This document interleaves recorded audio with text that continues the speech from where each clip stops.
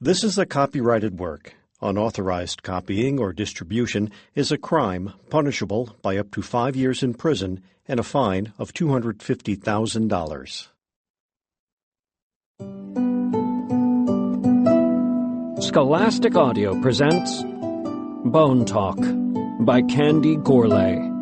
Read by Ramon Diocampo.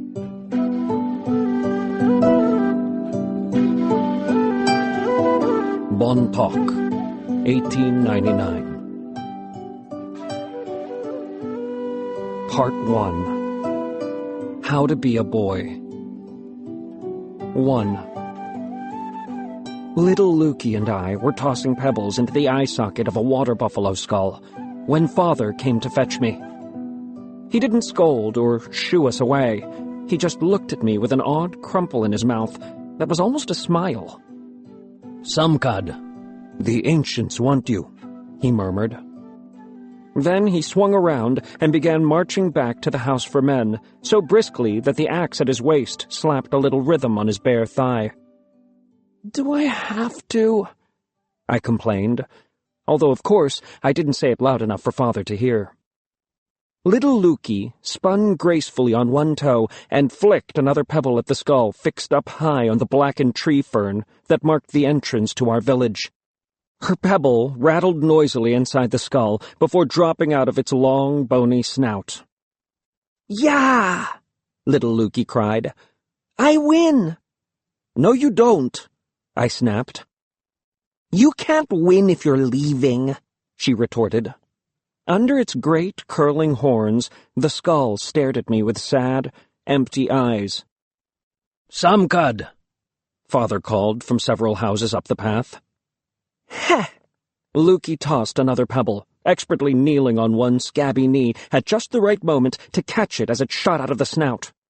"Old Dugas probably needs someone to scratch the soles of his feet so he can sleep.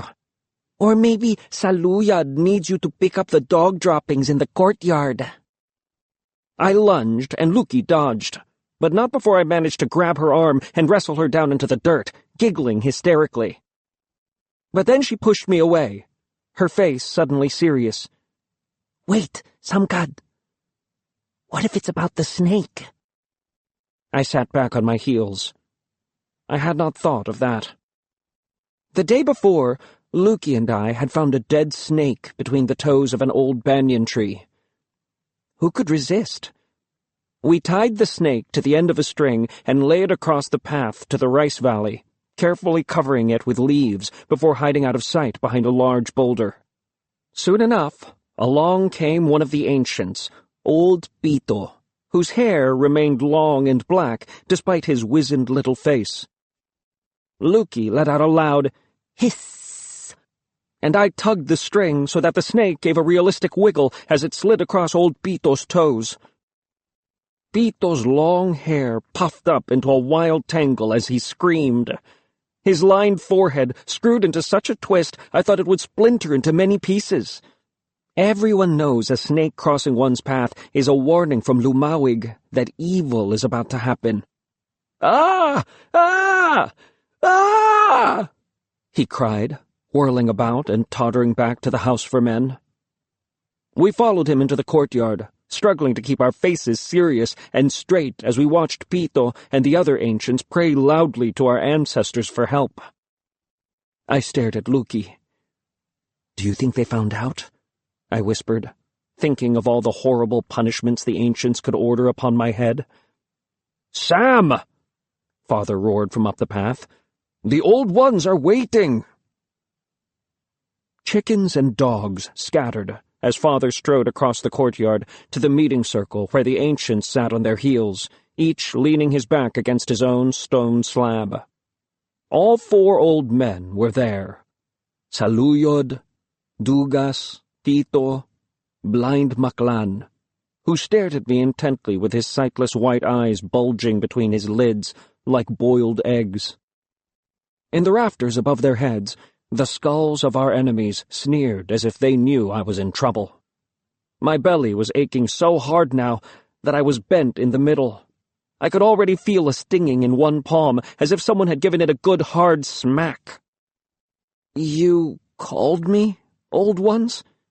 I croaked, forcing my lips to show my teeth. "Young Samkad," began Saluyad in a high, querulous voice, as if he was about to begin a long chant. "How many harvests has it been since you were born?"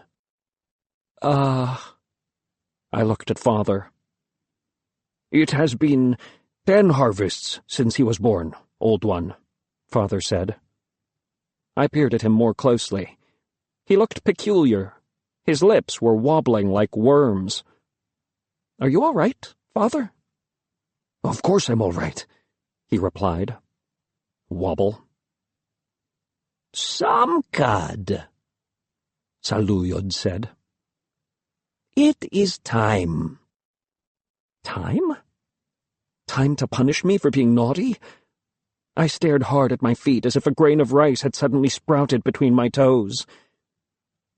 "Son," I heard Father say, "I congratulate you." My head snapped up.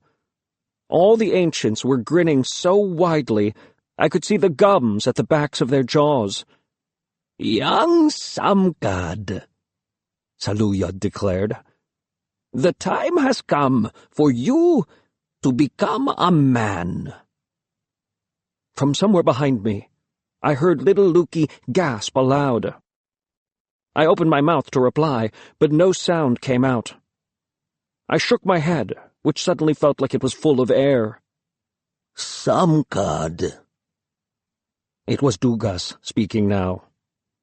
"Are you ready to become a man?" Pito glared at me solemnly. "And are you ready for the cut?" The cut. I swallowed. "Don't be afraid." I felt Father's elbow nudge me gently on the shoulder. "Why should I be afraid?" I tried to sound scornful, but then my belly groaned so loudly it startled a small bird nearby into flight. "The cut will hurt," Father said, "but only for a day or two. Don't worry. Saluyod will give you chew leaves to relieve the pain." When, years ago, my friend Tambul was given the cut, we could all hear him howling so loudly that Father had to go behind the house for men and hold him down. When Tambul waddled out, at last, with his legs wide apart, I had called, "What's it like, Tambul? What's it like to get the cut?"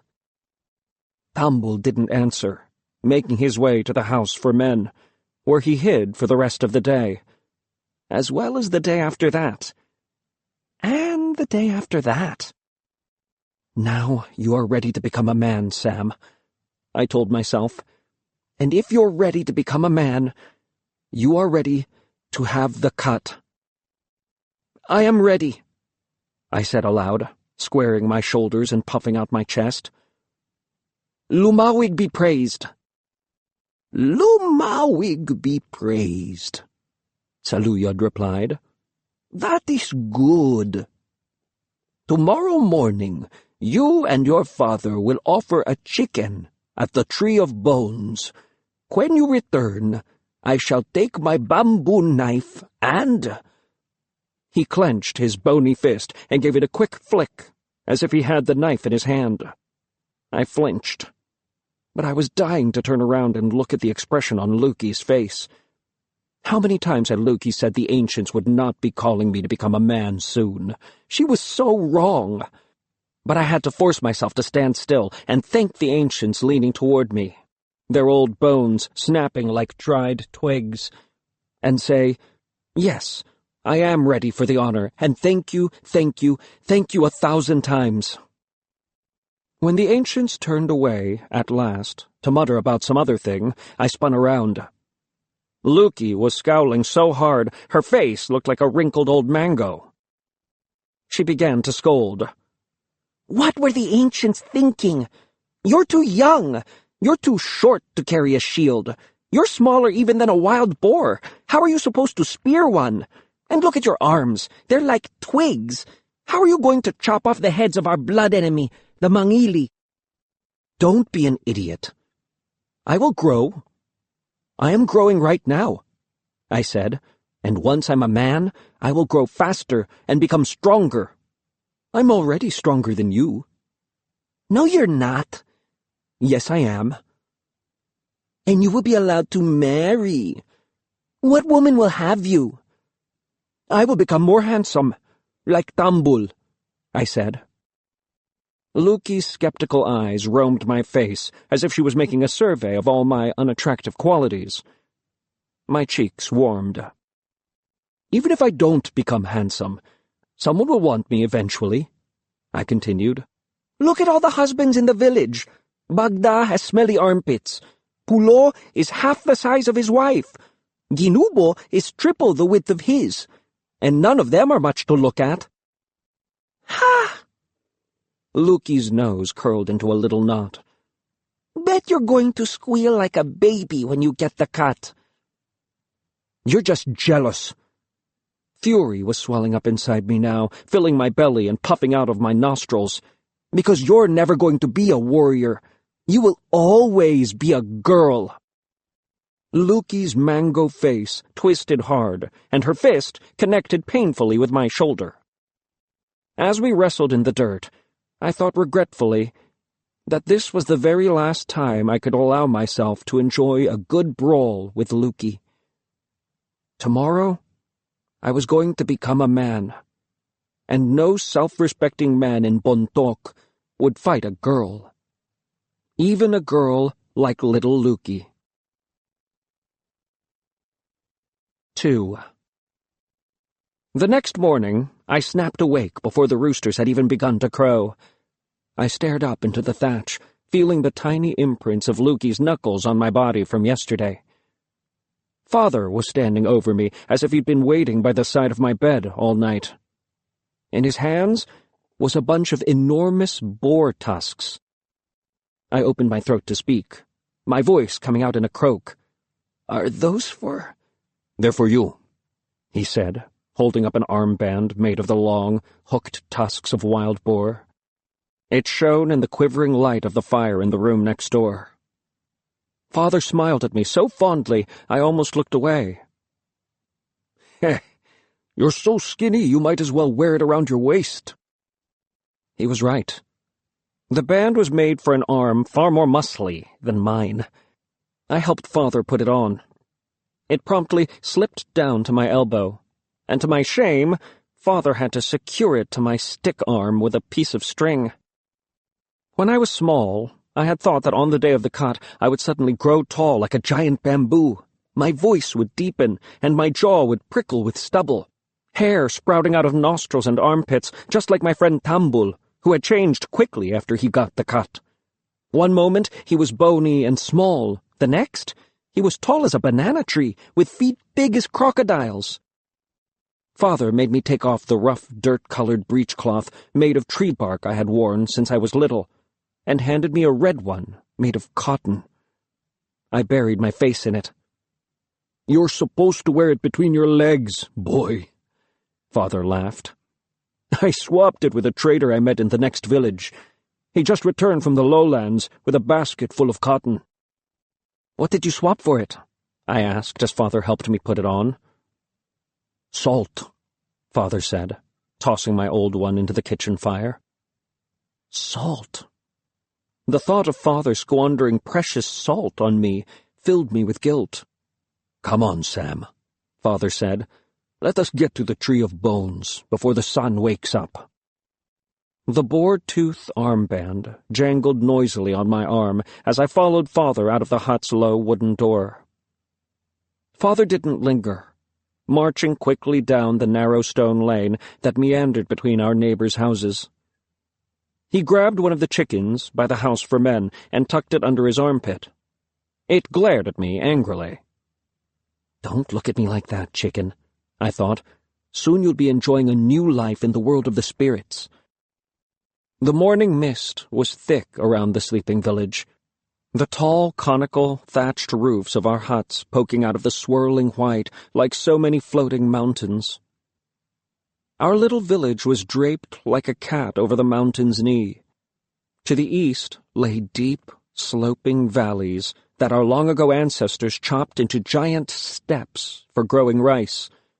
To the west, the trail plunged deep into a mossy forest, in the heart of which stood the Tree of Bones. Father turned to look at me.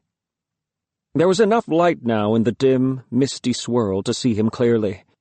I could see the bright red beak of the hornbill skull fixed above his brow, the tall rooster feathers arching at the back of his head, the axe hanging from his waist. The tattoos all over his torso gleamed in the muted light. Lizards writhed on both shoulders. A caterpillar undulated across his breast. Snake scales were etched on his belly. Around his neck, he wore a necklace made of crocodile teeth. He looked dangerous and amazing. We walked down, down, down to the mossy forest. As we marched into its deep shadow, the scents of the wood, of pine, of night beasts, of blossoming flowers seemed to sharpen even as visibility waned. I could see nothing now. Where were all the trees? Where were the boulders that flanked the trail? I spread my toes like a monkey and flattened the soles of my feet, feeling my way via the prickle of stone and the soft squelch of mud. Father spoke suddenly, making me jump. "Don't worry. The sun will awaken soon." It sounded like he was talking right into my ear, even though he was several lengths ahead of me. The kindness in Father's voice filled me with guilt. Yesterday, I had come to the ancients fearing that they would punish me for my prank on old Pito, and now here I was, accepting the greatest honor a boy was entitled to receive. "Father," I said softly, "I have to tell you something." And I told him how we had laid the dead snake out, how he had made it wriggle in front of Pito, how Luki had made a loud hissing noise, and how the ancient had turned right around and hobbled straight back to the house for men to pray. When I'd finished, Father was silent. "Pito believed that it was Lumawig who sent him the snake, but it was only us," I whispered. "I am sorry, Father." Father's shadow began to shudder. "Father? Are you all right?" I cried out, alarmed. And then I realized that he was chuckling. And then he was laughing out loud, so hard he began to gasp, unable to draw a breath between each chortle. The chicken squawked and clucked. "Did you really do that?" He laughed. "You and that little Luki are impossible. Come here, son." In the darkness, his strong, hard arm wrapped around my shoulder, pulling me close. The chicken's feathers scratched against my chest. "The snake was dead when you found it. Its spirit was already gone. You did it no harm," Father whispered softly. "And the ancients, they would have been praying to the spirits anyway. As for Lumawig created the earth. He gives us day and night, heat and cold, rain and drought. Why would such a powerful ancestor become upset over such a little prank?" I wanted to throw my arms around Father's neck like a baby. Instead, I straightened my back and squared my shoulders. Father ruffled my hair. "Let's keep moving," he said. "Look, Lumawig has roused the sun at last. It's beginning to get light." "Yes, Father," I murmured, tripping over a tree root. Father was right, though. The sun had begun to edge up the mountain behind us, outlining everything in a warm yellow halo.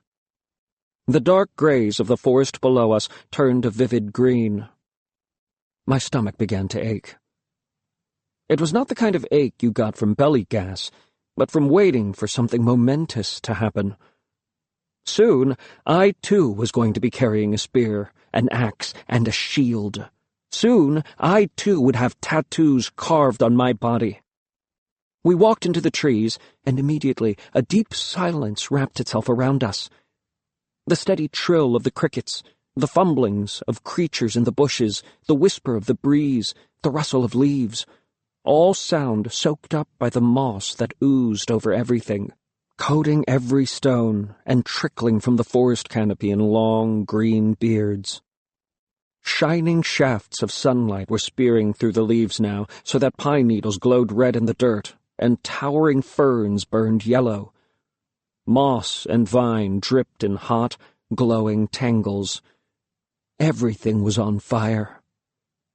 A small black dog uncurled from behind a bush. "Away!" Father cried, waving the chicken by its feet. "Away!" But the dog remained where she was, gazing beyond Father at me, dark eyes shimmering. "Pa!" Father stepped around her, beckoning me to hurry. I followed Father, and the dog followed me. "Away!"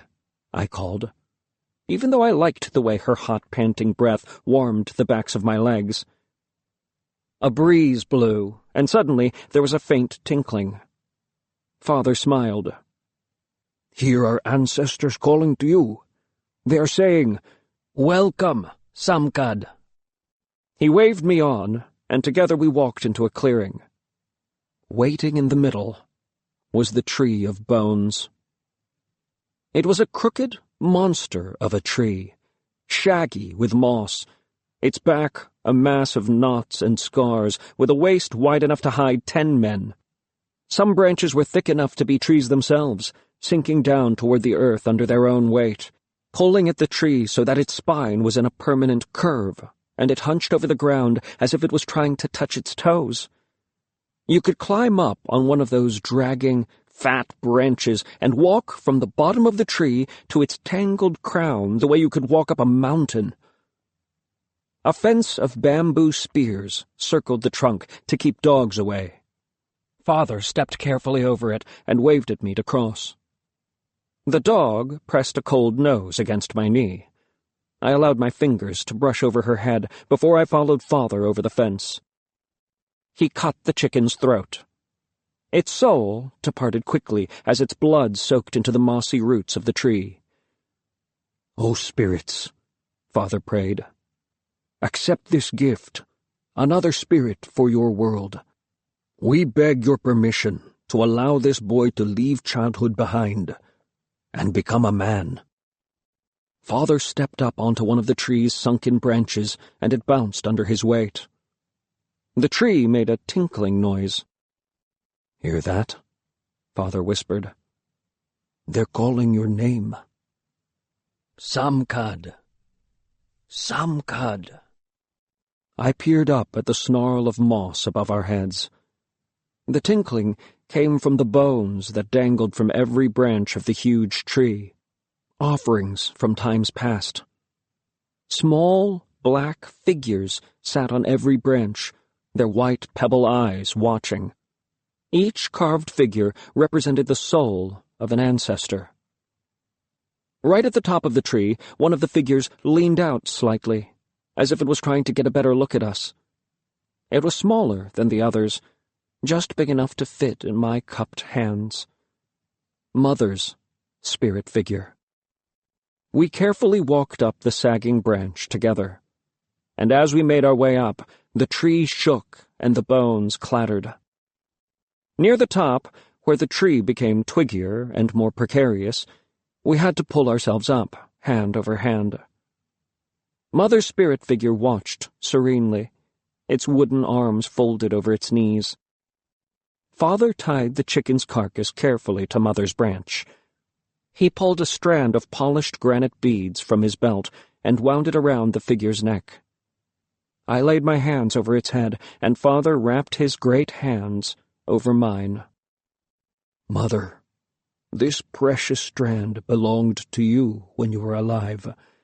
May you enjoy it in the world of the dead," he intoned softly. "Mother, protect our son, and grant him the courage and strength he needs to become a man." I bowed my head, enjoying the warmth of Father's palms on my hands. Father paused. I looked up.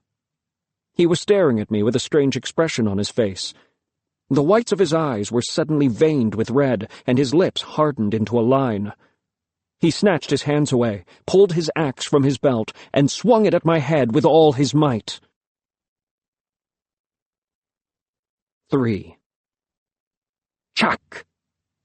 Father's axe struck the bough just behind my skull, the blade embedding itself in the wood. Something dropped onto my elbow with a hissing noise. I stared. It was bright green. A snake. The diamond eyes held mine, mouth opening and closing as if it was trying to tell me something. And then, suddenly, the eyes emptied of life, and the coiling body seemed to dry up, instantly inert as a twig. It slid off my arm into the dapple of shadows below. Father reached over my head to pull his axe out. Droplets of sweat glistened on his forehead, and the lump in his throat bobbed up and down as he scanned the sky. Now his eyes searched my face. He touched my cheek, and his fingers came away red. Snake blood. Father looked at it with glassy eyes. There was a chittering in the foliage above our heads, and he startled. "Omen bird," Father whispered. "We must leave. Now." So we did. When it was still dark, we had managed to climb the tree without a single stumble, but now, in the yellow light of day, we faltered and slipped, as if 100 angry spirits were chasing us. And maybe they were. Lumawig had surely sent the snake to warn us about something. How Luki and I had laughed at Pito's terror when we played our little trick with the dead snake. But this snake had been alive. It had stared right into my eyes, trying to give me a sign before its soul departed. And then Father murdered it. Surely Lumawig would punish him for it. I glanced up, but the sky was empty. No clouds, no thunderbolts, no scorpions, no stones. The black dog was waiting for us by the fence. She greeted me with a broad smile, but we ran right past her. She chased after us, barking as if we were running for a game. Father said nothing as we began to climb the mountain to the village. He didn't even glance over his shoulder to make sure I was keeping up. We ran past the tree fern with a water buffalo skull, past the pigs in stone pens, where several men were mixing manure with grass to feed the mud of the rice paddies, past the house for women, where girls were pounding rice in a large stone mortar. The girls shrieked and waved. It was hard to tell if they were greeting or teasing me. I turned my burning face away. "Sam!" a familiar voice cried. It was little Luki, who was waiting her turn at the mortar. She quickly rolled her skirt up over her knees and raced after me. "Is it time? Is Saluyod going to do the cut?" She grabbed my arm, but I shook her off. Her mango face frowned. "What's wrong? You look like you swallowed a cockroach." Before I could say anything, Chochon was there, tugging Luki away. "No, no, no. Where do you think you're going, daughter? How many times do I have to tell you to leave the men to their business?" She dragged Luki back to the mortar. "Luki wants to be a boy," one of the girls jeered. "Better than wanting to be an ugly monkey like you," I heard Luki yell.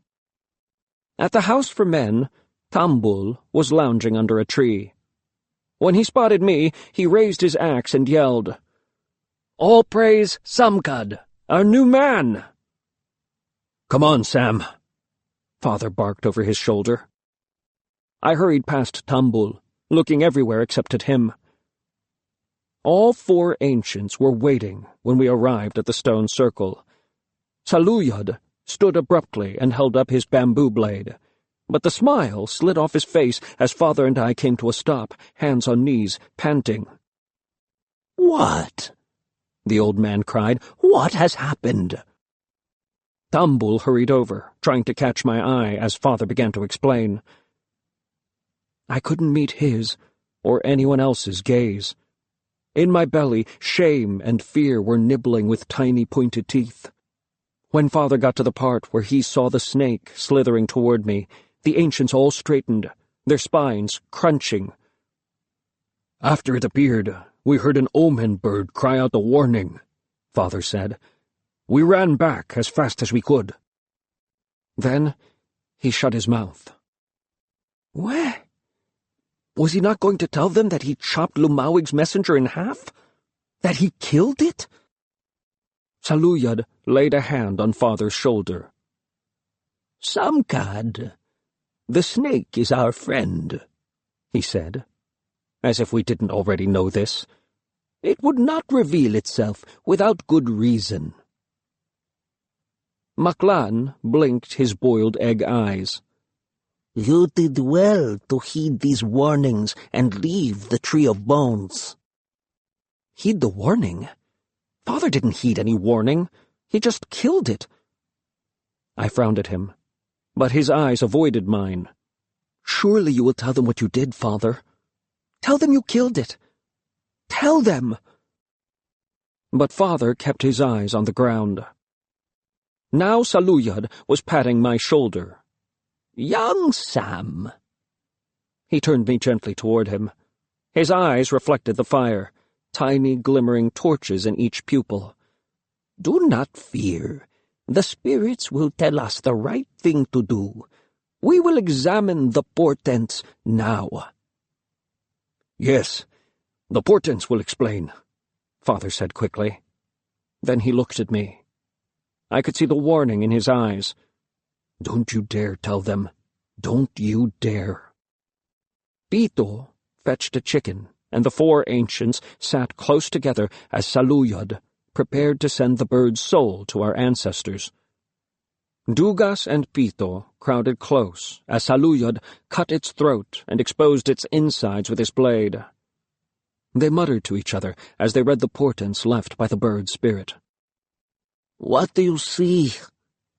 Maklan's blind eyes rolled impatiently in his eye sockets. Tambul once told me that a warrior had to practice hiding his emotions. Your face is the great betrayer, he had explained. You must train yourself not to show fear, sorrow, even happiness. I glanced at Father. His face was unreadable, like stone. We should have known, Pito sighed, tossing his black mane over one bony shoulder. Saluyad turned to me. Sam, the portents say that like your mother before you, your soul is tied to one other. To one other? I said. To who? Quino. Dugas struck the fire with his cane, and I flinched as it sent a shower of tiny sparks over me. Quino? I blinked furiously. There's nobody by that name in the village. Your soul is tied to his, Dugas explained. You cannot become a man until he returns to Bandak. Quino, named after an old warrior, Saluyad started chanting. The other ancients joined in. Quino, son of Sipa'a, your mother's best friend. Quino is tied to your soul the way Sipa'a's soul was tied to your mother's. Quino, Quino, Quino. Father! Make them stop! I cried. I don't know anybody named Quino. But I was lying. 4. My dead mother's name was Uda, and her soul had always been tied to that of her best friend, Sipa'a. Uda and Sipa'a. Sipa'a and Uda. When I was growing up, everybody in the village was eager to tell me what great friends the 2 women were. Lovely girls. Faces smooth as new fruit, hair always festooned with flowers, remembered old Pito, twirling a lock of his youthful hair. Their skirts were exactly the same weave. When one had a flower over her right ear, the other wore a flower over her left. Inseparable, Dugas said in his complaining voice, like tandem birds, always swooping about side by side. It was as if they were tied together by invisible string. How can you turn the soil when you're arm in arm with someone else? How does one thresh rice with another person alongside? But they did it, Saluyad said with his barking laugh. They did everything together. Mother and Sipa'a continued to be inseparable when they grew up. They even fell in love at the same time, Mother with Father and Sipa'a with Tomo, who made salt in the hot springs at the top of the mountain. They continued to do everything together, even after they had chosen husbands and moved out of the house for women into their own homes. They visited the river together to collect water at the same time every day. They did their kitchen jobs together, sitting side by side as they peeled sweet potatoes or prepared the grain. So when they discovered that they both had babies growing in their bellies, it was said they became too smug with happiness. "We truly share one soul," my mother told everyone. Uda and Sipa'a needed to make an offering to the spirits to make sure their births would go well, but they were so full of contentment and satisfaction that they kept putting it off. They forgot to fear the wrath of the spirit world. It was not until their bellies were already as round and smooth as river boulders that they remembered they had respects to pay. They each took a chicken and set off for the tree. But their bellies were so enormous that the steep downward path to the mossy forest was a struggle. The tree was still a distance away when they struggled to a stop. They could not face the rest of the walk. Should they return on another day when they were feeling stronger? But even that prospect was exhausting. Surely the spirits would not mind if they left the chickens at the foot of another tree. Surely Lumawig would hear their prayers if they prayed loudly enough. And that is what they did. They dispatched their chickens to the spirit world quickly, mumbling their prayers to Lumawig and the ancestors. They left the carcasses there, under that other tree, not far from the Tree of Bones, and went home. When the ancients scolded them, the two women just laughed. "Our ancestors will understand," they smiled, patting their fat bellies. "All will be well." These are our collected memories, the ancients say. This is how we remember. We remember together.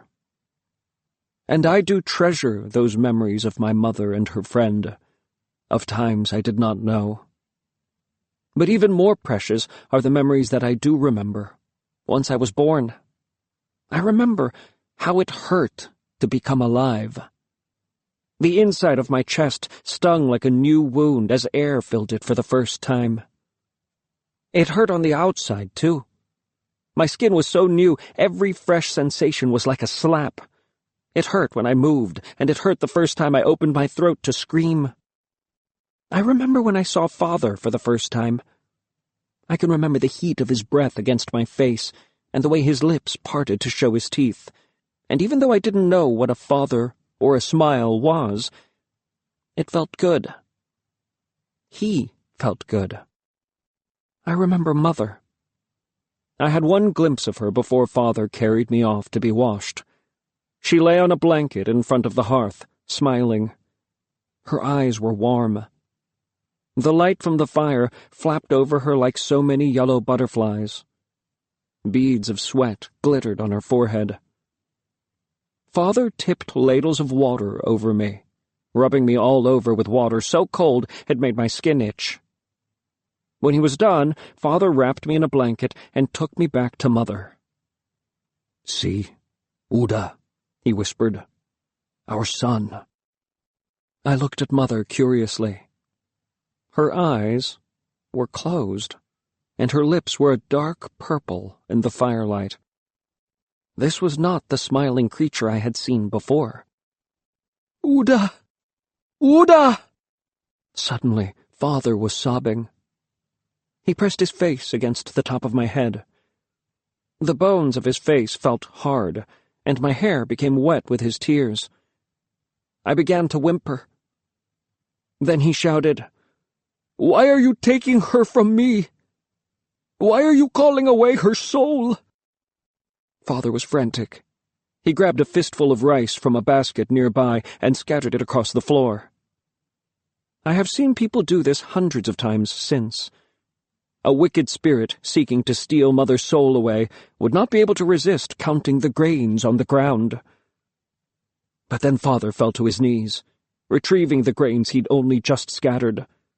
"No, no," he muttered, "you will not have him as well." He had realized that the rice might lead the wicked spirits to me. He didn't want them to steal me, too. Father staggered out of the hut, shouting and calling, begging Lumawig to intercede with the world of the dead. "Mercy," he cried, "pity this motherless child." He held me high, and for the first time I gazed up at the night sky, speckled with millions of tiny lights. I saw the moon, for the first time, round and yellow. And then we both became aware of another raw voice. Someone else, weeping and calling. I saw another man in the shadows. He, too, had a new baby in his arms. It was not only my mother who had been stolen away that night. Of course, I remembered Quino. How could I forget the other boy whose mother was taken on the same night as mine?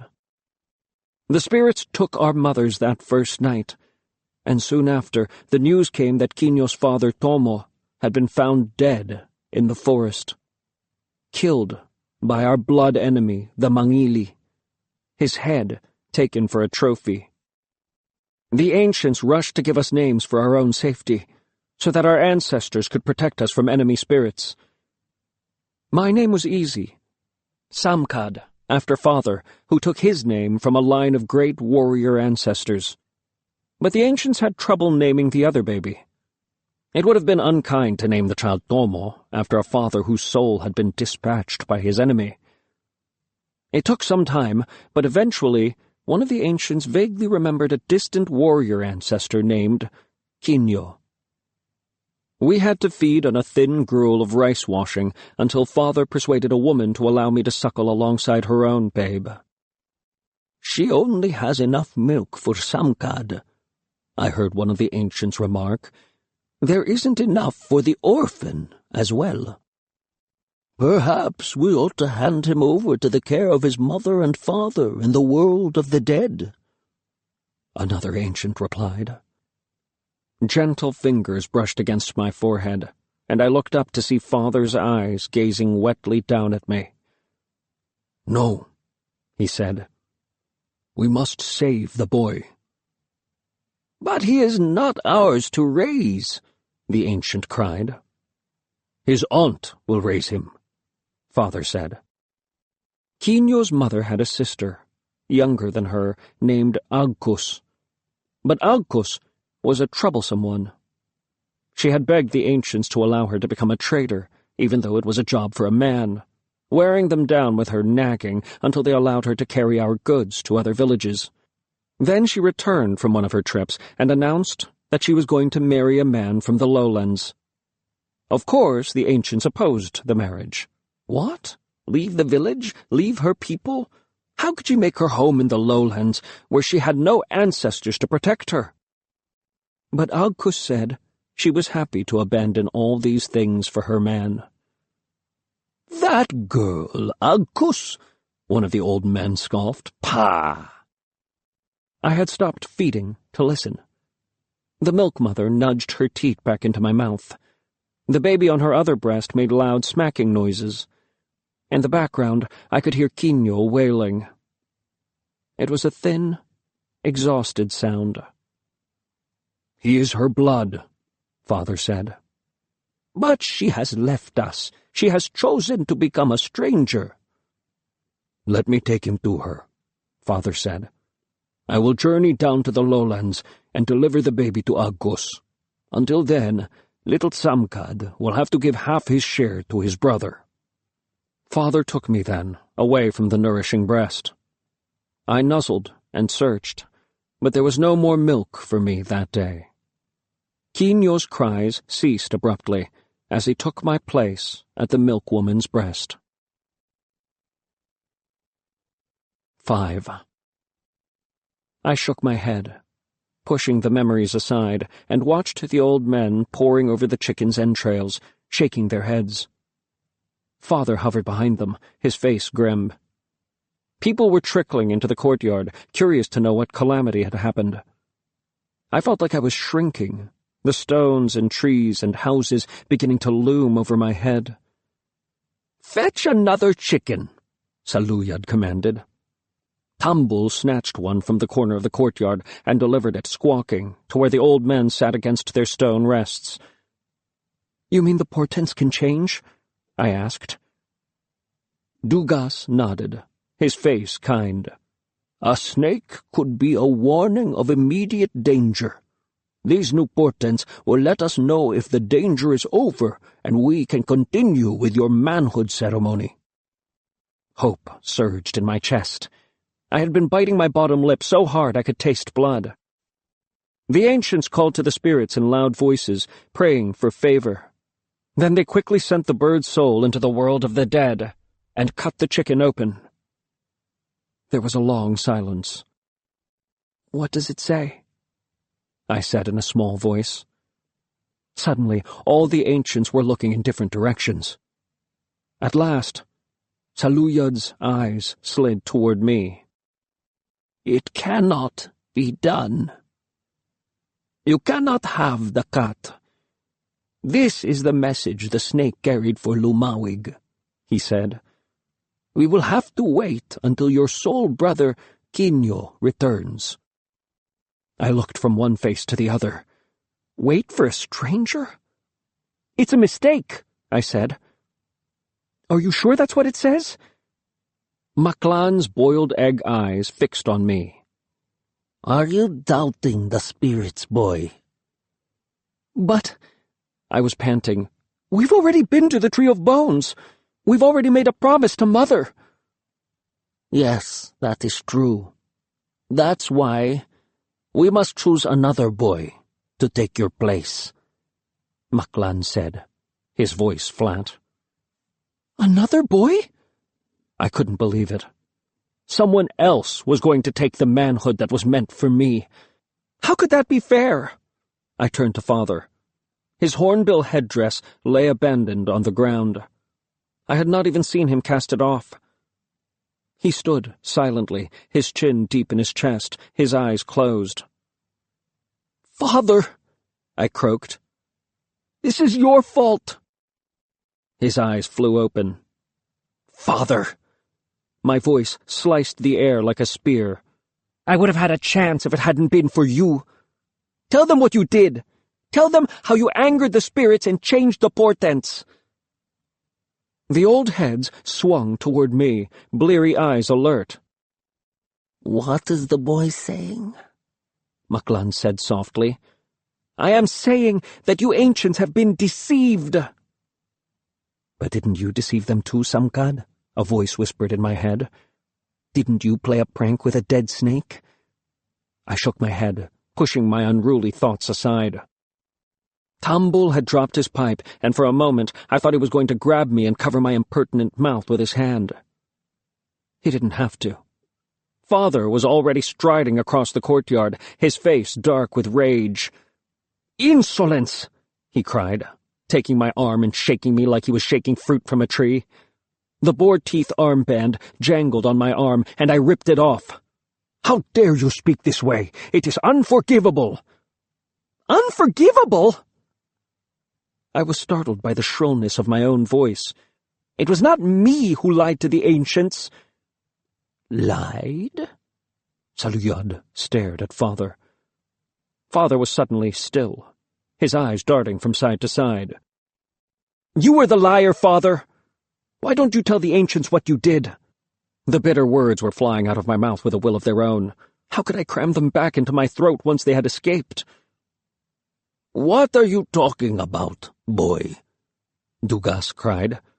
Samkad, what is the boy telling us? I am telling you what Father didn't have the courage to admit. When the snake appeared, he chopped it in half. He killed it. This is why the spirits are denying me my manhood. Where? Father's eyes were so wide, there was more white than black. Old ones, I can explain. The old man just looked at him. He whirled toward me, his hand thudding onto my shoulder like a club. Why are you doing this to me, Samkad? How am I doing this to you? I cried. What about me? Am I to wait until I'm an ancient before I can become a man? I deserve thanks, not blame. Father spoke from between clenched teeth. I killed the snake to give you your life. I blinked furiously, trying to stop my tears from spilling over. It was not life you gave me, Father, but shame. Sam, all will be well when Quino returns.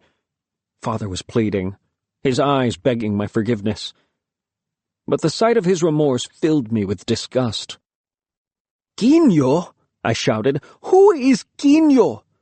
How do you know he will ever come back? How do you even know he's still alive? Father's face turned a dull red. Don't you dare speak to me like that, Sam. I am your elder. Your mother would be outraged to hear you. My mother! I laughed wildly. What mother? I do not have a mother. Father's palm on my cheek made a sharp noise like an earthen pot splintering against a rock. I hate you, I whispered. I hate you, Father. Sam. Father held a hand out. Perhaps he wanted to offer me comfort, show that he was sorry, show that he cared. But I just slapped it away and ran. 6. As I fled with my shame and disappointment, I could hear Father pleading, "Let me explain! Let me explain!" under the angry clamor of the ancients. In my desperation, I ran clumsily, catching my elbows on the corners of houses, stubbing my toes on stones, and dislodging small boulders that rolled and bounced ahead of me on the downward path as if they were racing me to the mossy forest. As I dived into the trees, I could hear the distant murmur of the Tree of Bones. Perhaps the spirits were discussing what had happened. Perhaps they were plotting an awful vengeance.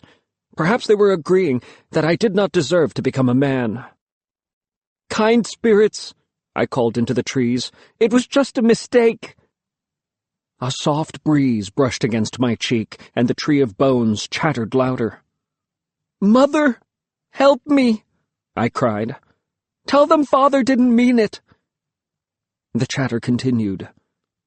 "If you know Father did not mean it, why did you tell on him?" "Mother?" I whispered. "Are you listening?" The chattering stopped. Had Mother's spirit managed to persuade our other ancestors to spare me? There was a flicker of movement behind a large tree. I swallowed. "Mother?" A low noise. Something between a throat clearing and a grunt. The sound hardened, as if it came from a throat filled with sharp stones. A wild boar! Slowly, I turned around, trying to spot the beast hiding in the trees. But nothing stirred in the undergrowth, though the grunting continued. I could feel it watching me, waiting for its chance to attack and gouge me with its tusks. I needed something to defend myself with. I grabbed a branch nearby and tried to snap it off its trunk, but the tree wouldn't let it go.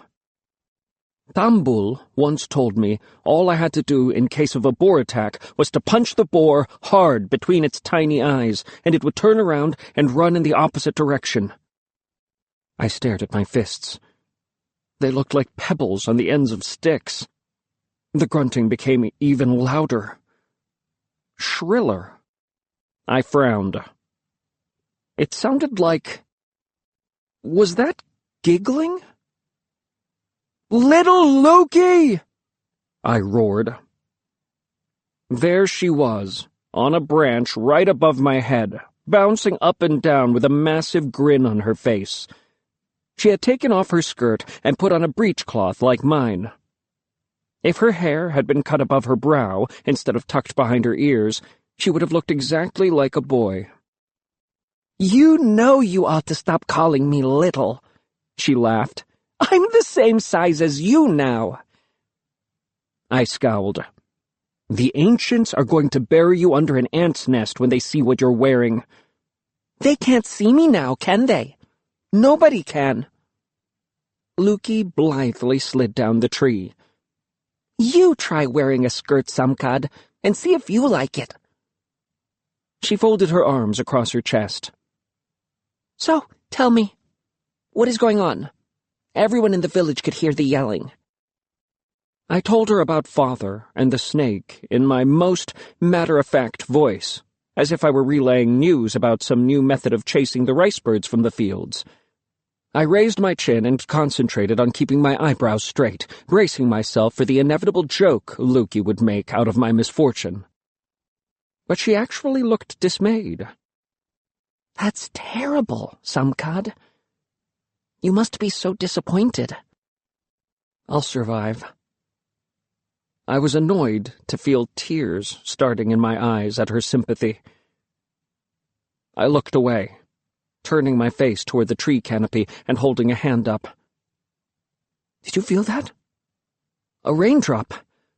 I made a show of dusting imaginary raindrops off my shoulders. But Lukey was not going to change the subject. She stamped her foot.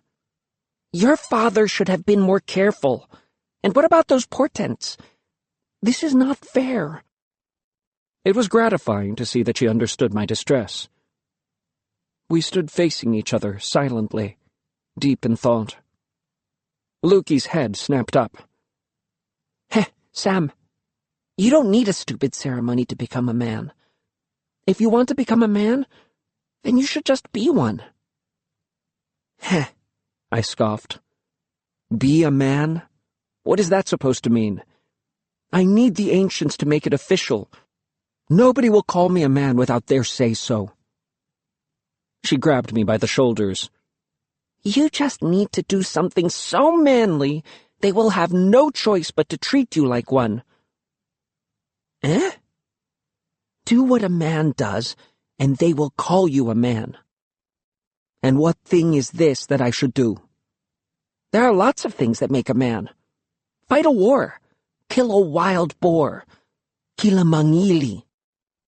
How was I supposed to find myself a mangili? And even if I did, how was I supposed to fight one without a weapon? I shoved Lukey hard in the shoulder. "You don't know what you're talking about." Lukey shoved me back.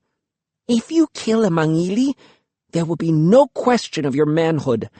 You know I'm right, don't you, Samkad?" She was right. The mangili had been taking our heads, and we had been taking theirs since we began to remember. What young man didn't dream of adding a mangili skull to the rafters of the house for men? But I just growled. What a stupid idea. "Pah!" Lukey planted her shoulder in mine and pushed, making those stupid grunting noises again. "Stop that!" I cried. "I'm not going to fall for your wild boar prank again."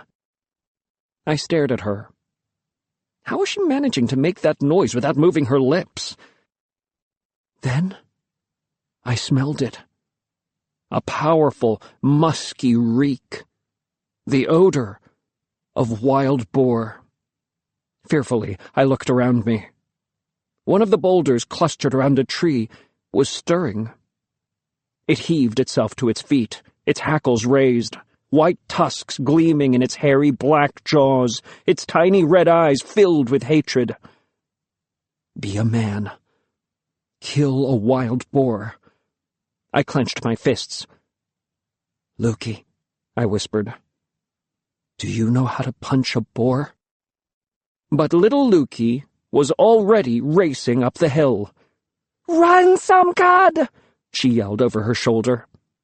The boar lowered its head to charge. I got ready to punch it between the eyes. But my feet were not having it. They were already pounding after Lukey. When I glanced over my shoulder, the boar had halted its attack and was watching us make our escape. Its lower jaw shook a little, almost as if it was laughing. We ran all the way to the fern tree pillar with a water buffalo skull. A woman with a full jar of water on her head grabbed Lukey's shoulder. "Girl, why are you dressed like that? Your mother will be furious." Lukey grimaced, pulling away and hurrying alongside me toward the house for men. When we were just a few houses away, we stopped to catch our breath. "You must have known that boar was there," I gasped. Before Lukey could reply, there was a scream. "This way!" Lukey cried, racing toward the noise.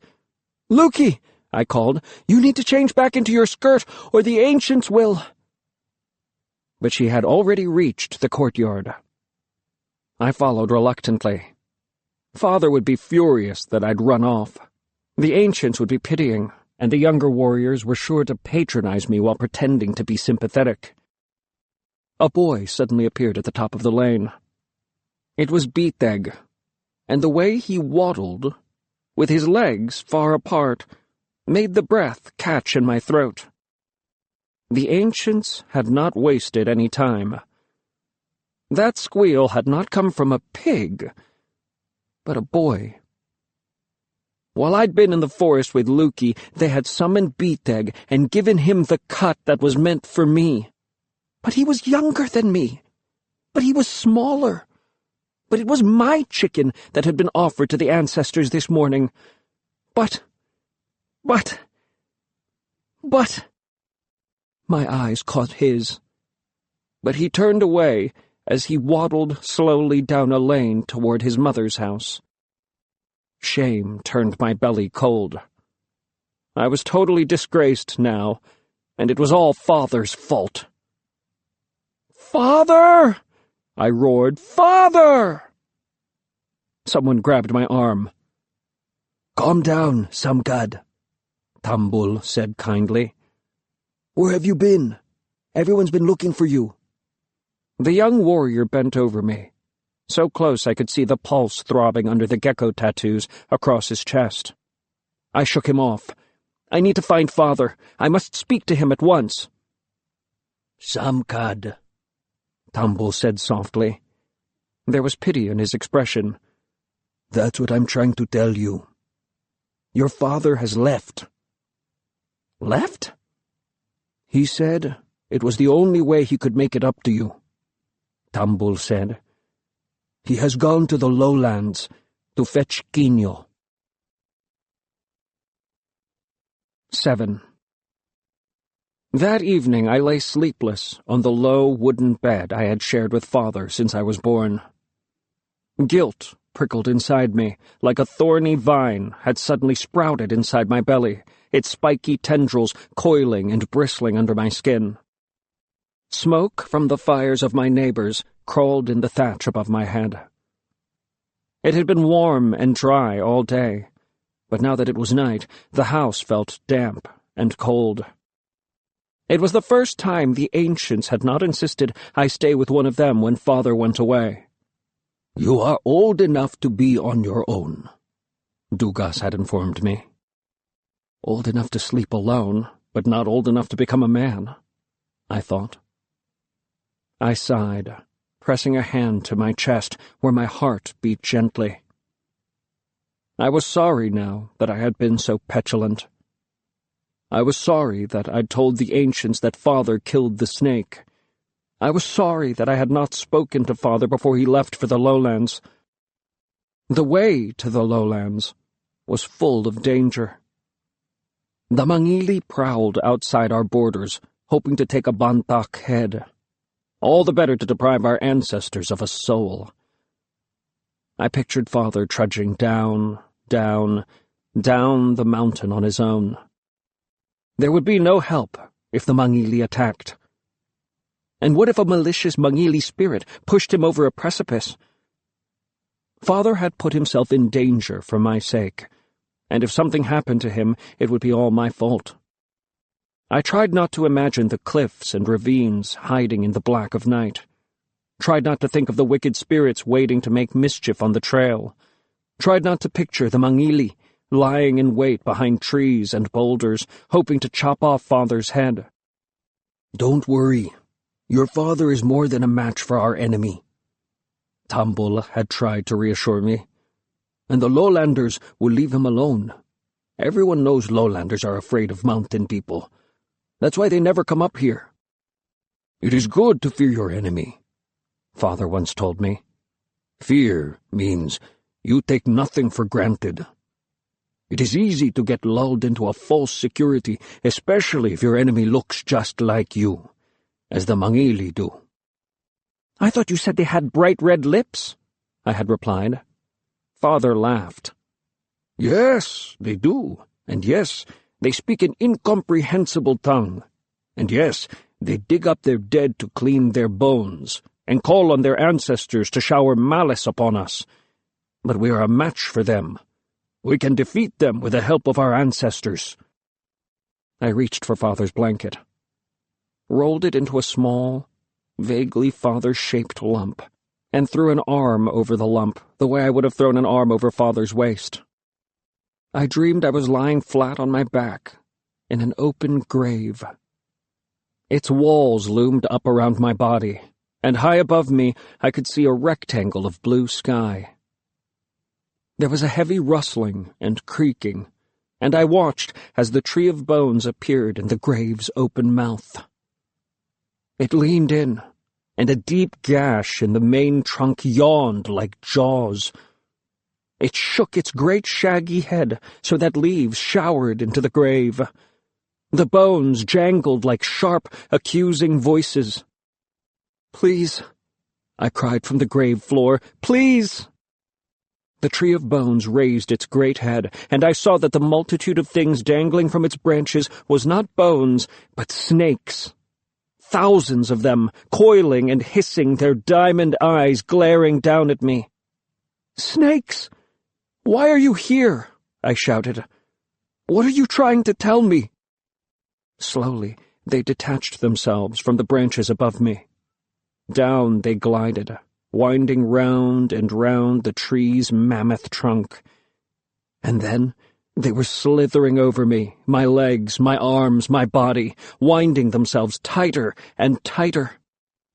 I stared up, into the musty thatch, blackened by smoke, listening to the pounding of my heart. The night air was freezing, and yet my forehead was slick with sweat. So now Lumawig was sending snake messengers in my dreams. He was warning me about something. But what? I heard a scraping at the door and held my breath. Perhaps the tree of bones was waiting there, outside the door, to deliver another snake. But then I heard a soft whimpering. Slowly I rose and unlatched the door. A whirlwind of black fur and licking tongue rushed in. It was the dog from this morning. She nudged my hand, whining wretchedly for me to stroke her head. I tried to push her back out of the door, but she darted past me and bounded into the sleeping room and onto the bed, her nose tucked under Father's blanket. How could I resist? I climbed in, and she pressed against the length of me, all warmth and soft fur. I was glad for her company on the loneliest night of my life. There were plenty of other dogs in the village. Let them be the fierce ones. 8. Nothing more was said about my manhood. When the ancients selected Luki's mother, Chochon, to cast the rice seeds into the beds at the foot of the mountain, I put a polite smile on my face, even though there was no gladness in my stomach. When the ancients offered another chicken to the spirits and loudly begged them for rain, I shouted, along with everybody else, and helped the men build a great fire.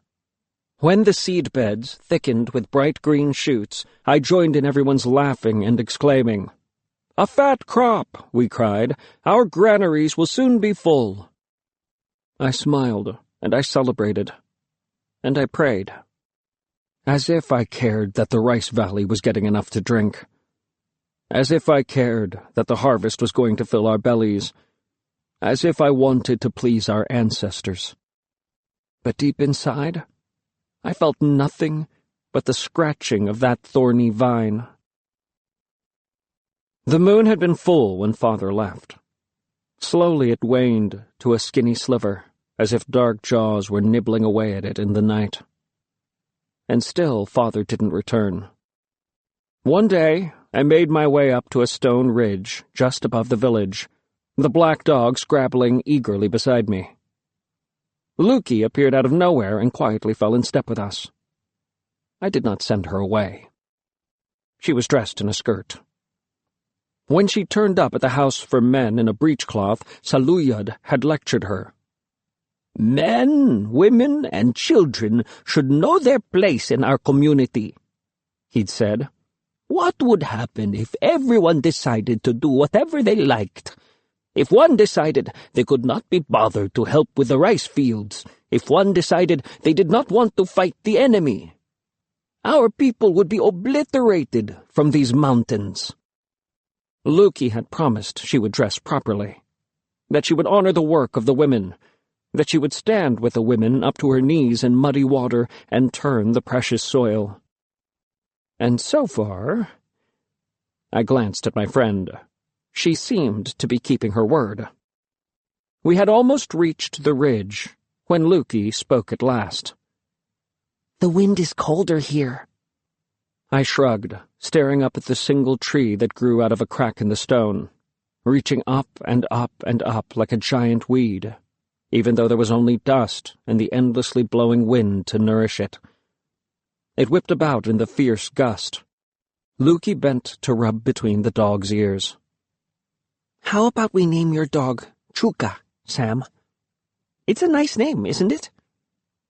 "Dogs don't have names." "But look at her." Lukey took the dog's black face and turned it toward me. "She wants a name." I looked at her. The melting brown eyes gazed lovingly into mine. Chuka, I thought, then shook my head. "She wouldn't know the name belongs to her. Look at her. She knows it's her name." Lukey whistled. "Chuka!" The dog grinned and barked, tail wagging with excitement, as if she approved. I ignored them, marching up to the tree. "What are you doing?" Lukey called. I grabbed the tree's trunk and pulled myself up. "I'm not going up there with you," Lukey said. "I'm not asking you to come," I replied. "Why are you climbing, though?" I didn't answer, pulling myself even higher. I didn't want to explain myself. I didn't want to tell her that I wanted to get as high as I could, that I wanted to see all the way to the lowlands, that I wanted to see whether Father was on his way back on the trail. "Sam!" A shuddering gust of wind snatched her voice away. Father once said, if you walked right through the forest to the other side and kept on walking until the mountains dwindled, you would come to a broad, raging river. This was where our world ended, and the lowlands began. Vast, endless flat plains that rolled all the way to the horizon and beyond. I shuddered, finding it hard to imagine. A mountainless place. It sounded strange and desolate. The river was easy enough to cross. With care and luck, Father had explained. He had done it successfully twice, hadn't he? Over and back, when he delivered quinoa to his aunt. But it was not a thing to do lightly, because the spirits of our ancestors would not follow into the lowlands. There was no one to protect us there. We Bantak relied on the spirits of our ancestors to make sure that our babies were born fat and healthy and not cross-eyed and sick, to keep our houses from being blown away by storms, to guard us against the ancestors of our enemies. I climbed beyond the safety of the lower, sturdier branches, up, up, up, into the sticks and singed leaves at the top. Far below I could hear Lukey testing the dog's new name. Chuka! Chuka. Her voice was a reedy, distant murmur. When I could find no more branches that would take my weight, I stopped and surveyed the vista below me. Our village was a small cluster of thatched rooftops. All around there were water-filled rice paddies, hundreds of them, ranging up and down the mountain, in and out of the mountain's folds, hacked out of the slopes by our ancestors when they were still living men. The irregular shapes were like the patterns on a lizard's back, the glinting blue sky reflected in the diamond scales. The ancients were selecting the best grain from the granaries to be planted in seed beds at the mountain's feet. Once the shoots were tall enough, the seedlings would be planted out in the paddies to ripen into grain, turning the lizard scales green. The grain would be harvested, leaving the lizard scales brown with mud. And then the process would begin again. The path across the terraces was a white, wiggling stripe that followed the contours of the mountain, then dropped down into the mossy forest. I could just see it emerging on the other side of the mass of dark green before it disappeared behind a stony mountain. I watched the white stripe for any signs of father, while Luki played with Chuka below. Then I climbed down. The next day, I did it again. The sun rose and fell, rose and fell, rose and fell. The moon slowly fattened up again.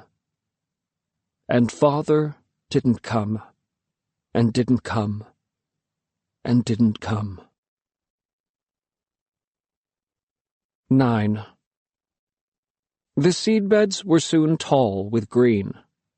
It was time to plant the seedlings out into the paddies. On planting day, leaving Chuka snoring in my bed, I packed a small lunch basket of rice and fish, then hurried to the house for men.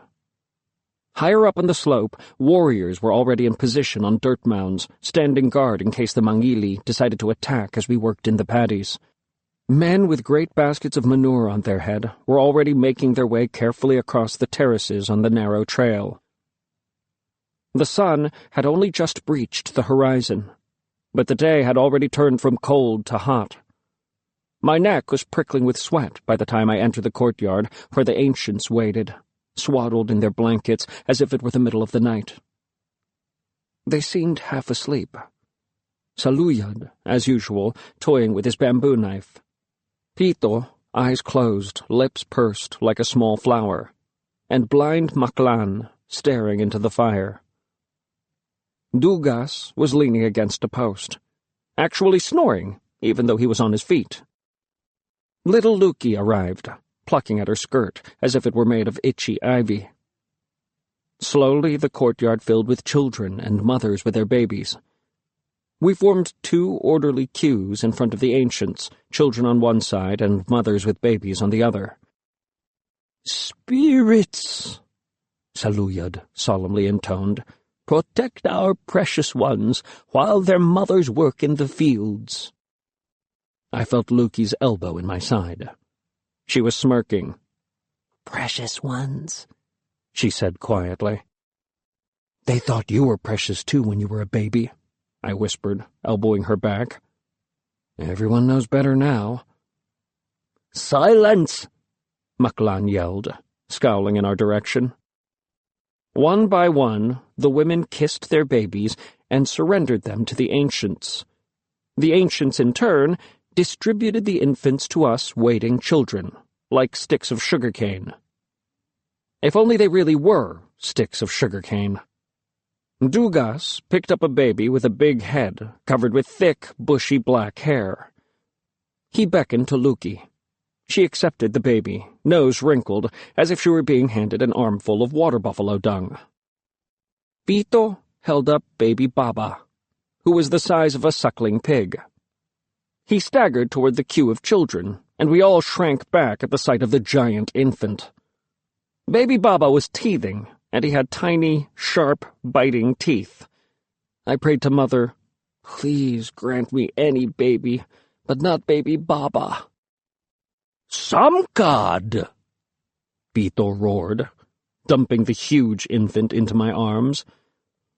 Ba, ba, ba! Baby Baba cried joyfully, clamping his teeth into my shoulder. I felt something hot and wet sliding down my leg. I held him away from me, his weight practically pulling my arms out of their sockets. His bottom ejected a small stream of yellow mush. "Ha-ha! Fertilizer!" Beetle called. "Well done, Baby Baba." Baba! Baby Baba said. There were 2 rice valleys. The first, nearest the village, was called First Valley. The second, just beyond the ridge, was called Second Valley, although everyone called it Second Best, because the First Valley was always first to be weeded, first to be tilled, first to be planted, first to be harvested. First Valley was full of people shouting, singing, complaining, and arguing as they worked the paddies. How was anyone supposed to put a baby to sleep? Lukey and I headed to Second Valley, which was so quiet the babies we were minding spent most of the day asleep while we lolled around on a grassy embankment. It took an age for us to work our way across. Too many people with huge baskets of manure on their heads, marching up and down the steep embankments. We had to keep giving way, stepping off the path into the thigh-deep paddy water. Nobody asked us where we were going. Up on the ridge that divided the 2 valleys, Tambul was standing guard. As we climbed up the tiers to the ridge, I shielded my eyes from the glare of the sun, trying to identify the small figure standing next to him. I sighed. It was Beetegg, holding a spear that was double his height. No doubt the ancients had assigned Tambul to be Beetegg's mentor. It should have been me, I thought, willing my feet not to walk in the other direction. Tambul greeted us with a shout. "Hail, Samkad! And hail, Lukey in a skirt!" Lukey smirked. Hail, Tambul in the tiniest breechcloth in the world! Tambul burst out laughing, and Beetegg blushed as red as a radish, dropping his spear. He barely caught it before it splashed into the waters of the paddy below. "Is that Baby Baba?" Tambul pointed at the baby on my hip. "Respect. I swear every time I see Baba he doubles in size." Where are you going? Beetegg said, in a soft voice. "Beetegg!" Tambul clicked his tongue. "That's no way to be a guard. Be commanding! Demand an answer!" Beetegg bit his lip and nodded. "Go on. You know what to say." Nobody's allowed into Second Best. Beetegg mumbled. "Why not?" I cried. "We were allowed last year." "Because the ancients say so." Tambul shrugged. "But—" I began. We're not going to Second Best, Lukey interrupted. Tambul raised an eyebrow. No, Lukey said. Actually, we're here with an urgent message from the ancients. Tambul looked skeptical. Yes, she continued. They want you. I don't believe you. Lukey shifted the bushy-haired baby on her hip and shrugged. That's the message. Saluyad looked so angry I thought he was going to explode. Isn't that right, Samkad? I tried not to grin. Uh-huh.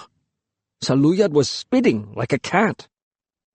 You'd better hurry, Lukey began, but Tambul was already flying down the steps to the village trail. I'll be right back, Beetegg, he called over his shoulder. As soon as Tambul was beyond hearing, Lukey whirled around and began climbing the last steps over the ridge. No! Nobody's allowed to enter Second Best today! Beetegg cried in a squeaky voice. Lukey laughed. A little more practice and you'll get it right, Beetegg. Come on, Sam. But... Beetegg stammered, his forehead suddenly shiny with sweat. He lowered his spear to block my way, but its weight yanked him abruptly down. He tumbled headfirst into the rice paddy below with a loud splash. Lukey and I crossed the ridge into second best without a backward glance. 10. The first valley had been shiny and neat, the paddies filled to the brim with water, and the stone embankments pristine. We'd been weeding them for weeks. But second best was a mess. Every gap between every stone and every embankment was hairy with weeds, and the mud of the paddies was stubbled with cut stalks from the last harvest and matted with vines. Our favorite spot in second best was a terrace just below the ridge that was so long and thin that nobody ever bothered planting it up. It was basically just a broad ledge covered with long grass. We spread out our blankets near the stone wall of the higher embankment and laid the babies, kicking happily on top. "Do you think they will roll off?" I mused. "If we sit here on the edge, we can stop them rolling off," Lukey replied. "Even if they do roll off, the paddy below is just soft mud." "But there's so much manure down there," I said, doubtfully. Lukey snorted. "It won't make any difference to the babies. They already smell like poo." I peered deep into the cleft of the valley. Scrubby pine trees gathered at the bottom. I could hear the trickle of an unseen brook. There was a cave down there. The cave drilled deep into the bowels of the mountain and out the other side to the far end of the mossy forest. If the Mangili decided to attack, this was where the village was meant to flee. There had only been one instance, since I began to remember, that we fled to the cave. I was no longer a baby, but not yet really a boy. I remember Father leading the way with me on his shoulders and the ancients waving us past. Behind us, the other villagers trudged in slow procession. I kicked and cheered as we left them far behind and were the first to enter the cave. The smoke from Father's torch puffed up to the cave ceiling, and I squirmed with excitement at the sight of pointed stones, hundreds of them, thrusting out of the cave floor like giant boar tusks. We made our way down an endless, stony corridor. It wound left and right and round until at last it opened onto a high-ceilinged cavern, with a bright green gash in the stone ahead. The gash was a fissure the height of 4 men, but only wide enough for one person to walk through at a time, and the green was the mossy forest beyond. "This way." Father was speaking softly, as if he was afraid the trees would overhear him. "This way." "Wait," someone called behind us. "Samkad, stop!" "Yes?" Father and I replied at the same time. It was Father's friend, who was a little man, just a head and shoulders taller than me. Everyone called him Cacho, after the tiny sluggish fish that swam in the river. It took a lot of Cacho to fill one belly. "Samkad, my friend! It's all right!" He slapped Father on the back. "No need to run now. The strangers are just traders. They're not dangerous." "Not dangerous?" Father repeated. I remember feeling a shiver in my belly at the quietness with which he said it. "Truthfully, Samkad, they mean no harm," said Cacho. "The ancients have agreed to let them stay. They sent me to tell everyone to go home. Many have already turned back. It is safe." Father nodded as if he agreed, but he picked me up and sat me on his shoulders, the tendons in his neck, hard ridges under my legs. Cacho continued. "They don't speak our tongue, but they're very friendly. They gave us all a sweet drink from the lowlands and rice cakes. Delicious." Father sighed, and when he spoke, his voice was careful. "I think young Sam and I will stay here in the forest," he said. "We'll return when the strangers have gone. Will you let the ancients know?" "But seriously, Samkad, they're not here to fight us," Cacho insisted. "My children love their rice cakes, and they have been respectful to my old parents." But Father would not be persuaded, and we walked away from Cacho to set up camp and await the strangers' departure. It was the dry season. I remember helping Father collect banana leaves to lay on top of a frame made of branches to shelter us when we slept. I remember the faces of monkeys watching us from the trees. I remember Father catching a small gecko and tying a string around its neck so that I could play with it. I remember listening to its strange, loud cries of "Tuku! Tuku!" I remember hoping that the strangers would never leave, so that Father and I could hide in the forest forever. Not many days passed before Tambul turned up, sent by the ancients to fetch us home. I was so caught up with my gecko that I didn't even say hello. Nor did I notice the way his head drooped between his shoulders, or how urgently he and Father whispered to each other. "We must go home. Now." Father's voice was hoarse. I raged and stormed as he untied my gecko and let it scuttle into the bushes. On the steep approach to the village, we began to hear a noise. It was the wind, moaning in the trees, I thought. But it wasn't. As we crested the ridge, we saw a procession of people among the houses. They carried bundles wrapped in blankets, 6 of them. Father suddenly turned away and covered his face with his hands. "Cacho," I heard him sob. "Cacho." I was only a child. A child does not think to say, "Well, why didn't Lumawig warn us? Why couldn't the portents just tell us exactly what we had to do to avoid danger? Why didn't the spirits drop a boulder on the heads of the strangers before they could do us harm?" The 2 strangers had beguiled people with gifts of sticky cakes and sweet drinks, speaking many kindly-sounding words that nobody could understand. But they brought something deadly with them, because within a few hours of their arrival, people began to die. The first to die were those who most enthusiastically accepted their gifts, Cacho's family. They all fell ill, Cacho, his wife, his 2 children, both his old parents, who were the first to die. By nightfall, Cacho's children were also dead. Cacho and his wife followed swiftly after. As Cacho's family lay dying, the ancients, panicked and terrified, had the strangers marched to the house for men.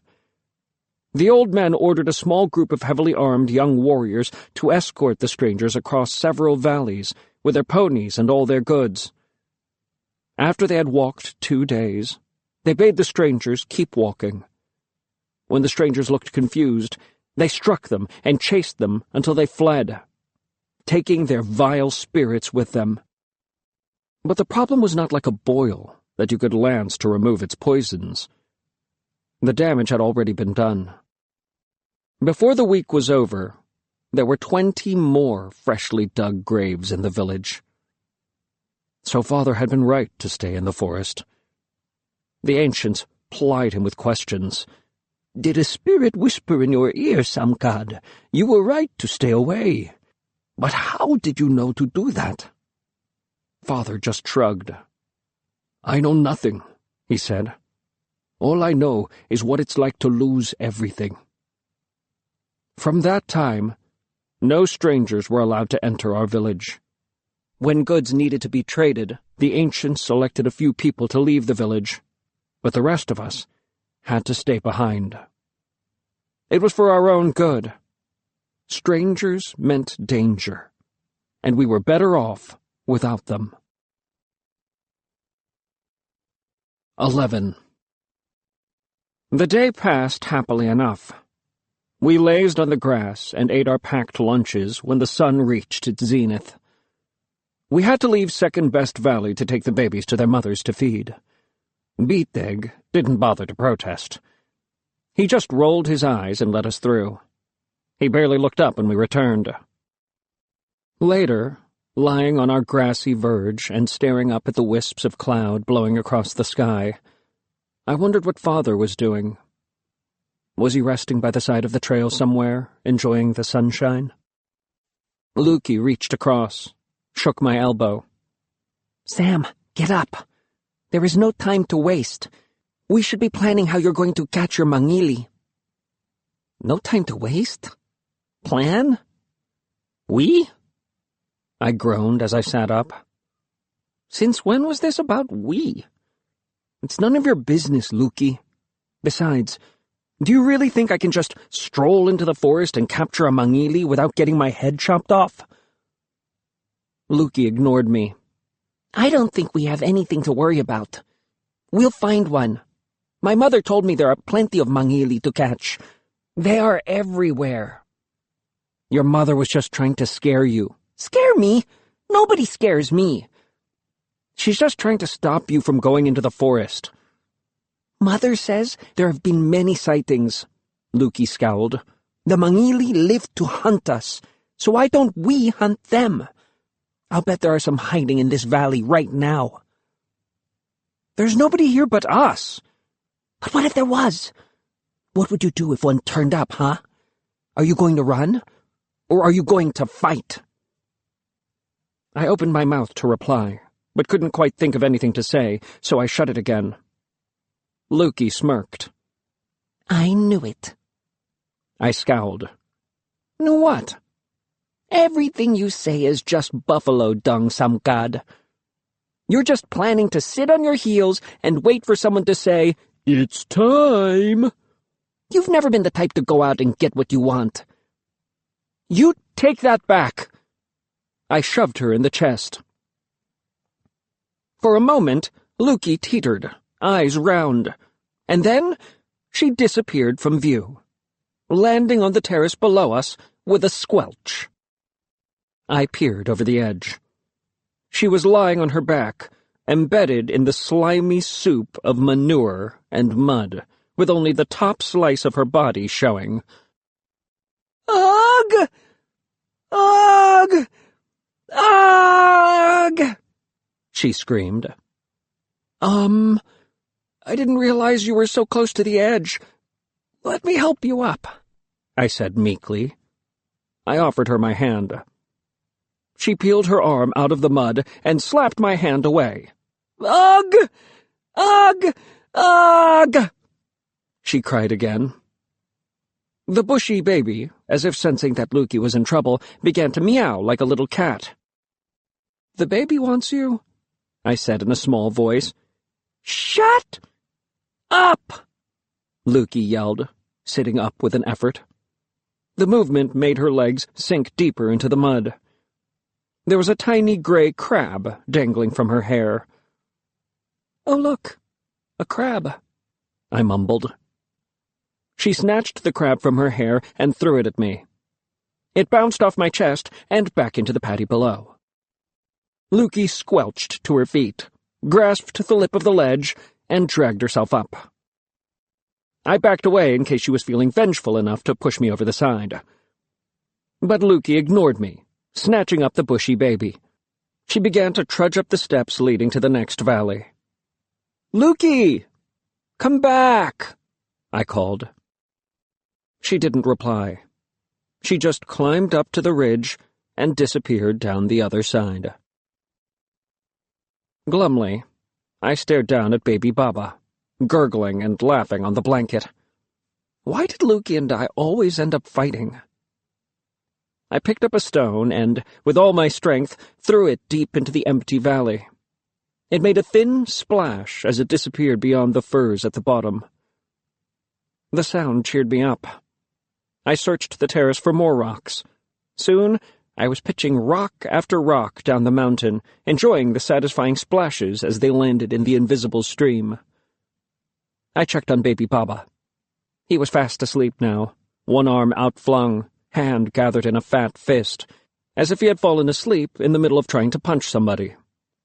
I threw another stone, this time looping it high, high, high. I realized that I'd thrown it short when it peaked and began to drop, plummeting toward a paddy that was only midway down the mountain. It fell into a wild clump of bamboo and shrubbery. Was I imagining it? Or did one of the shrubs yelp in pain? Is anyone there? I called. The bamboo canes rattled against each other, and the shrubs rustled. Stop, I commanded. even though in my chest my heart had begun to pound. "Who are you?" With shaking fingers, I fumbled with my belt to free a sling I had made out of a braided hide. "Quickly, Samkad," I panted as I began to fit a stone into the pad. I could hear Luki chanting, "Fight a war, kill a wild boar, kill a mangili." I could almost see her mango face, nose in a twist, voice accusing, "It's not just an opportunity, it's a gift. Are you going to do anything about it?" I got the stone into the pad, and I raised the sling to catapult it at the enemy. But the stone dropped to the ground, and I had to fit it on the pad all over again. And then it was too late, because when I looked up, there he was, standing in the paddy just below mine. He was covered all over with thick gray sludge. He must have fallen into the paddy like Luki. He had a small boulder in his hands, which he lifted to throw at me. The sludge split open to reveal a red mouth with white teeth. "Ah!" he roared as he threw the boulder. But he was too far away, and it was too heavy. It landed harmlessly in front of me. I backed away, edging toward baby Baba. I had to grab the baby and run. "Are you going to run, or are you going to fight?" But I couldn't run. My knees had turned to water, and I crumpled to the ground. The mud-covered mangili quickly leaped up to my grassy ledge. All I could do was throw myself at his legs. Wrapping my arms around his shins, I managed to topple him over. But he was up again in a flash, grabbing me by the shoulders and slamming me painfully against the stone embankment behind us. What did Tambul say about close combat? I thought frantically as I flailed about under my attacker's weight. Ram your opponent with your forehead? No. He said something else. Then I remembered. I could hear Tambul's voice, as if he were shouting in my ear. "Use your knee! Whack him in the groin!" I willed my knee to move, but it was impossible. I was pinned to the wall. The stone knuckled painfully into my back as I tried to slide out from under him. And then his mouth opened wide. It took him a moment to release the scream, and when he did, I thought my ears would burst. His weight lifted. I saw that Chuka had my enemy's ankle firmly gripped between her jaws. I grabbed the Mangili's shoulders and, with a quick, hard jerk, kneed him in the groin. He howled, staggering backward, hands clutching between his legs. I gathered my right hand into a fist, correctly, the way Tambul always made me practice, and drew my arm back to hit him in the jaw. He crumpled to the ground. The unconscious creature was curled at my feet like a new baby, his hands tucked between his legs. My knuckles were throbbing now, and I sucked on them to cool the pain. Chuka wriggled out from under the man and, turning her head sideways, slipped it under my hand. I smoothed her head, and her eyes closed with pleasure. "Good dog," I whispered. "Fierce dog." I had actually captured a Mangili. 12. A tingle thrilled up my spine. Here at last was proof that I could hold my own. Soon the ancients would be telling the story of Samkad, who overcame disappointment and showed the whole of Bantak what a real man was made of. Well, it was rich. Luki running off in a temper just when an actual Mangili turned up. Baby Baba's great brown eyes stared up at me, mouth open, trying to decide whether or not to cry. "Hush," I said, and miraculously, Baba shut his mouth. I dropped to my knees and rolled the Mangili onto his back. Chuka crept close, still growling inside her chest. I spat into my palm several times until it was wet. Then I began to rub away the mud that caked his face. Clumps fell away to reveal thick, black brows, the beginnings of a mustache on the upper lip, black hair that fell over his forehead, but was cut around his ears and short in the back. Father had never mentioned that the Mangili cut their hair short. It was a boyish face. He looked younger even than Tambul. I wanted to see his tattoos. But when I scraped the mud off, there was only a narrow, brown chest. No tattoo. Not even a tiny caterpillar. I sat back on my heels, disappointed. Didn't Father say you could tell how important a Mangili was to his community by how elaborately tattooed he was? This Mangili had nothing to show. The ancients would roar with laughter. Captured a Mangili, Samkad. Was it worth even capturing this one? But what was he doing here? Alone? In our valley? Or maybe he wasn't alone. Maybe there were Mangili hiding all over Second Best, waiting for their chance to attack. Suddenly, all the blood flowing inside me turned into icy river water. I listened. I could hear the deep caw-caw of a hornbill, the trill of crickets, the clicks and clacks of insects in the weeds. Or perhaps it was a hidden army, signaling each other up and down the rice terraces. What if all this weedy mud suddenly cracked open to reveal bloodthirsty enemy warriors? Chuka, I muttered. Can you smell anybody else here? But the dog had wandered several paddy fields below mine and was peeing on a random bush. No Mangili behind that bush, then. I relaxed. If there were strangers in the valley, surely Chuka would be barking her head off.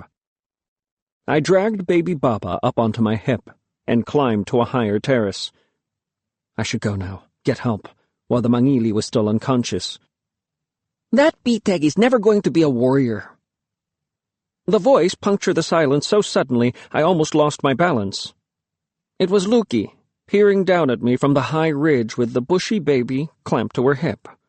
She had washed the mud from her hair, even though the rest of her was still covered in it. What a mouse that Biteg is! He just lets me in and out without a question. I have a mind to tell the ancients. She frowned. What? Why are you looking at me like that? Get help, I yelled. There's a Mangili. Eh? Luki hefted the baby and began to make her way down the stone steps. What are you talking about? A Mangili! He attacked me! Attacked you? She looked doubtful. I fought him and— Where? Where is he? Over there, on the ledge. I turned to point at the unconscious stranger. But there was nobody on the grassy verge. The Mangili had disappeared. For a long moment I stood there, opening and closing my mouth like a fish gasping in a net. How could I have turned my back on my prisoner? How could I have allowed him to escape? He was here. I swear it. Luki groaned. This is one of your stupid pranks, isn't it? You capture a Mangili single-handed? Do you take me for an idiot? Yes, I snapped. I definitely take you for an idiot, because you don't believe me. He might attack again while you're sniggering. Oh, shut up, Samkad. You must be really desperate to make up something stupid like this. There's nobody here. We've got to get help, I roared. We've got to warn everybody. Luki grinned. Sure, let's warn the ancients that there's an invisible Mangili hiding in the valley. Then the men can come and search the valley armed with invisible spears. She reached the grassy ledge and knelt right where the Mangili had lain. She began to untie the baby from her waist, talking to it the whole time. Are you hungry, baby? Don't worry, Samkad here will get an invisible mother to nurse you with her invisible milk. All around her, the grass was trampled and flattened by my struggle with the Mangili, but of course, she didn't notice this. She was so determined not to believe me. I wanted to grab her by the shoulders and shake her until she listened. It was only then I heard the barking. Listen. Do you hear that? I said. Chuka's gone after him. Gone after who? Luki was still settling herself down on the grass. I stared down the rice paddies, descending like steps carved for a giant. Even though it was far away, Chuka's barking sounded desperate. It was coming from somewhere down below, where this mountain ended and the next one began. Baby Baba squealed as I hoisted him high on my shoulder and set off. "Where are you going?" "Chuka's got the mangili," I yelled as I hurried down the stone steps. "Wait for me!" Lukey cried, gathering up the bushy baby. I didn't think what I would do when I got there. Didn't think about how I was going to subdue the enemy with a huge baby over my shoulder. Didn't think that this wasn't a job for a scrawny boy, but a proper warrior with an axe to fight with. What did come to mind, as I picked my way down from paddy to paddy, was my dream. The one with the tree of bones, dripping with snakes, leaning into my open grave. Was this what the ancestors were warning me about? When I reached the foot of the mountain, where the stream threaded its way between gawky pine trees and mossy boulders, I thought I could hear snakes hissing. But it was just the soft rush of the water flowing into the cave. And over it all, the barking continued from deep inside the cave's great black mouth. 13. Lukey and I stepped into the cave, and Chuka's barking was instantly thunderous, echo upon echo bouncing around in the hollows of the cavern, so that it sounded like there were 1,000 ferocious dogs waiting inside. "We can't go in without a light," Lukey said. I rolled my eyes. I was already searching the ground outside for a stick with which to make a torch. The pine trees at the bottom of the mountain were scraggly and scarred, seeping plenty of sticky pitch for burning. I needed a handle, but the twigs and branches that littered the ground were too dry and brittle. They would burn up faster than the pitch. I needed a greenish piece of wood that could stay unburned for a long while. I put Baby Baba down on the stony ground, and he burst out screaming, "Wah! Wah! Wah!" "Bark, bark, bark!" I looked around wildly and grabbed a random stick with the barest tinge of green on it. "Wah! Wah! Wah! Bark, bark, bark!" The noise made me clumsy as I scraped a lump of pitch off the nearest tree with a stick. "Hurry up, Sam!" Lukey called. She was clutching the bushy baby so tightly it was squeaking. Laying the torch on the ground, I scraped up a handful of pine needles for tinder. I sprinkled the needles onto the pitch and began rubbing stones over them. Soon enough, one of the stones sparked, and the tinder caught. I felt Lukey's breath hot on my shoulder as the torch burst into flames. "Sam, you haven't got enough pitch." I was going to reply, but then I realized that something was different. I could hear hollow, echoing noises, the drip-drip of water. I could not hear any barking. "Chuka!" I screamed, lugging Baby Baba onto my shoulder. The huge baby clawed at my neck, his weight almost pulling my arm out of its socket. I gritted my teeth and held him tight with one hand, snatching up the torch with the other. "I'm coming!" The air in the cave was a strange mixture, cold and clammy and warm at the same time. The babies wailed, as if they would never find comfort again. I realized guiltily that they were hungry for a feed. We should have taken them to their mothers ages ago. But I sped up, jiggling Baby Baba on one arm while holding the torch high with the other. Lukey cried out when a large gob of burning pitch dripped onto the stone floor, halving the brightness of the torch. "It's not going to last. We should turn back." "No," I snapped, hurrying forward in case she really did turn back. "Chuka needs us." "But the torch!" Lukey cried. "Turn back if you wish," I growled, though I knew that we had already traveled too far. There was only utter blackness behind us. For all our haste, it was impossible to move quickly in the darkness. We groped our way, shouting for Chuka. But the dog did not reply. Instead, the cave began to murmur, as if it was swearing under its breath. "What's that?" Lukey whispered. There was an explosion of flapping, and a cloud of bats flew over our heads.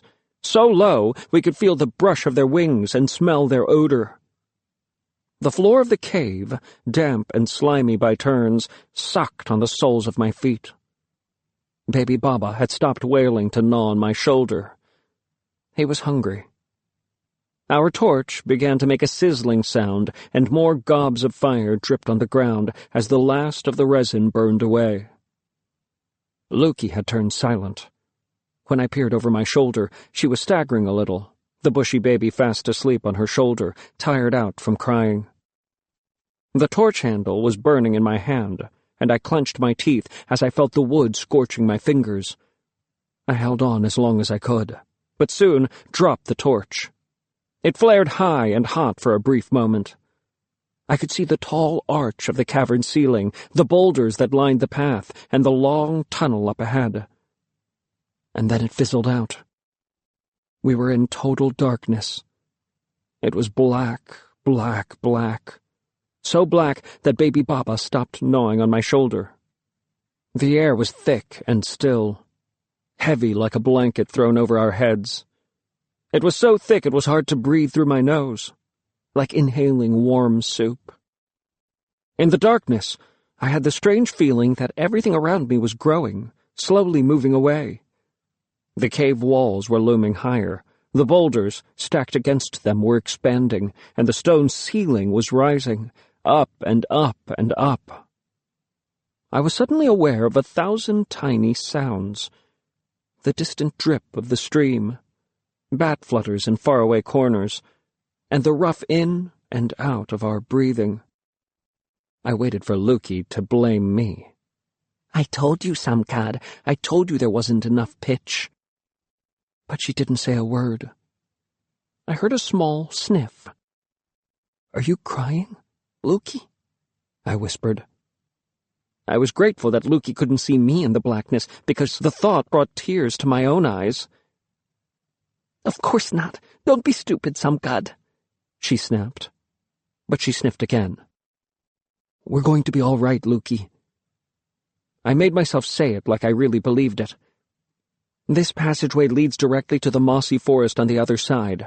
We just need to keep walking, and it will take us out. Tentatively, I reached my hand in Lukey's direction. My fingertips brushed against the wrinkly skin on the bend of her elbow. Her arm seemed to shrink from my touch. Lukey, will you take my hand, so that we don't lose each other? I heard her fumbling, shifting the bushy baby to her other arm. When my hand closed on hers, her fingertips were icy. Which way? She whispered. This way, I said, even though it was impossible to tell which way was what in the dark. 14. Father said, if you stare hard into darkness, it will become embarrassed and melt away so that your eyes can begin to see. So I stared and stared as we trudged along, but the darkness only seemed to become even blacker. A terrible doubt began to niggle in my belly. I remembered Father taking me into the cave that time when I was small. I remembered walking out of the other side, into the mossy forest. But what if I had got it wrong? What if this wasn't the same cave? What if these winding stone corridors led nowhere? To my relief, both babies were asleep. Perhaps babies know when there's no point wanting something they cannot have. Lukey gave my hand an angry tug. We're in so much trouble, she murmured. We've just walked into danger with 2 babies. The ancients are going to put us on kindling duty for the rest of our lives. If we are going to have any lives to live, I thought miserably. But aloud I replied, You didn't have to follow me into the cave, you know. Of course I did, Lukey snapped. How are you supposed to do this on your own? Did you come along to protect me then? I said, bristling.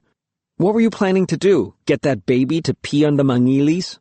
Shut up. You shut up. I shifted Baby Baba higher on my hip and squeezed Lukey's hand. The sound of our quarreling was comforting as we crept blindly onward. Samkad. Luki's fingernails dug into my palm. Did you hear that? I listened. You're imagining things. I'm not. Can't you hear it?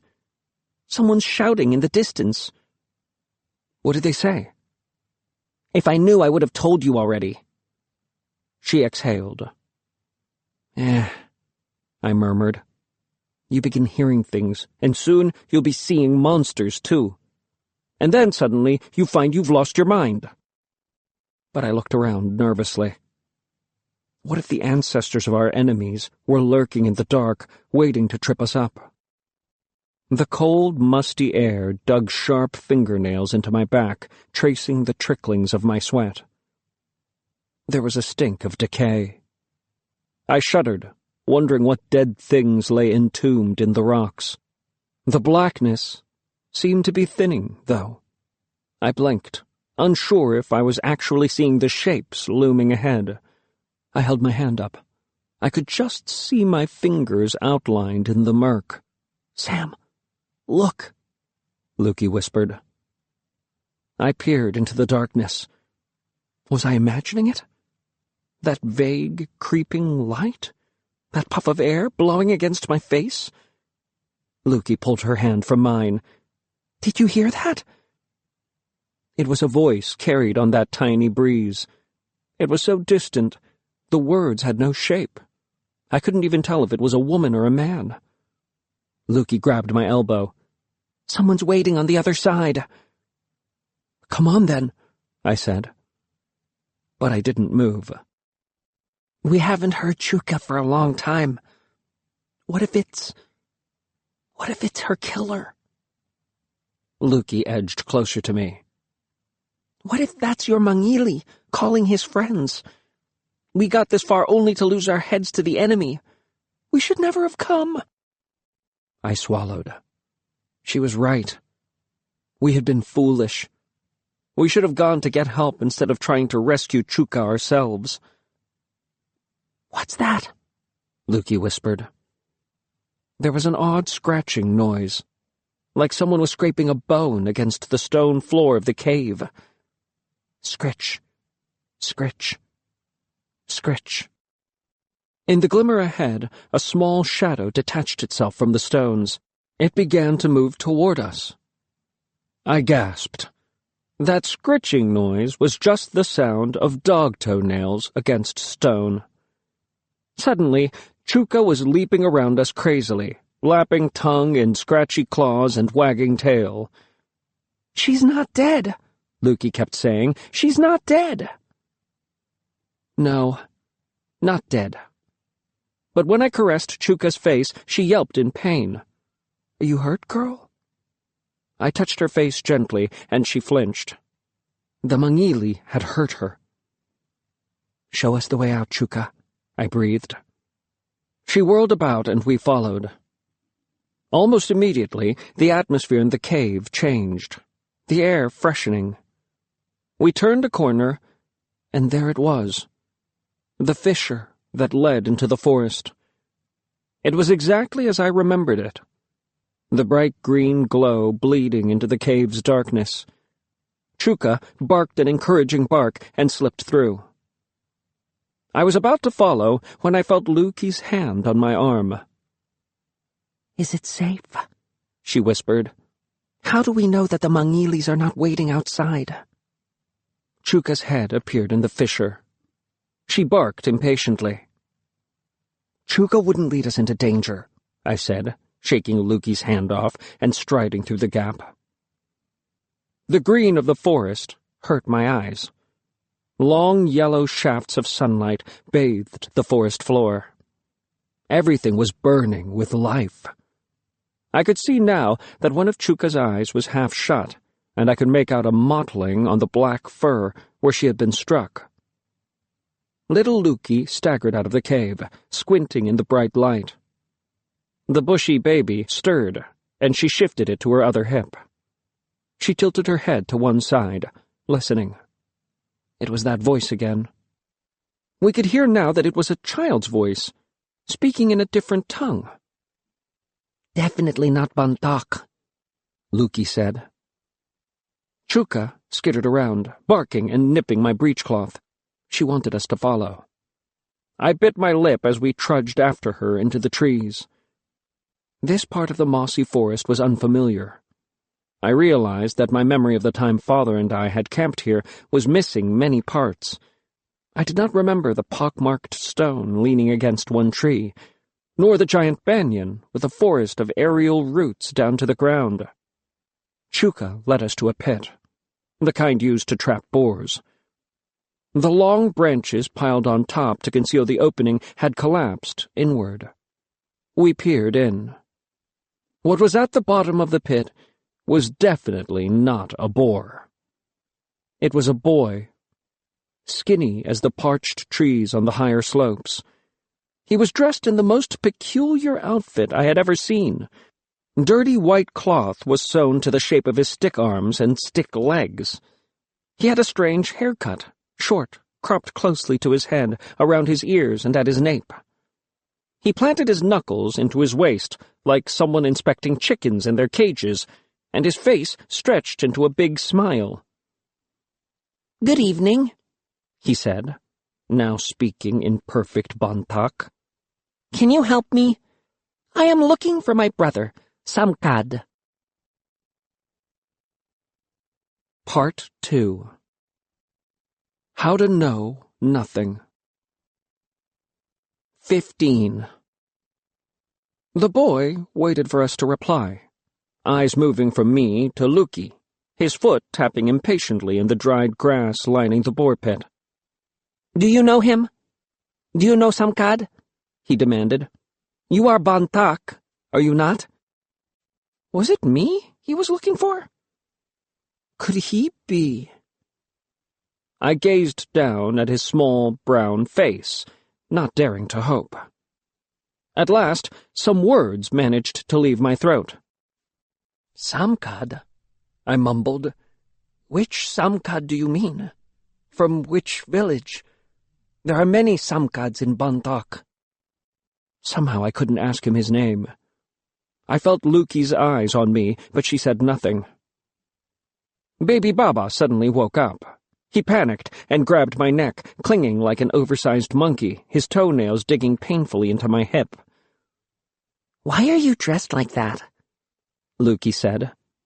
"Like what?" the boy replied. "Like—" Luki waved at the muddy fabric that encased him all over. "That." The boy looked at himself, and then at my breechcloth and Luki's skirt. "Heh, I could ask you the same thing." He smirked. I turned to Luki. "Can you take Baby Baba so I can help him out?" "Do I have to?" little Luki mumbled, even though she was already sitting herself on the ground and allowing me to drop Baby Baba on one knee while the bushy baby lolled sleepily on the other. I selected a long branch from the pile covering the pit and slowly lowered one end into the hole. The boy grabbed it and, as I pulled, paddled his feet against the wall. He came up easily as a weed, the smell of boar urine and wet earth wafting up with him. He stared at Luki and the babies struggling on her lap. Then he turned to me, smoothing his short hair and brushing clods of mud off his clothes. "Thanks," he said, thrusting his right hand out at me, fingers tight against each other, his thumb poking straight up. It was so sudden I instinctively took a step back. Chuka stood on her hind legs and sniffed his fingers. "You must shake my hand," the boy said. "It's what you do when you meet someone for the first time." He snatched my hand and shook it up, then down, then up, then down again, so violently that Chuka barked a warning. I wanted to snatch my hand away, but all I could do was watch my hand as he jerked it about. Then the boy turned and grabbed Luki's hand so suddenly that Baby Baba tumbled into the dirt. "Baba!" Baby Baba squealed happily, wriggling onto his front. I looked at my hand. "Why did you do that?" "Uh-huh." His chest puffed out, and he peered down his broad nose at me. "It is how Americans greet each other." Luki scowled at him. What's an American? Is that what you are? I said. Are you an American? He gave us a patronizing look. Ah, of course. You people would not know about Americans. Before I could reply, Chuka slithered between my knees with a little yelp, then pelted toward the trees. A man stood under the banyan tree. Chuka scuttled toward him, fussing and leaping about like a fish. I stared, a great lump suddenly swelling in my throat. "Father! Father!" I broke into a run, not caring that I was sobbing aloud. Father flung his arms around me. I reveled in the heat of his skin, the tightness of his arms, the soft sound of his heart beating against my ear. I was suddenly afraid Father would move away, and I pulled him closer. Father flinched, grunting in pain. I let go, staring at him with concern. He exhaled and smiled through gritted teeth, backing gently away from me to reveal a cloth bandage strapped around his middle. "Don't worry," he said. "It's just a small injury." He gave me a reassuring smile, but I could see a welt fading on his cheekbone, dark shadows under his eyes, and a gauntness that only comes from a long illness. "What happened to you, Father?" "I'm much better now. Don't worry." He looked across at the boy we had just rescued. "I see you've met Quino," Father murmured. The boy's eyes grew so wide they filled his face. You are some god? Father smiled. "Sam, this is—" Quino gave a shrill whoop and threw his arms around me, picking me up easily with his twiggy arms to whirl me around. Chuka hopped about like an excited frog, her toenails catching on my leg. Samkad! My brother! By the time Quino put me down, my head was spinning. You're Quino? Lukey was frowning. Father looked at me. "This is a long way from the village. What are you doing in this part of the forest with these babies?" I felt like my head was full of river water. Here was Father. Here was Quino. The day had arrived. I was going to become a man at last. But if we told Father what had happened, if we told him there were Mangili about— Lukey looked across at me as she replied, "We were minding the babies in second best when Sam ran into a—" But before she could say Mangili, Chuka was barking madly again, and the baby simultaneously burst into wailing, and Quino was shouting, "Quick, Aunt! This way! Look! Here is Samkad!" A small woman hurried through the trees with a massive bundle balanced on her head. She looked just like any Bantak woman, face brown, cheeks decorated with tiny tattoos, hair dressed with beads, and skirt hanging down to her knees. But unlike a Bantak woman, her upper body was concealed under a top garment. It could only be Agkus, Quino's aunt. She threw her bundle on the ground and rushed toward us, smiling, her arms wide open.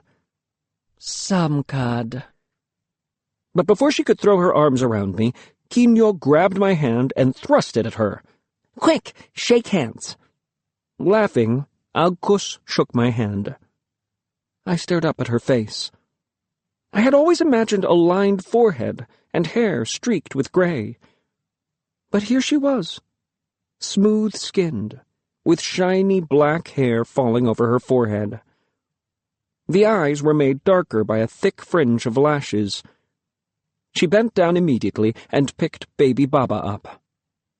"Isn't he sweet?" she murmured. "Papa!" Baby Baba gurgled. She stared at the huge baby, with a puzzled look on her face. "Have the rules changed, Samkad?" she asked Father. "I seem to remember that the ancients forbade children on this side of the forest." "Yes," Father said, looking at me closely. "You were just about to tell us, weren't you, Lukey?" Lukey began.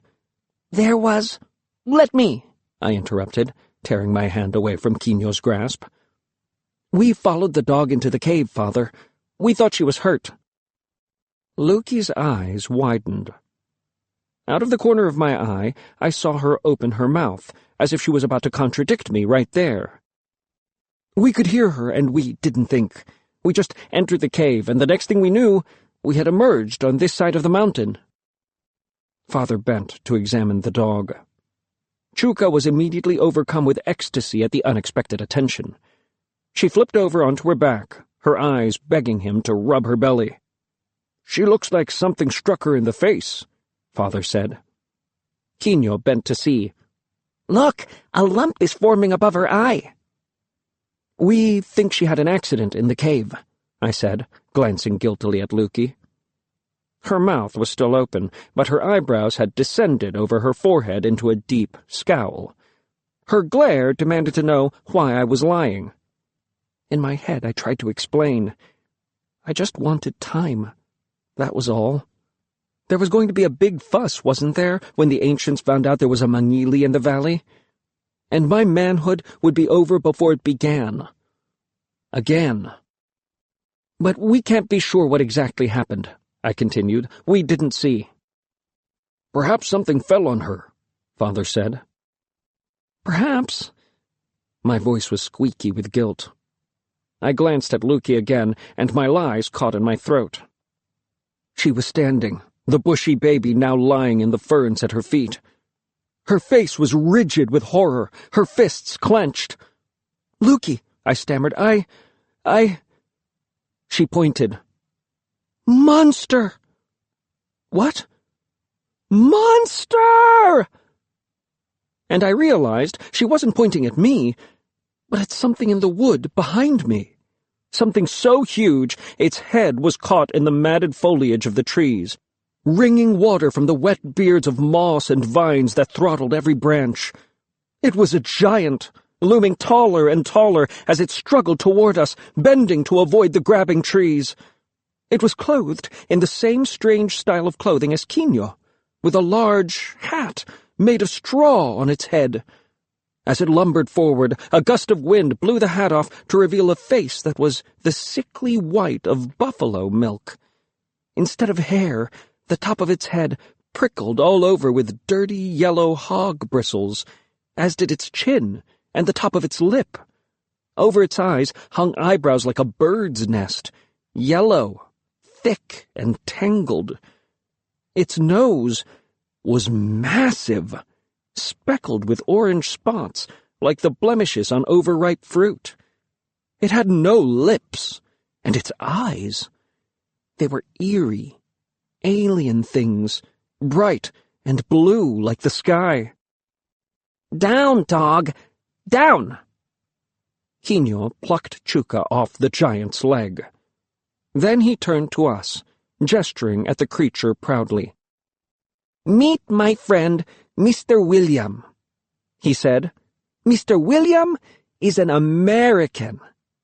Shake his hand, Samkad." 16. Mr. William's enormous hand reached for mine. "No!" Suddenly, Luki was between us, one shoulder dropped, head bent. She rammed into the American's knees like a little goat. The giant toppled over into the dirt, sending up a cloud of pine needles.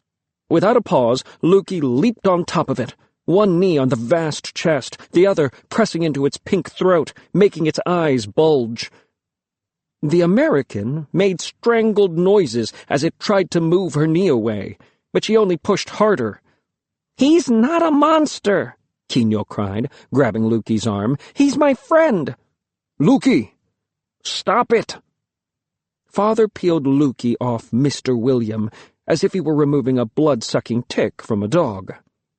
He tossed her aside and bent to help the creature to its feet. But Luki charged again, shouting, "Monster! Monster!" Father snatched Luki away. Her feet kicked in the air as he lifted her high. The American coughed, clutching its neck as it sat up. Under the bird's nest eyebrows, its blue eyes flicked from Luki to Quino. Its lipless mouth opened, and it made a creaking noise. Father pinned Lukey's arms behind her back. She scowled, showing her teeth, tendons standing out in her neck and shoulders as she strained against Father. "Little Lukey," Father soothed, "the American is a man, not a monster. This is no way to welcome an honored guest." An honored guest? I thought, staring at the creature as it slowly rose to its feet. It looked nothing like any man I'd ever seen. "What ignorant people you are! Of course he is a man!" Quino ran to Mr. William and grabbed his arm. "He's just tall. All Americans are tall." "All Americans are tall?" Lukey stared up at the American. "You mean there are more of them?" The thought of there being more than one made me feel sick.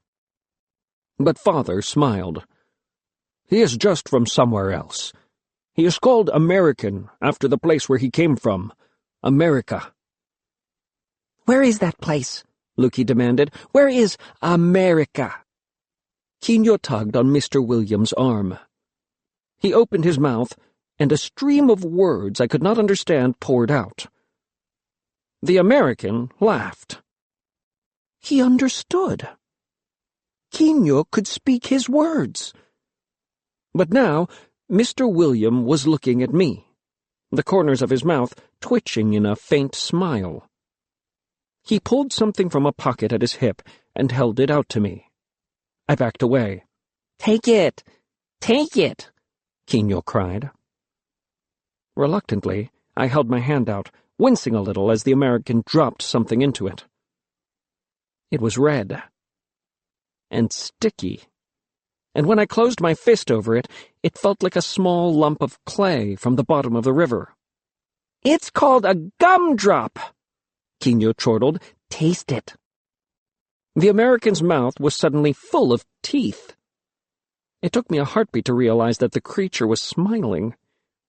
"Put it in your mouth," Quino called. Father and Agkus were smiling, and Quino was waving his hands about, and Lukey was watching to see what I would do. I popped it into my mouth. Almost immediately, its flavor began to burn into my tongue. It was sweet, but not the sweetness of fruit or sugar cane. It was an intense sweetness that coated my teeth and my tongue. It was a sweetness so shocking I spat it into the bushes. Quino looked disappointed. "You're supposed to chew it." The American's great hand reached down, and I recoiled. But he was only laying it on the top of my head. It was warm, and strangely comforting. The sky eyes blinked, and he nodded at me, as if saying, "No matter, everything is fine." Father laughed, releasing Lukey's arms at last and ruffling her hair. "It's all right, children," he said with a sigh. "I'm just glad to be home." He turned to collect the bundle that Agkus had thrown on the ground. Quino's aunt was on her knees now, crooning over the bushy baby Baba still in her arms. Lukey edged close to me, thrusting her elbow hard into my side. "Ow!" I grunted, not daring to protest too loudly and attract Father's attention. "Stop that." "What are you doing?" she whispered. "Aren't you going to tell him about the mangili?" Quino leaned toward us. I made my voice as small as I could. "No, not yet. Later, maybe. We should tell." Lukey glared at me fiercely. Quino was leaning forward so much he was practically lying on the ground. "Later," I said again. "Tell what?" Quino called. Lukey made a face at me. She turned to Quino. "Who is he?" She nodded toward the American, who was watching us quietly. But it was Father who replied. "Mr. William is our friend. He saved me from harm and—" Father touched the bandage on his side. "He cared for me when I was injured. We asked him to come with us."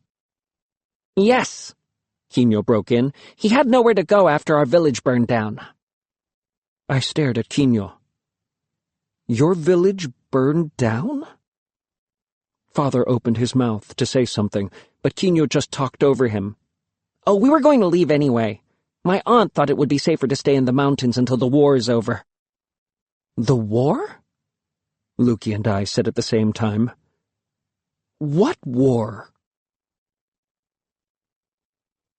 17. The lowlands had always been a distant place to me. Who would want to go where there were no mountains? Not me.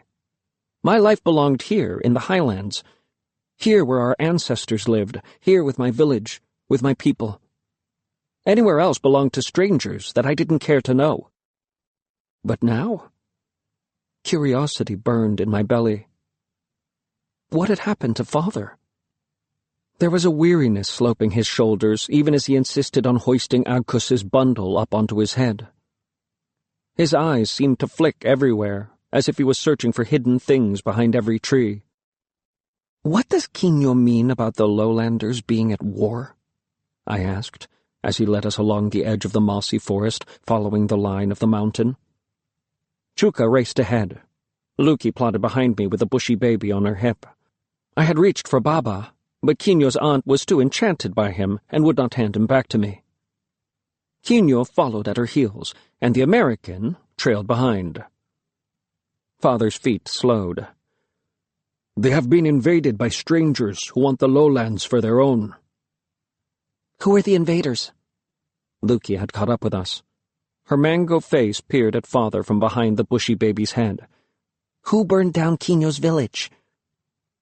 Father glanced over his shoulder at Quino and Mr. William. Why do you hesitate, Father? I said.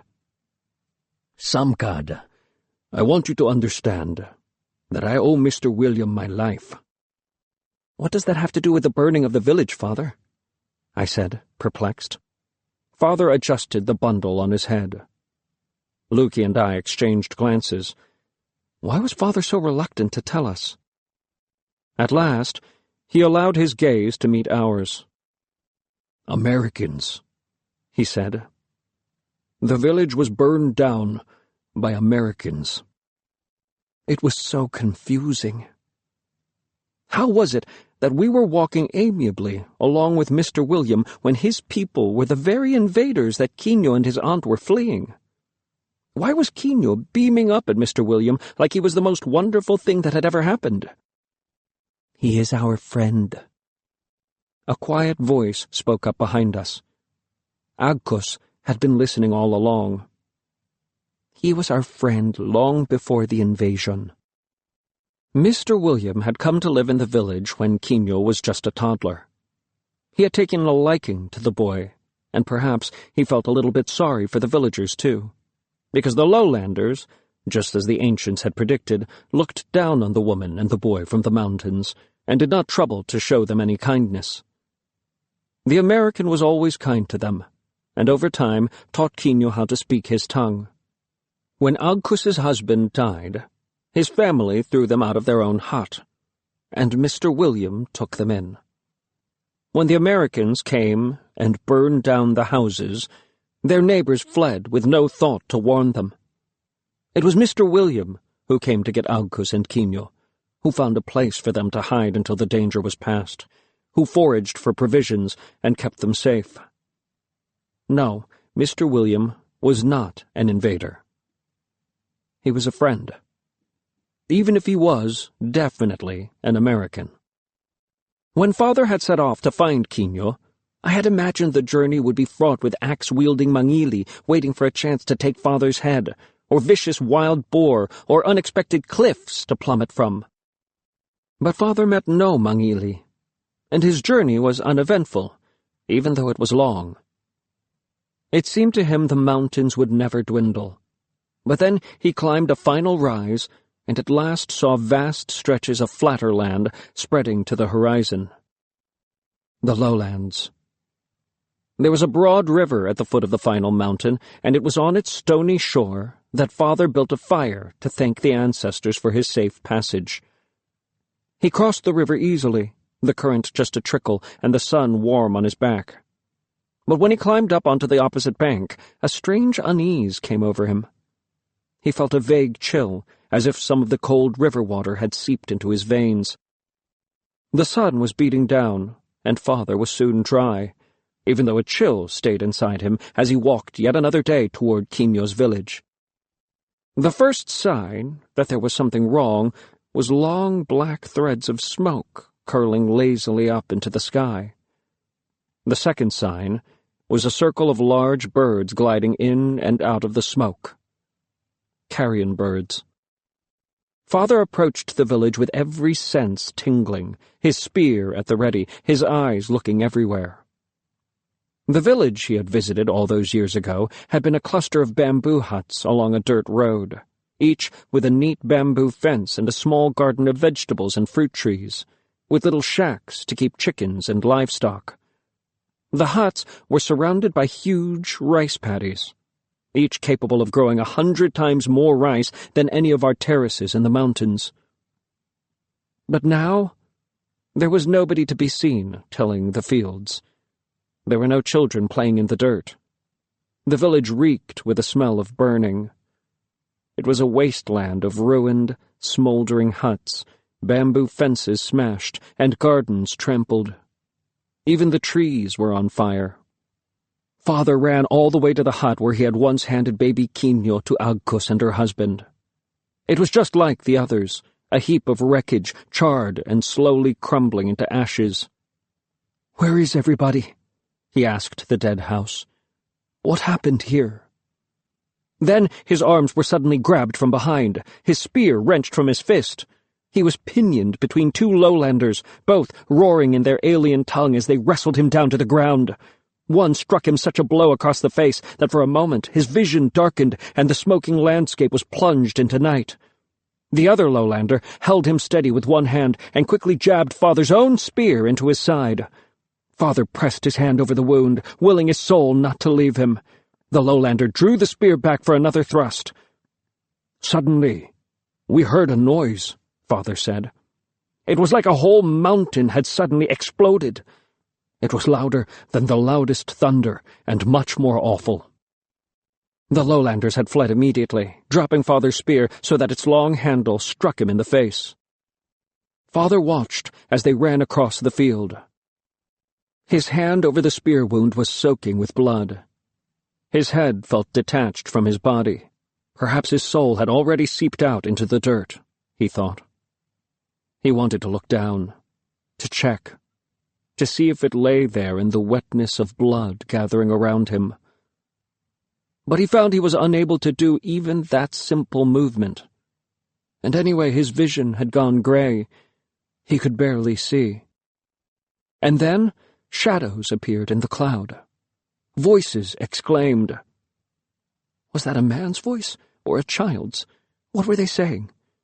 Then, "Samkat? Is that you?" A woman's voice, speaking in a language he understood. Despite all the time that had passed, he recognized it. Agcus! He'd found her. He was lifted up and away, and somehow his soul clung on. He lived. It was a gun that had made the noise, Father explained. And it was Mr. William who had fired it. The gun is a lethal weapon from America. It is like a spear in that you can kill your enemy from afar, but it is easy to miss with a spear. And if you miss, your enemy can pick it up and throw it back at you. But a gun ejects missiles called bullets that are deadlier than any spearhead, which can drill right through meat and bones to explode and kill you from inside your body. After Mr. William fired his gun and frightened away Father's attackers, the American carried him to the river, where they camped until Father was well enough to travel. Mr. William had knowledge of healing. He cleaned Father's wound, sprinkling a stinging powder all over it before sewing the gash shut with a needle and thread. It was Mr. William who had wrapped it in its bandage. When Father peeled the dressing pack to show us, I winced. It was a deep slice, the kind men suffer accidentally while butchering meat, the gravest kind of injury.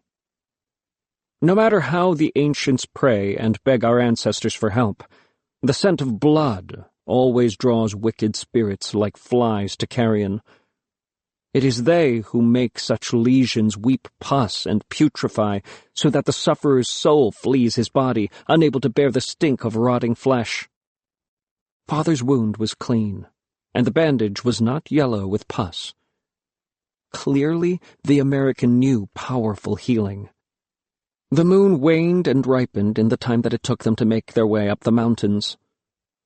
All that time, Mr. William had tended Father's wound, cooling his fevers with mixtures that he produced from his pouch.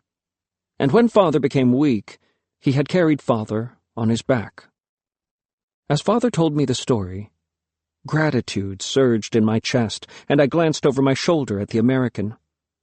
I had feared him when I first set eyes on him, but he had saved my father from the worst of fates.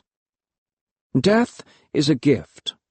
Only the spirits can invite a soul to join the world of the dead, where life is eternal and the aches and pains of the physical world do not exist. When the ancients speak of death, their eyes glint with anticipation. Imagine an eternal life without the cares of an aching back or a crumbling body. Imagine the mischief one could wreak upon one's enemies as an invisible spirit. But only the spirits can lead a soul to the world of the dead. Accidents, illness, these are all the work of the spirits, natural ways to die. But death by the hand of another man, or by your own hand, is unnatural, and your soul becomes one of the uninvited, banished from the world of the dead.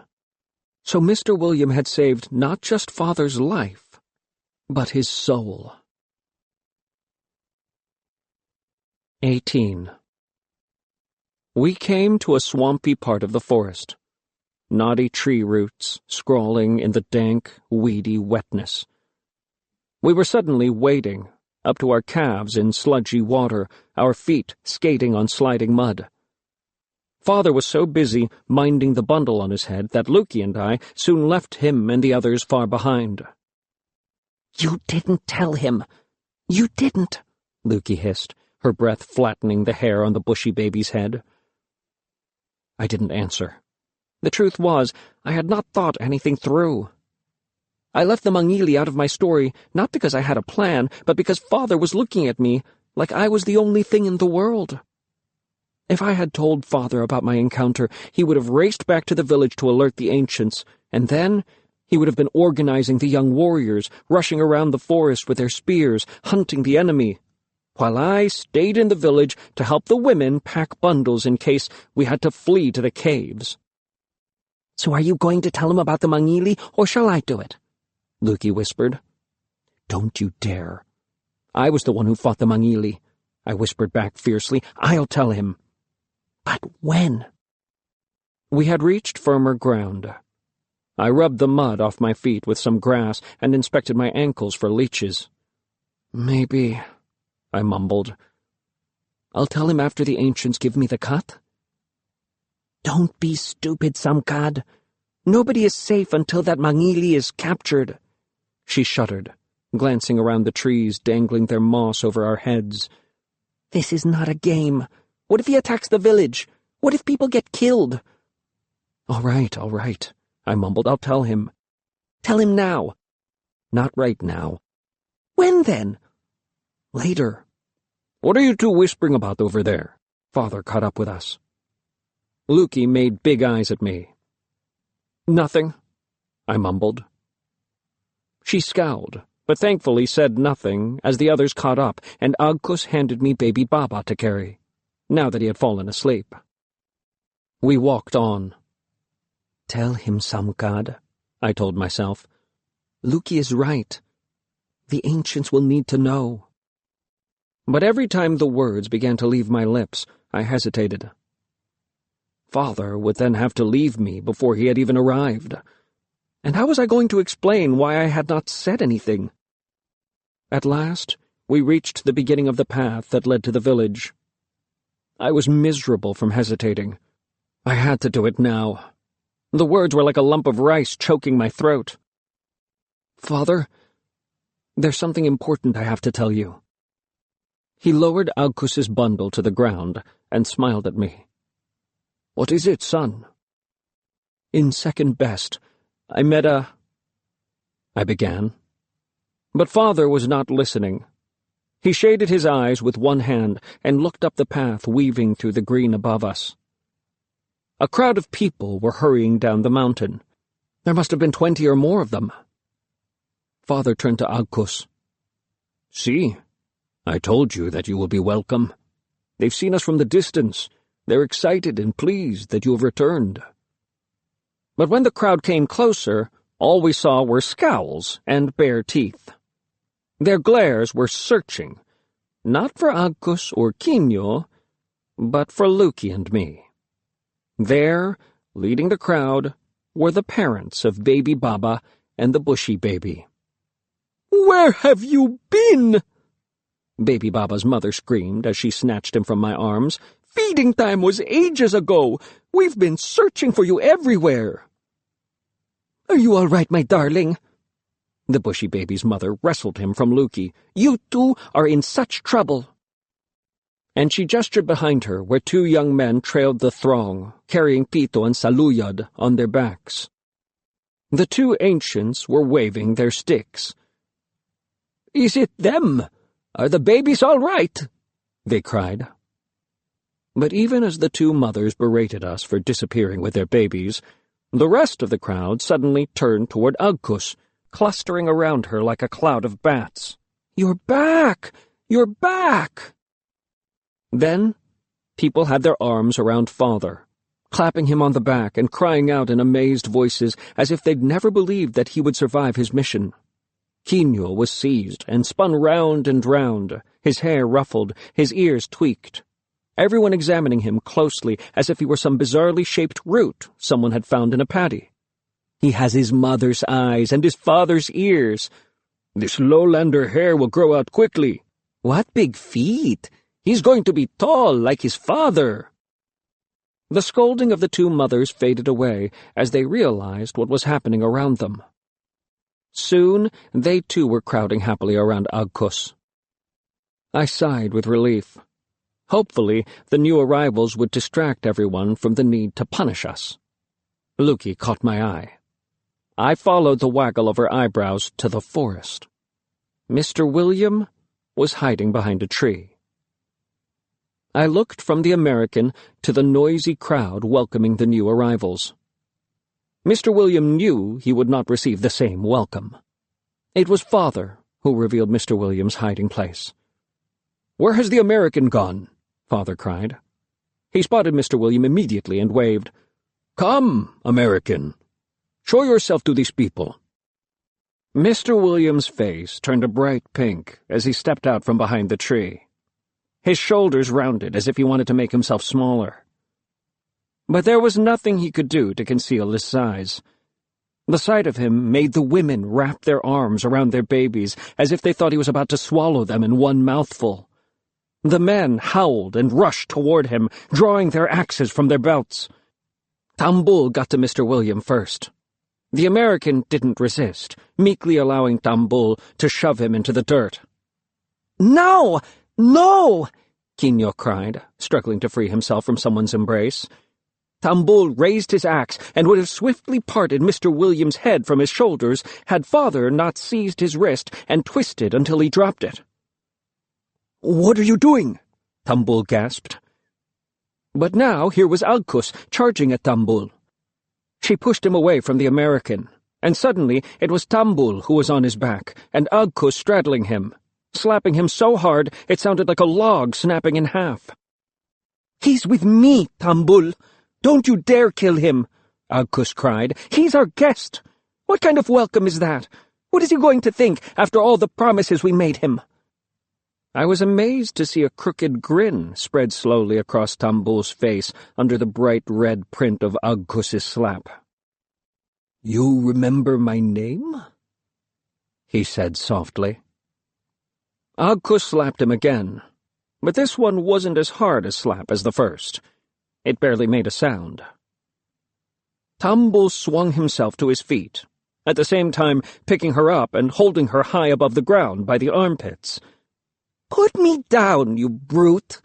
she cried. Uh-huh. It's nice to know you still remember, Tumbul said. I was barely a man when you left. He lowered her gently to the ground, before turning to the American. Mr. William had rolled up onto his knees, his blue eyes round, both hands high in the air. By now, the ancients had dismounted from the backs of the young men. Old Saluyad shuffled forward. "Who is this, some god?" he asked Father. Pito was following close behind. "You brought an American to Bantak?" Pito knew what an American was? Mr. William got to his feet then, muttering something in his foreign tongue. His great hands slowly reached into his pocket, and he showed his teeth as he tugged something out of his pocket. He held it out to Pito and Saluyad, head bowed. Pito hesitated before he accepted it, turning it over in his hands. It was a slab of something, rectangular in shape and a cloudy blue color. "What is it?" Tumbul said, peering over the heads of the two ancients. "It's called a book," Agkus said. "It is precious." But Pito threw the book down. "Does the American think such a trinket will win our trust?" He spat, and several dark, wet spots appeared on the book's blue cover. He glared at Father. "We don't want his kind here. We will have no part in their war." Luki and I exchanged glances. "The ancients knew about the war." Agkus put herself between the ancients and the American. She threw her shoulders back. "With respect, Old One, if this American comes to harm, we will come to harm. The Americans will punish us. You know that, I'm sure." "Ah, Agkus, it is good to see you again, but I have to say you are still as insolent as when we last saw you," Pito grimaced. "He is our friend," Quino blurted out. "Our very good friend." The ancients looked at Quino as if he'd suddenly turned into a stinky mound of dung in the middle of the path. Nobody spoke for a long moment. Then the two old men began to shout questions at Mr. William. "Why are you really here? Are the Americans going to attack us next? Are you cracked in the head?" Saluyad shouted. "Are you stupid? Are you a total idiot?" Mr. William stared at them, his white face uncomprehending. Agkus wrung her hands. "With respect, Old Ones, isn't it obvious to you that he does not speak our language?" Father stepped forward. "I beg you all to listen," he said, and he told them what had happened when he arrived at the burning village, about the lowlanders attacking and Mr. William saving him. "He did not have to do all the things he did to help me. He has a good soul. I trust him, and I believe you can trust him too." Saluyad opened his mouth to say something, but Father seized his hand and said in a firm voice, "I will take responsibility for the American. I can vouch for him." Saluyad and Pito looked at each other. Then Saluyad turned and put his hand on Father's shoulder. "Samkad, you departed for the lowlands under the shadow of disgrace, but now you have redeemed yourself. You have retrieved our beloved son and daughter from a dangerous situation, at great risk to your own life. We thank you." Pito nodded. "The spirits of our ancestors have smiled upon you and brought you back safely. They would not have done so if they did not have faith in you." Father gave a deep sigh and bowed his head. "May the wrath of Lumawig fall upon my shoulders if I am wrong." He turned to the crowd. "Young Samkad," he cried, "where are you, my son?" I felt the urge to turn around and run away, but I felt hands on my back, propelling me forward. Everyone began to laugh and chant, "Sam God, Sam God, Sam God, Kinyo, Kinyo, Kinyo." Father stood me against Kinyo's shoulder. "Tonight we will feast and celebrate," Father bellowed. "Our sister Agkus has returned with her nephew Kinyo, who will become brother to my son Samkad. Tomorrow, these two boys will be given the cut, and our village will be stronger by 2 men. 19. How was I to speak to Father when all those people were shouting my name? Was I meant to hold a hand up and say, "Thank you, but hold the celebrations, there is something I must tell you"? Father was grinning, a thin sheen of sweat on his forehead, hand held high, nodding and accepting everyone's congratulations. I didn't want to spit on his joy. I couldn't just say, "Excuse me, Father, but there's a mangili in the forest, and we should stop being happy and sort him out before anything else." I watched, helpless, as everyone celebrated, beating their gangsas and shouting my name. Deep in the crowd, I saw Luki's small face, straight-mouthed and grim. When people finally began to ascend the trail to the village, the sun had begun to drop behind the mountain. A group of young warriors surrounded Mr. William and escorted him up to the village. Under the trees, Tambul was standing, talking to Agkus, with his face so close he was probably sprinkling her with spit. But she didn't push him away. Instead, she leaned toward him, the way a whole field of rice leans toward the sun. "Eh-heh," someone called. "Are you just a little bit distracted, young Tambul?" When Father shouted that there were pots to boil and food to be prepared, Tambul and Agkus stared up at the trail, clogged with murmuring people. Tambul ran up to me and grabbed my elbow. "Samkad," he said in a low voice, "we're going to stay here a little bit longer. Tell the ancients I left my axe in the forest and we've gone to fetch it." "Why?" Kinyo said.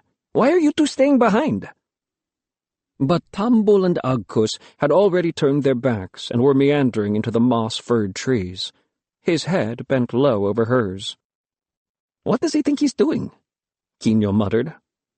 "I think he likes your aunt," Luki said with a giggle. Kinyo had a forlorn expression on his face. Was he upset about his aunt walking off with Tambul like that? "You like Tambul," I began. But he shook his head. "It's not that. What did your father mean by the cut?" "The cut?" I frowned. Kinyo blushed. "When he said the cut, did he mean, well, are they going to cut our foreskins?" Luki smacked her forehead. "Are you joking? Don't you know what the cut is?"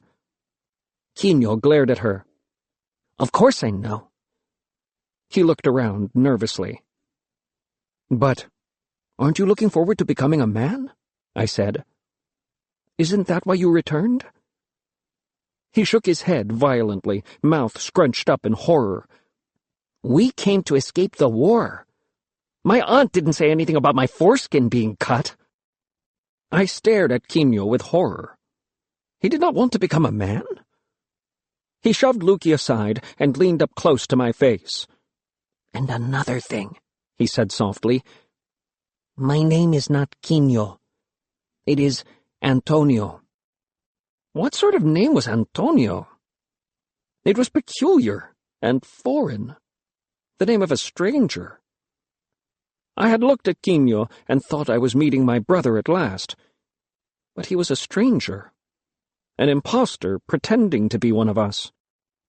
I turned, half thinking I ought to race after Father, grab his elbow, warn him that there were strangers among us. But my knees were suddenly wobbly, and I staggered like a just-born animal on spindly new legs. Sensing my distress, Chuka whimpered. Luki grabbed my arm and held me steady. She glared at Kinyo. "Are you saying you're not really Kinyo?" she demanded. "Hush. Hush. He looked furtively over his shoulder again at the crowd toiling up the hill behind us. Look, Quino was the name given to me when I was a babe. But of course, when I was growing up in the lowlands, I had to take a lowland name. I would have been ridiculed if I'd used a Bantak name. I needed a name the lowlanders understood, so Agus's husband gave me the name of his dead brother. He shrugged. I don't mind if you'd rather call me Quino. But there was a sour twist to his nose, as if the name had a bad smell. Luki frowned. But your Aunt Agus has not changed her name. He shook his head. Her lowland name is Anita. I never heard her called Agus until your father came along. Anita and Antonio. They were not to be trusted. And perhaps Mr. William was not to be trusted too. Why did he allow his people to burn down the homes of his friends? I took a deep breath, trying to soothe the chaos in my head. It made sense, I told myself. You cannot take your ancestors with you when you move away. People who moved to other villages always changed their names to that of an ancestor more local to their new home. That was what a name was for, wasn't it? To protect you. Quino's face became pinched. Don't get me wrong. I'm grateful, he said. Mountain folk are like dirt to lowlanders. No lowlander approved of my aunt marrying her husband, and when he died, they couldn't wait to get rid of us. He frowned. I'm glad to be here, but nobody told me anything about having my foreskin cut. I tried to breathe slowly. It wasn't his fault, I thought. It was the fault of his aunt, who didn't raise him correctly. She may have taught him to speak our tongue, but there were other things he had to learn that were just as important. How could he have lived all his life without looking forward to his manhood? All the pride that had filled me when Father had named us both his sons trickled away like blood emptying from a wound. He wrinkled his nose. Don't look like that. Like what? But I knew what I looked like. We three were the last to reach the top of the mountain. Luki looked exhausted, and Quino looked miserable. Disappointment weighed in my belly like a stone, and my feet struggled to make purchase on the stony path. How had this happened? When Father had announced our manhood, I'd flushed with pride and relief. And sure, maybe I was a little bit anxious, but now I was confused. My brother was not who I thought he was. We walked into the courtyard. The house for men shone in the leaping glow of the fire.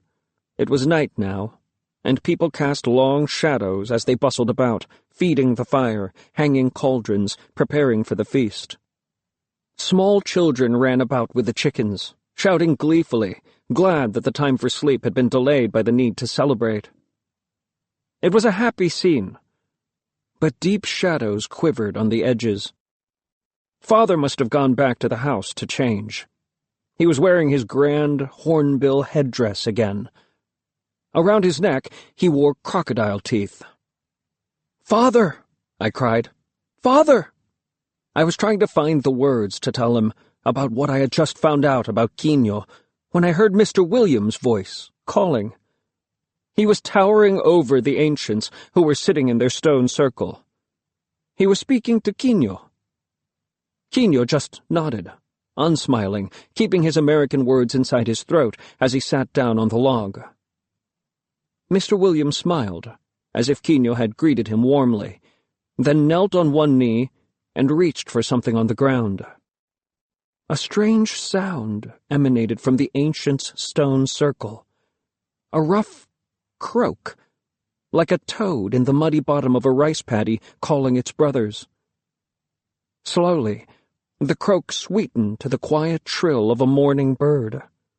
And then the trill was chased by more bird-like sounds, high and low, all coming together in a single song. It was a strange, wondrous sound. Heads turned, and the courtyard's happy bustle stilled. Even the children settled down and began to listen with wide eyes. The sound was coming from a gleaming dark box on the ground. Attached to it was a handle that Mr. William turned gently. It didn't sound like anything I had ever heard before. Not the mournful wind moaning between the canes in a bamboo grove. Not the rhythm of the gangsas to which we danced during feasts. Not the sweet notes of a bamboo flute. It was 100 bamboo flutes. It was 100 melodies played together. It was a flowing, lilting, rushing stream that climbed high and then swung low. It was beautiful. It brought such a strange aching to my breast that I pressed my palm against my chest to make the throbbing stop. I looked around me. Every face gazed up at Mr. William, eyes wide, mouths open and childlike. We were enchanted. It was as if everything that mattered had fallen away. There were no crops to worry about, no mangili to fear, no invisible spirits to beware. The strange sounds made us free. And when Mr. William stopped turning the handle and the music ended, there was a catch in my throat, and a terrible sorrow sprouted inside me like a vine that spread everywhere. I gazed upon the glimmering courtyard, the children, the men and women, the young warriors, the ancients, all that I had always known, and all that I could lose. Why had I delayed? I had to tell the ancients about the mangili. We were in danger. 20. I lunged across the courtyard. "Sam!" Father cried as I grabbed his wrists. "Father," I sobbed, "I must tell you." The words hurried out of my throat as if they couldn't wait to be free. I told him what had happened in the valley, how the mangili had suddenly appeared, how I had grappled with him and knocked him unconscious, only for him to vanish while my back was turned. I told him about how Lukey and I marched in the endless darkness of the cave, the babies crying incessantly. Father listened, silently, but I could see the alarm creasing his face. When I finished, I looked fearfully at all the horror-struck faces around me, the mothers gathering their children to their breasts, the fathers reaching for their spears. Mr. William looked around him in shock at our sudden transformation. Father tore off his ceremonial finery, panting as if he'd been running. "I will gather all the men. Where's Tambul? He must command the warriors." He snatched up a ladle of water from a clay jar and tossed it into his face to rouse himself. Saluyad was scolding. "Why did you wait until now to tell us? And to think we were going to make you a man, Samkad. You are a child, a foolish child." "Tambul!"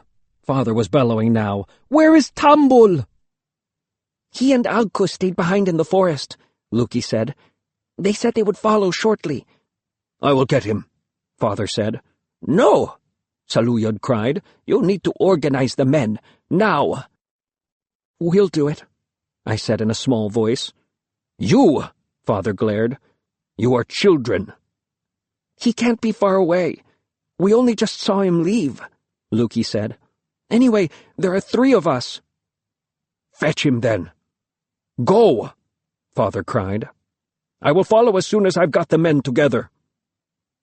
I snatched up a torch, and Lukey, Quino, and I sprinted toward the forest path. Mr. William lumbered after us, calling in his alien language. But we didn't stop to explain. 21. "I'll tell him I was the one who fought the mangili," Lukey mimicked me as we ran along. "But no, you kept putting it off." "There wasn't a good moment." "A good moment?" Lukey cried. "There wasn't a good moment to tell them the whole village was in danger?" "Oh, shut up, Lukey!" But she was right, of course, I thought with a pang. Call myself a man? What kind of man would put himself before his village? "Wait for me!" Quino was picking his way down the slope. Chuka followed behind, her head tilted to one side, as if puzzled by his clumsiness. I sighed. My brother walked down the mountain like the lowlander that he was. I was an idiot to wait for you to tell them, Lukey fumed. I should have told your father myself. Shut up, shut up, shut up! I clapped my hands over my ears. Quino caught up with us. But you said it was only one mangili. One is enough, Lukey said. What's so important about the mangili anyway? Quino bleated. Why is everybody so upset? They are our blood enemy, I growled. We have been at war with the mangili since before we began to remember. How can you be at war since before you began to remember? Quino said. If you don't remember, then how can you know? Lukey glared at him over her shoulder. They attack us, we attack them. You people make any excuse to chop someone's head off, Quino declared. You people? I sputtered. We are not you people. Lukey stopped and shoved Quino so hard in the chest that he almost rolled all the way down the hill. You are one of us now. No, I'm not. I just got here, Quino cried. Pah, I sneered. What you really want is to become an American. I see it in your face every time you gaze at that Mr. William. Mr. William is my friend. How can you be friends with the enemy of the lowlanders? Lukey snapped. But he's not like other Americans, Quino protested. He's different. I stared glumly at the mossy forest below us as they argued. Before Father killed the snake, I knew the world I lived in. I knew that I would become a man, that I would have a family, that I would hunt and fish and plant rice. Now, I didn't recognize this world of war and tongues that spoke words that meant nothing to me. The sky was alight with spiraling stars, but down below us, the waiting forest was black, black, black.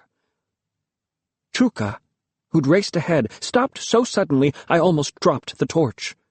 She pointed her nose high in the air, sniffing. "Get out of my way, Chuka," I cried, nudging her solid body with my foot. Chuka gave a deep growl and bolted down the rest of the hill, disappearing into the forest's black throat. "Maybe she smelled a squirrel. Or a monkey," Lukey said. "The monkeys are all asleep," I muttered. "It's so dark." Quino's voice sounded a little panicky. "Can you see anything at all?" "Of course I can see," I said, even though the torch was barely illuminating the trail in front of us. "Well, I can't see," Quino bleated. "I can't see anything at all." "Why don't you turn back?" I muttered. "You might fall into a boar pit again. In this darkness, you will probably break your neck." "There's a pit?" Quino cried. "Here, take my hand, Quino," Lukey said. "Ignore Sam, he's a liar." "Thanks," Quino whispered. It was so annoying, knowing that behind me the two of them were walking hand in hand. I felt like turning around and grabbing their wrists and yanking their hands apart. But I just walked faster into the forest. Once we were under the trees, the atmosphere thickened, wrapping around us like a moist blanket. I could hear Chuka barking deep in the wood. "Tambul? Agkus?" Lukey began to call. "Tambul! Where are you?" "Tambul!" Quino and I joined in. I could feel the cold trickling through my veins, worming its way up to my chest and twining around my heart. I was suddenly glad for the darkness. Lukey couldn't see that I was shivering, and not because it was cold. "We should have taken 2 of the torches," Quino said. "Don't be a baby, we're almost there," Lukey said. "Can't you smell that? Wood smoke." I was relieved to smell it. Tambul and Agkus must have built a fire. "Tambul," I called. "The ancients want you." "Tambul!" Lukey cried.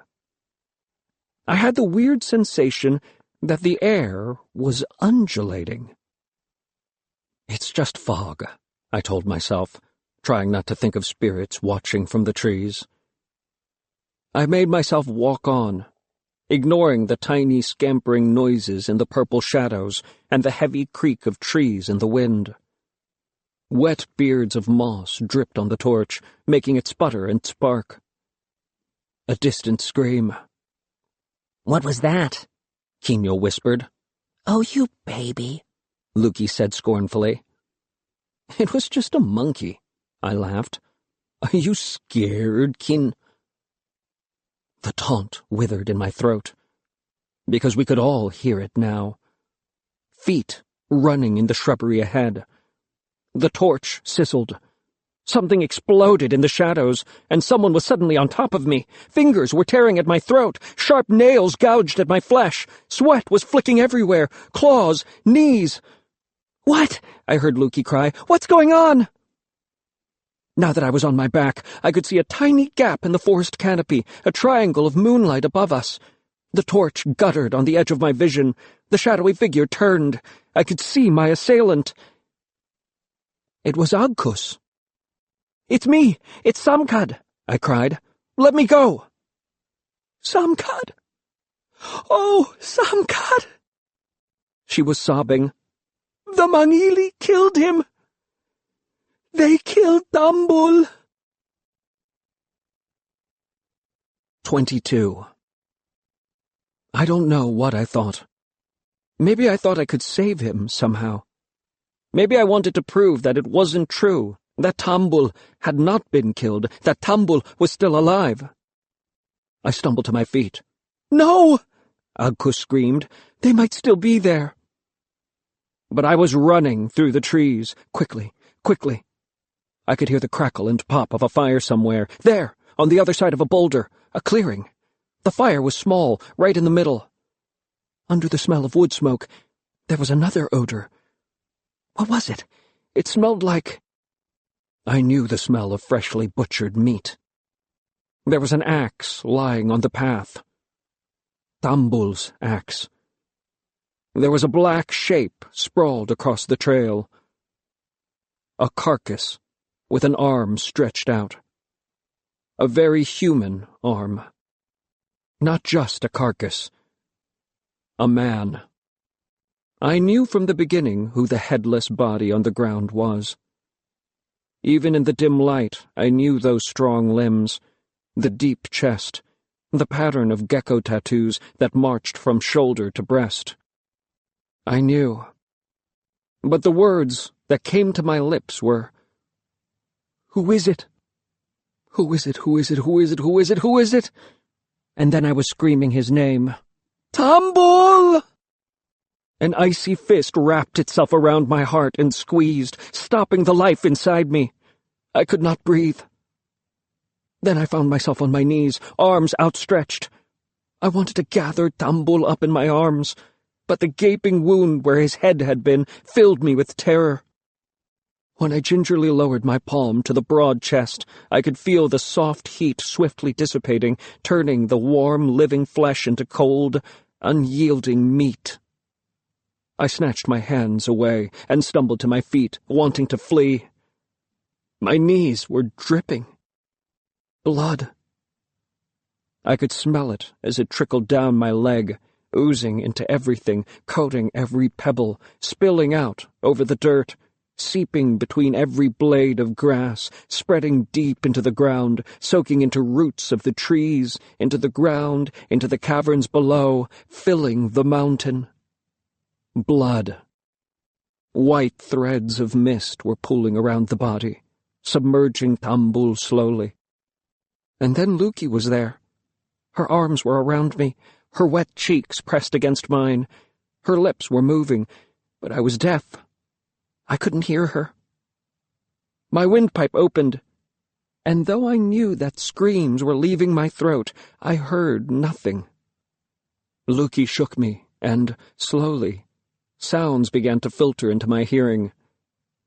The scratch, scratch of the small fire, the wind whistling in the trees, the sobs of the others. Agkus was a vague shadow away in the trees. When she spoke, she sounded broken. We were sitting by the fire, and the Mangili dropped down from the trees. 2 of them. Tambul tried to fight, but they ran him through with a spear. I fled, and then I thought they had caught up with me. I fought, but it was you." Quino ran to his aunt and clutched at her elbow. "Aunt, come, let us go back to the village, please. Let us go back now." She nodded, yes. "Yes, we must. What if there are more of them?" More of them. There had only been 1 this morning, and now there were 2. If I had told the ancients earlier, if I had spoken up, this would not have happened. Tambul was dead. The village was in grave danger, and it was all my fault. 23. "Hurry," Agkus gasped as we turned to leave. "Hurry." Eddies of mist suddenly appeared, gleaming gold in the light cast by the fire as it wound around our knees.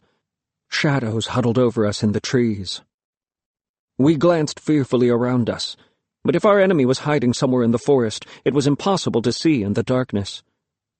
Were the Mangili watching us now from some secret hiding place? Were they amused by our despair? The forest air was suddenly filled with many shouting voices, and the mist parted to reveal Father and torches and spears and 5 other grim-faced men gaping at the corpse in the clearing. "How long ago?" Father's voice was harsh. Agkus mumbled an answer, and Father nodded. "We must move, quickly." He sent 3 of the men into the trees to search for the murderers. The other 2 hacked a great pole of bamboo from a thicket and lashed Tambul's poor headless body to it. They carried him home, dangling on a pole like a freshly hunted deer. The trail was wet, the moss sucking on our feet as we made our way up to the village. Agkus was hopeless, needing Father's support to put one foot in front of the other. When we reached the skull pillar at the top of the hill, Father gave a signal, and the men lowered Tambul to the ground. One began to fix torches to the gate, and the other ran to the house for men to tell the ancients what had happened. "Wood!" Father commanded. "Bring wood to build Tambul's funeral chair." "Build the chair? Here? Outside the village?" Agkus cried as the rest of the men scattered to gather wood. "Tambul cannot enter the village," Father said quietly. "You know why, Agkus." "No!" Agkus threw herself at Father, clutching his arms like a drowning woman. "Don't leave him out here alone!" Father gently took her hands in his. "This is the way it has to be," he said. "Tambul died an unnatural death. The spirits will not have him in the village. He is one of the uninvited now." People were coming to the gate. I could hear their shocked whispers. "It's Tambul. The Mangili took his head." "Tambul!" someone shouted far away. "Tambul!" "We will honor him," Father said softly. "We will build him a death chair. We will sit with him. He may have died an unnatural death, but he is still our own." Agkus seemed to waver. She would have fallen to the ground if there had not been several women nearby who caught her, throwing their arms around her and lifting her up. "The ancients have ordered everyone to the cave," one of them said. "Most people are already on their way. We will take her there." They led her away. Agkus didn't resist, her body spiritless and limp. A tall shadow unfolded itself from under a tree. "Mr. William!" Quino cried, running and throwing his arms around the American's waist. Despite the dozen torches flickering on the fence, Mr. William's face remained in shadow. The ancients were shouting before they stepped out of the village, praying loudly to our ancestors, begging them to protect us from the Mangili. "Where is your spirit now, Tambul?" I wondered. "Are you in the shadows, watching in bewilderment as Father carefully builds a high-backed chair out of the wood we gathered? Are you horrified to see us lift your corpse so clumsily? Do you mind that we are sitting your dead body in the chair, crossing the ropes across your chest and tying your ankles to the legs with your feet resting on a footrest of bamboo. I arranged Tambul's hands carefully on his knees. They were heavy, the skin dry like bark. His fingernails had turned purple. Saluyad brought a white shawl adorned with spirit symbols to drape over the gaping wound where Tambul's head had once been. Over this, Pito hung ceremonial strings of boar tusks and dog teeth. In the firelight, Tambul's skin had darkened to charcoal. It was icy to touch. The headless figure looked small in the high-backed chair. "Children," Father commanded, "go now. Join the others in the cave. Luki, your mother is waiting for you there. Take the American with you. It will be safer there, in case the Mangili are planning to follow this with an attack on the village." "But they've already killed Tambul," I cried. "Why would they attack again?" "Go. Now," Father said firmly, turning his back on us. We obeyed. Quino called to Mr. William, translating Father's words. The American collected his bag from under a tree and strapped it to his shoulders. "Which way?" Quino said. "Just follow everyone," I murmured. "Look." From where we stood, we could see the flickering dots created by the torches of people making their way to the cave on the black shadow of the mountain ahead. The distant wail of a baby echoed in the valley. Just ahead of us, a man put a small pig on his shoulders. "I don't want to go back into that cave," Luki whispered. I shrugged my shoulders, staring up at the moving dots of light on the black mountain. "I'm just going to get a blanket," I said suddenly. "You go ahead. I'll catch up." "All right," Quino said, moving ahead with Mr. William. But Luki stayed, glaring at me. "Why do you need a blanket?" I didn't answer. "Weh?" Luki stamped her foot on the ground. "I know you, Samkad. You're going to stay, aren't you?" I sighed. "Tambul would want me to stay." "If you were dead, wouldn't you want your friends to sit with you?" Luki looked at me for a heartbeat. Then her foot lashed out, striking my ankle. "Ow!" I yelled. "What was that for?" "I'm staying too," she said. "He was my friend just as much as he was yours." We fetched our blankets and crept back to Tambul's death chair. The ancients had taken up positions around it, sitting on their heels with their chins tucked into their chests. They were asleep. On the ground, someone had already laid a bowl of rice wine as an offering to any spirits who might wander by. There were 2 guards leaning on their spears. But they made no move to stop us as Luki and I crept into the shadow of a boulder not far from the tree fern pillar. We spread our blankets out and lay down. Chuka whimpered and slithered into my arms, her hot doggy breath blowing into my neck, the warm, furry body pressed against my belly, the wagging tail flicking against my leg. Soon, the tail grew still. Chuka began to snore.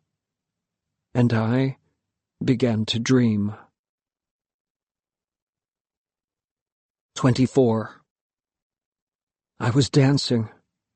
My arms were raised like eagle's wings. My feet were moving to the rhythm of the gangsas. I knew I was dreaming because leaping about around me in a silent dance were men, women, and children, made of shadows. I wanted to stop, but I couldn't. My feet kicked and my arms waved as I threaded in and out of the dancing shadow figures. I could not stop. It seemed as if I was cursed. Suddenly, a gusting wind. It pushed under my outstretched arms, lifting me up, up, up in the air, higher and higher, so that down below the shadows shrank to black smudges around the fire's red flower. The trees that had towered over me on the ground dwindled into green buds and clumps. I rose fast and high. Far below, the rice terraces were green, glinting tiers. The forest wrapped its wet, dark skirts around the mountain's waist. I rose swiftly, up and up. Now I was in the clouds, which were great white mountains, high cliffs, white forests, white slopes of floating scree. Beyond, there was a blue ceiling. I couldn't tell if I was rising toward it or if it was dropping down. I closed my eyes, bit my teeth together, waited for the splintering when I crashed through it. It didn't splinter. It was elastic, like the pigs' bladders we filled with water on butchering day to throw around. The wind pushed under me, and the sky pushed down. Such a funny sensation, pressing one's head against the sky. Then, pop! The sky split, and my shoulders squeezed through the small opening. I burst out on the other side, laughing. But my exhilaration swiftly turned to fear, because beyond the sky's blue skin was a world not meant for the living. This was the home of the uninvited. I fought the wind. I wanted to get out, go home. But the wind wouldn't have it. It blew harder, spinning me over and over and on and on. There was no sun. Below me were rows of black-barked trees with writhing black branches and fluttering black canopies. They formed the edges of great, black paddy fields where hundreds of shadowy figures waded, waist-deep in black, waving grain. The figures looked human, but instead of heads, dark flames guttered from their necks. They burned with a strange fire that became darker the higher the flames roared. The wind made a loud gusting noise. The heads of black flame lifted. In each burning face, the mouths were deeper, blacker smudges that opened and closed. They were calling, but I heard nothing. The wind suddenly turned and began to press me down. The black fields rose to meet me. No! I tried to stop my fall by flapping my arms like a bird. To no avail. The eyeless creatures below swiveled as one, somehow following my descent. As one, they raised their arms toward me. I could see them clearly now. Not just their flame heads, but their bodies. Bodies of dead men and women in various states of ruin, slashed, broken, torn, peeling skin, broken bones. These were people who had met their deaths through war and murder. Down, down, down. My feet touched the ground, and the uninvited began to move. The silent black shadow mouths constantly moving, arms still outstretched. The black waters of their rice paddies made every movement slow and labored. But then I heard a swift thud, thud, thud. Running feet. One of the creatures had suddenly darted out of a paddy onto an embankment. He was racing toward me. Not for him, the achingly ponderous movements of the others. I could see that this spectre's body was young, lithe, and undamaged. Just before he raised his axe, I recognized the tattoos across his chest. Geckos. The shadow mouth howled silently in the head of flames. I begged Tumble to stop, but it was too late because he was hard upon me, his blade swinging. As it cleaved my neck open, a scream was freed from my throat. 25. Samkad! Samkad! Luki sounded frantic. Samkad, wake up! But I couldn't. There was an invisible boulder pressing down on my chest, crushing the cage of my bones, squeezing the air from my lungs, pinning my wriggling heart to my spine. Sam! I realized that Luki was not the only one shouting. I could hear Chuka barking and the bellowing of men and ancients. Come on, Sam, wake up! I willed my hand to move, but my hand would not obey. I felt the cold trickle of sweat down my nose. Father had told me about this, how spirits could immobilize you, and if you couldn't rouse yourself, you could die, right in the middle of your dream. Wake up! The boulder rolled off me at last, and air rushed into my chest. My heart, unpinned, began to beat again, and I hastily propped myself up on one elbow. There. Lukey pointed down the path to the mossy forest. I rubbed my eyes.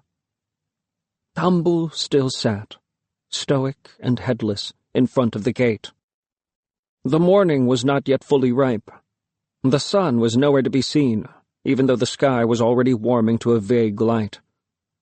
Around us, men and ancients pointed and stared down the mountain. Wading through deep pools of mist, 3 strange creatures ascended toward us. They had great waggling heads and legs like tree trunks. The mist billowed and gathered around them like a ghostly river, and a scent, ripe and beastie, wafted on the breeze. "What are they?" Lukey whispered, huddling against me. I was still in the grip of my dreaming, and it took me a while to tell myself what the creatures were. Were they the souls of long-dead beasts come to visit us? Or were they perhaps boulders from a neighboring mountain that had come to seek somewhere else to lie? Horses. That's what they were. I'd only ever seen a horse, once, when I was still small, when one wandered into the village, trotting between the houses. I remember thinking what a strange animal it was. I remember everyone shouting and running. Several men blocked its way. They tried to throw a rope around its neck, but it swung around and galloped down the mountain, and we never saw it again. It was only when the horses clop-clopped up onto level ground, snorting and making shrill noises in their throats, that I looked at the men sitting astride them. I could tell they were tall, and not just because they sat high above us. They were dressed like Mr. William, except the fabric that wrapped around their limbs was colored blue. Bands of black hide crossed over their chests and around their waists. Their legs were sheathed to the knee in dirt-colored wrappings, their feet encased in even more black hide. Hats shielded their faces. The ancients behind us muttered to each other. I couldn't make out what they were saying apart from one word. Americans. I pressed my lips together to stop my jaw dropping open. Until yesterday, I had never met anyone from outside our village, never even heard of Americans, and now? Father was suddenly there. He had a spear in one hand, and he stood it firmly in the ground at his side, his feet apart, shoulders square, his other hand on the axe, hanging at his waist.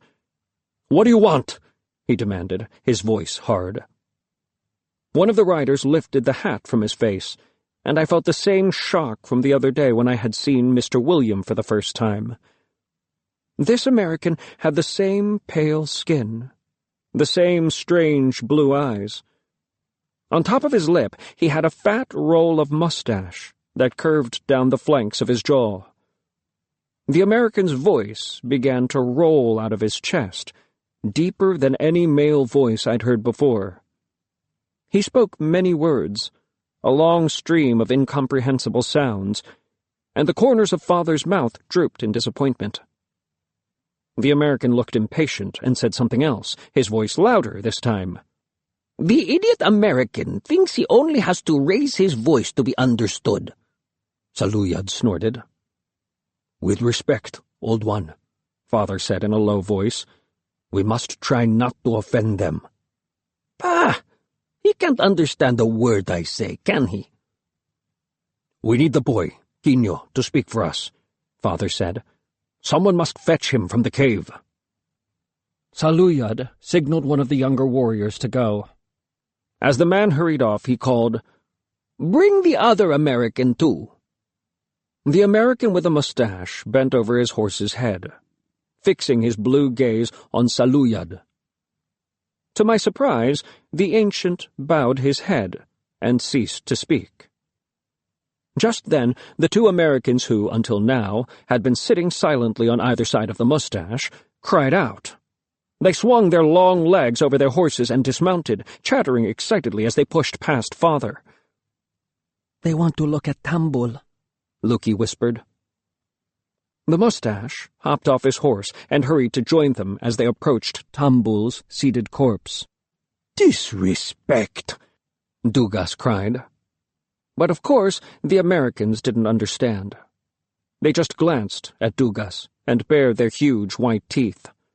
One of them turned and lifted up the spirit blanket to examine the gash where his head had been.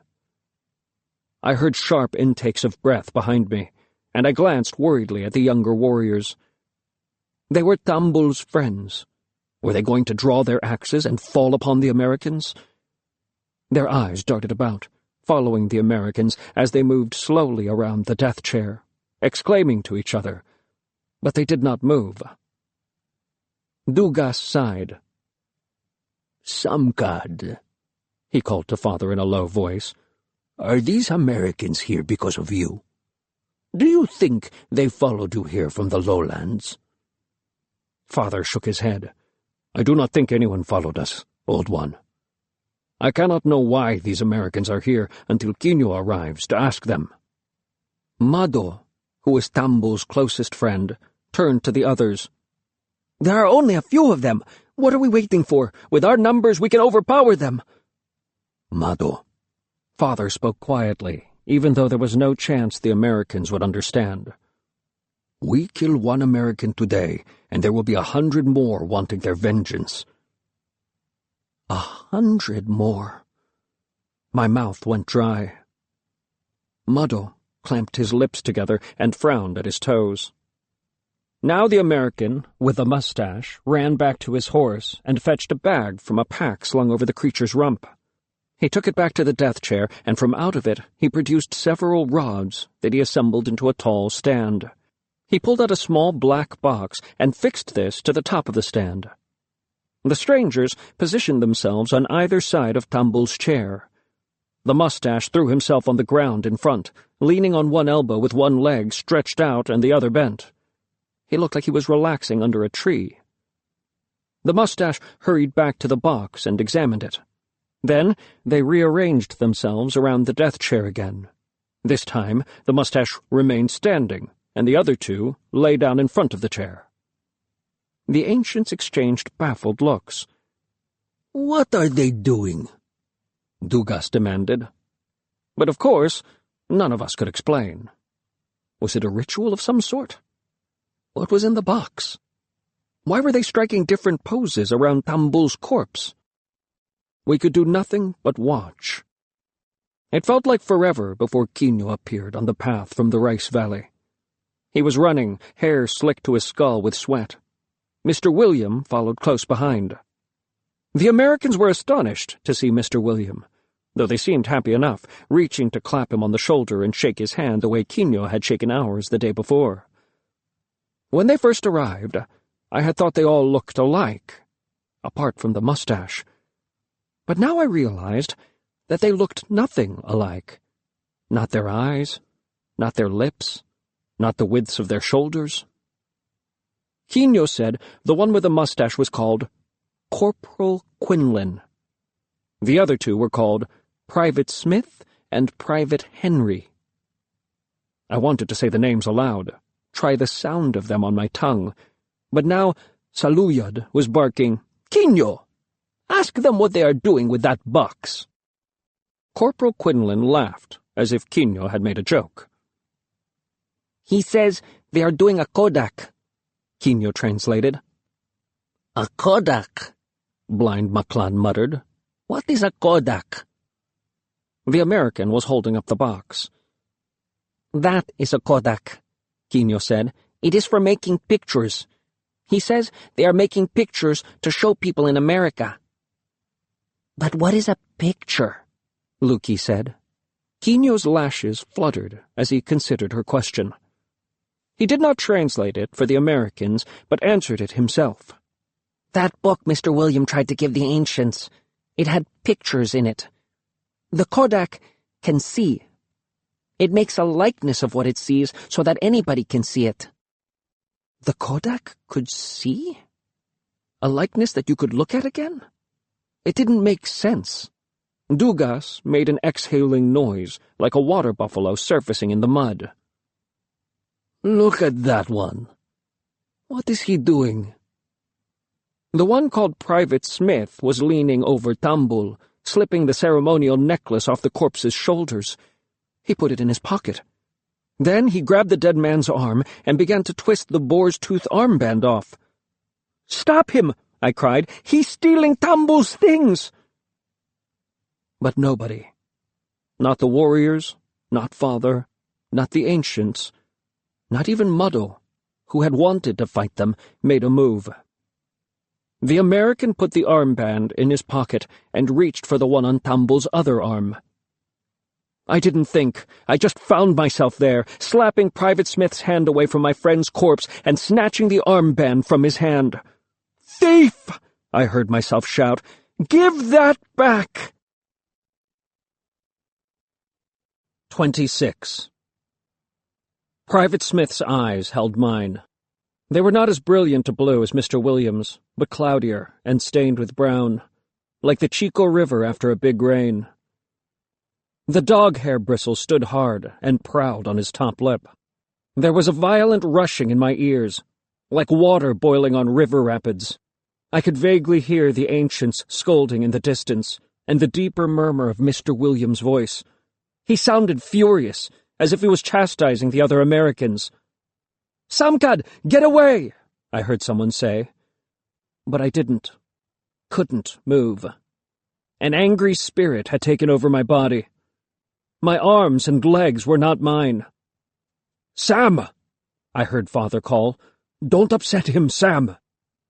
But the angry spirit inside me didn't care. "Thief!" The word burst out of my throat again. I heard Chuka growling. "Lukey, hold that dog!" Father called. Suddenly, the tip of a long metal cylinder was pressed against my forehead, hard and cold. Where? So this was a gun. This was how the Americans brought death to their enemies. But my angry spirit felt no fear, and my chin raised itself so that my forehead pressed harder against the gun. Now Quino was squeaking behind me in a pleading voice. Hearing Quino beg in the thief's tongue made the spirit inside me burn hot. My mouth worked up a big gob of saliva. I spat on the American's foot, the spittle dribbling all over his hide-covered toes. "No!" I felt Father's hand on my shoulder now, yanking me back. His other hand snatched at Tambul's armband. "Quino, tell the Americans he is just a child. Tell them they can have whatever they like." Now Mr. William put his broad body between me and Private Smith, talking in a soothing, reasoning voice. Private Smith sneered at Mr. William and replied in a jeering voice. He whipped the gun away from my forehead and waved it in the air. A hand appeared behind him and tried to snatch it away. It was Corporal Quinlan. Private Smith held on, but Corporal Quinlan twisted the gun barrel up and up and up, so that the other American ended up wriggling from its handle like a fish on a spear. There was an explosion, and the water buffalo skull atop the fern tree pillar shattered into a shower of bone. A smell of burning filled the air. I found myself cowering, both hands clamped over my deafened ears. It felt like the explosion had happened deep inside my head. Private Smith allowed Corporal Quinlan to take the gun. I swallowed, and my hearing returned. I could hear Corporal Quinlan speaking in a soft, explaining voice as Private Smith looked on with a surly expression on his face. Quino translated. "Corporal Quinlan says he is sorry." Sorry? The invader was apologizing? Quino frowned, concentrating, as Corporal Quinlan held his hand out, and the thief handed back the necklace he had taken from Tambul. "He says they have no quarrel with us. They want to become our friends. We can have the trinkets back." He held the necklace out at me. I snatched it from him and quickly slipped under his outstretched arm to lay the necklace back on Tambul's headless shoulders. Corporal Quinlan continued to speak, and my brother translated breathlessly. "He says, did you appreciate what the gun could do? Do you appreciate what a powerful gift this is?" A gift? The American held the stinking thing out to Father. "They want us to have it," Quino whispered. "They want us to have the gun."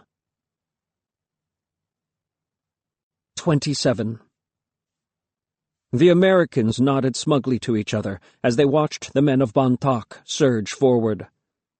Even the ancients jostled to get near the gun.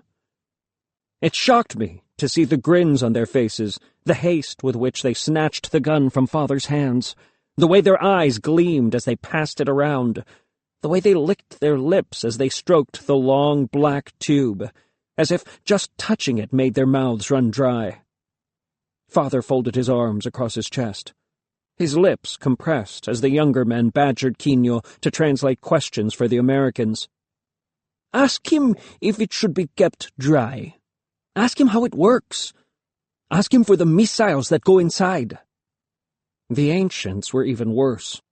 Their withered faces split into gummy smiles, and they reached for the gun with their gnarled arms, like babies reaching for their mothers.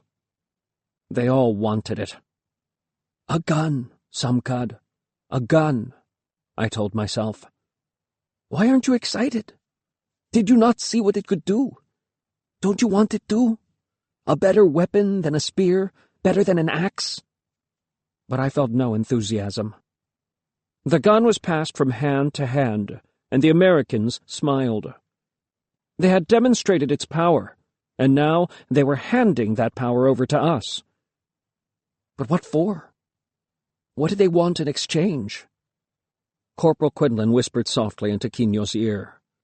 "As you know, the Americans have been pursuing the Lowlander army for many months now." As you know? Did everyone except me know about this war between the Americans and the Lowlanders? I looked around. Nobody seemed even remotely surprised. 2 days ago, not far from here, the Lowlanders ambushed our soldiers." He named a mountain pass I had never heard of before, but Father and the ancients nodded. Corporal Quinlan grinned so widely his roll of mustache stretched from ear to ear. He made a gesture like he was cutting his throat with a knife. 52, Quino translated. The Americans killed 52 of the enemy. It was a slaughter. There was a sudden squawk from Private Smith and Private Henry. I stared at them confused. They were laughing helplessly, clutching their bellies as if it were a hilarious joke. 52 souls taken from the Lowlanders by the Americans. I felt a cold fist wrap itself around my heart.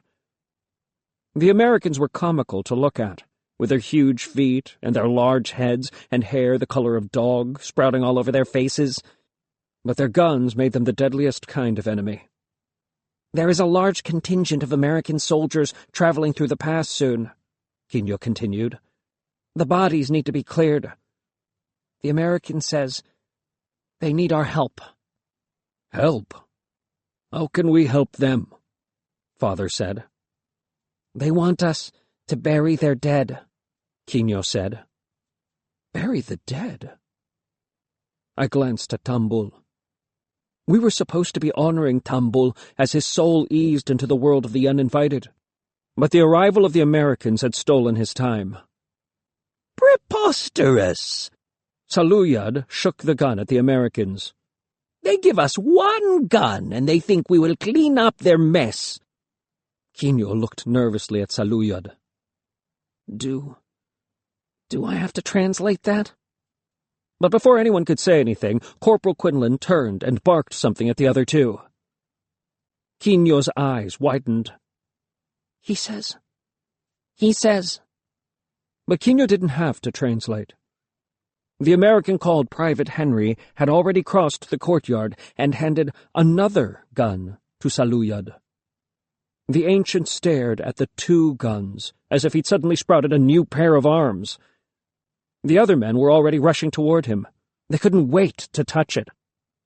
Father threw himself in front of them, his arms spread wide. "Shame! Shame! Shame!" he cried. "Have you been bewitched? Have you forgotten that we have to find the Mangili who murdered Tambul? We cannot leave the village unprotected." The ancients nodded. With a guilty look, Saluyad put the gun down on the ground. The other men frowned, chewing their lips. What the spirits of our ancestors must think to see our behavior.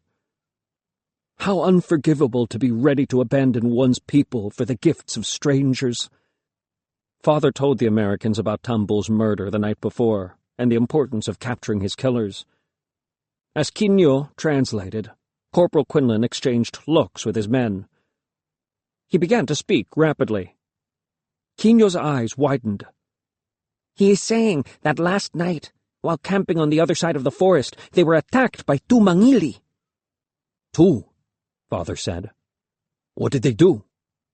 They shot them dead and buried them in a ditch. There was a silence. Father's eyes were round. Is he sure they were mangili? Corporal Quinlan nodded, and Quinio spoke his words. Yes, they know the mangili well, and these men definitely were mangili. Corporal Quinlan says our enemy is dead, and we have nothing to worry about now. The danger is over. Father shook his head. But how do we know that these were the same men who killed Tambul? The American looked at Tambul, sitting quietly in his funeral chair. The mangili were carrying a basket, Quinio translated. Inside it was a man's head. When they buried the mangili, they buried the head in its basket. Everyone was suddenly smiling.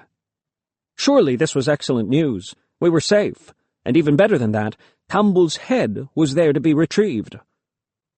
But the cold fist was still hard around my heart. Why did I feel uneasy? Saluyad turned to the other ancients. This is an even better gift than these guns, he said. Tambul's spirit will be appeased to know that we can retrieve his head and he can be buried with dignity. His ghost will not haunt us. Quinio, Father looked grim. Ask them if they can show us where they buried the mangili so that we can reclaim Tambul's head. Tell them it is important we return it to his body before he is buried. Quinio translated in a quavering voice. Corporal Quinlan nodded vigorously. The American says this is no problem. They are pleased to kill our enemy for us, Quinio said. They will take us to where they buried them so that we can recover the head. Lumawig be praised, the ancients began to cry, clasping their hands and closing their eyes with joy. The American grinned and whispered something to Quinio. Quinio licked his lips. They will do all this, and we can keep the guns. But we must agree to bury the dead. Everyone was exclaiming now, and the guns were lifted up and passed from hand to hand. I peered up at Corporal Quinlan, who was watching with arms folded across his chest. He was smiling, but the muddy eyes under the thick eyebrows flitted about like a fish in search of feed. 28. It was agreed. 20 men, plus Quinio as their interpreter, would accompany the Americans to the mountain pass to bury the dead. On the way, the Americans were going to show them where the mangili were buried, so that they could retrieve Tambul's head and bury his corpse as a whole man.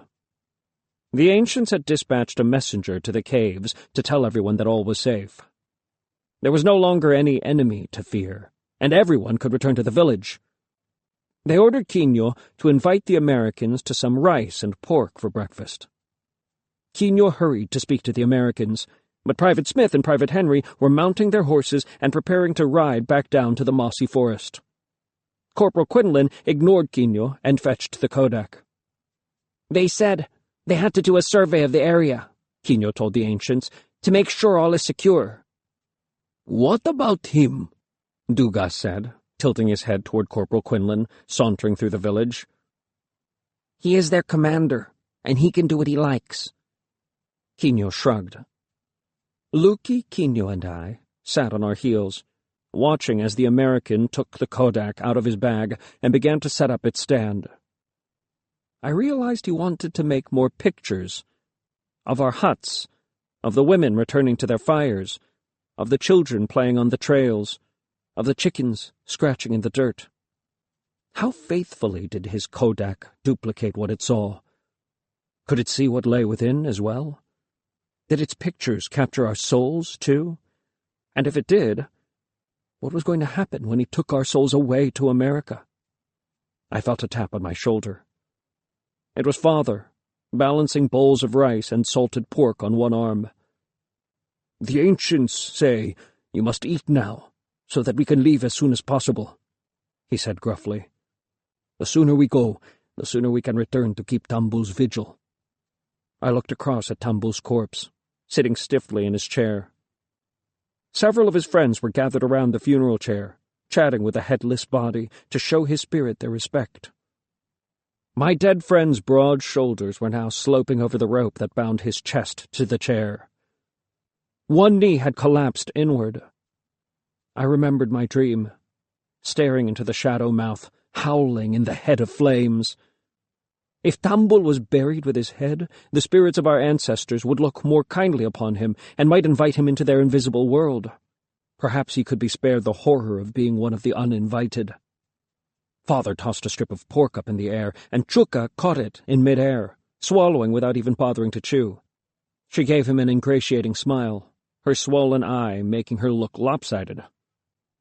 "Enough, Chuka," I commanded, nervous that she might do something to displease him. Father smiled. "It's all right. I understand. This dog's soul has become attached to you, Samkad." He sighed.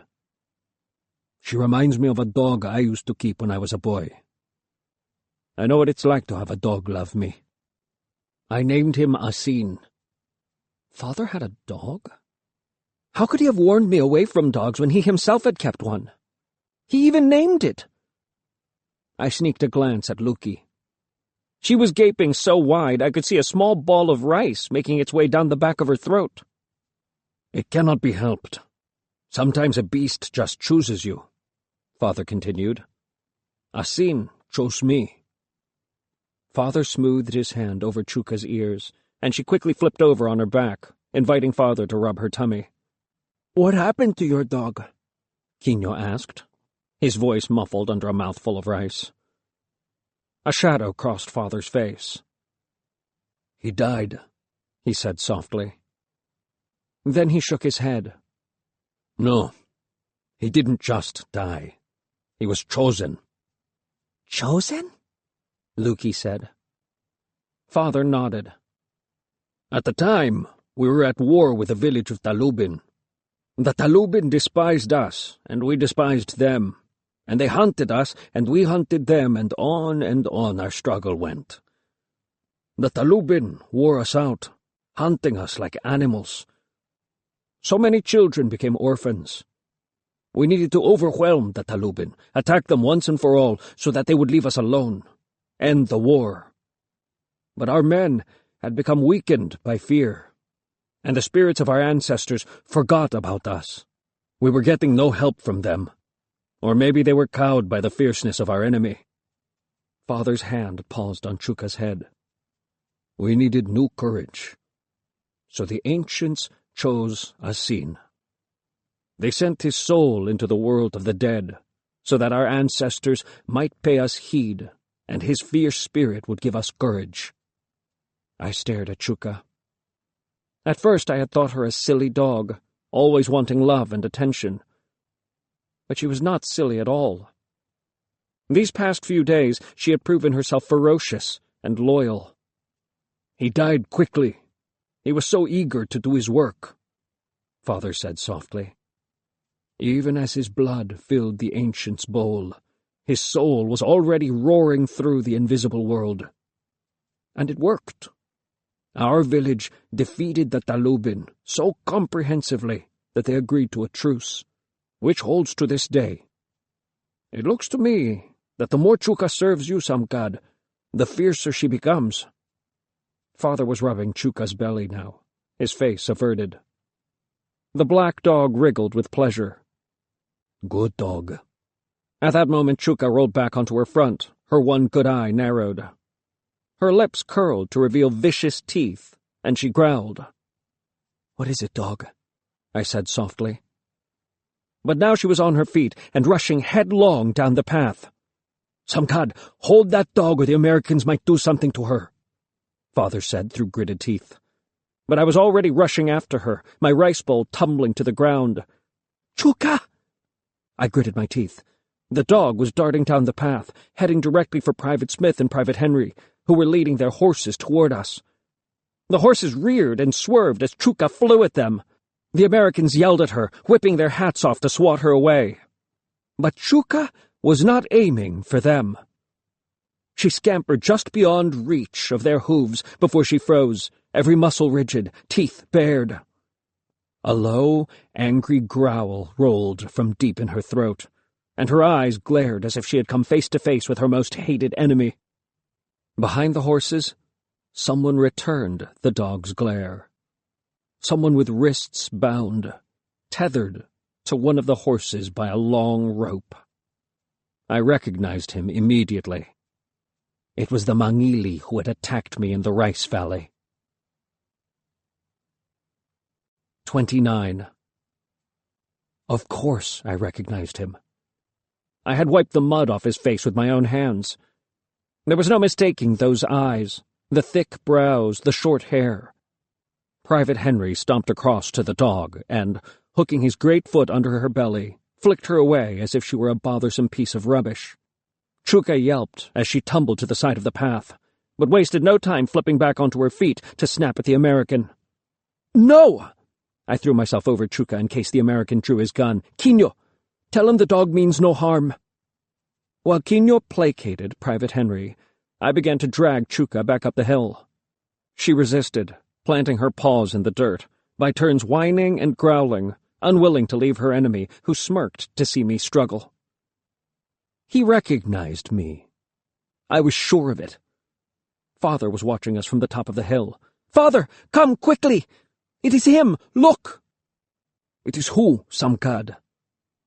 I waved one hand at the American's prisoner while holding Chuka down with the other. "It's the Mangili who attacked me in the rice valley." Father had an odd expression on his face. Slowly, he approached the horse. Private Smith and Private Henry eyed him with suspicion as he did so. "Son," Father said softly, "this man is not a Mangili." "But he is. I wrestled with him in Second Best Valley." Quino, tailing Father, made a funny face. "Your father is right. This man can't be a Mangili. He's a lowlander." He shouted something at the Americans, listening carefully as they replied. "They are saying that they caught him hiding up a tree in the forest," Quino said. Father put his arm around my shoulders. "He is a soldier, son. A soldier of the Lowlander army." "But I thought—" "See how he's dressed?" Father said patiently. "Didn't I tell you the Mangili wear breechcloths like we do? This is how a Lowlander soldier is dressed." I looked at the American's prisoner. His torso was bare, but I saw now that what Father said was true. His legs and waist were clad in the same sort of cloth wrapping worn by Quino and the Americans.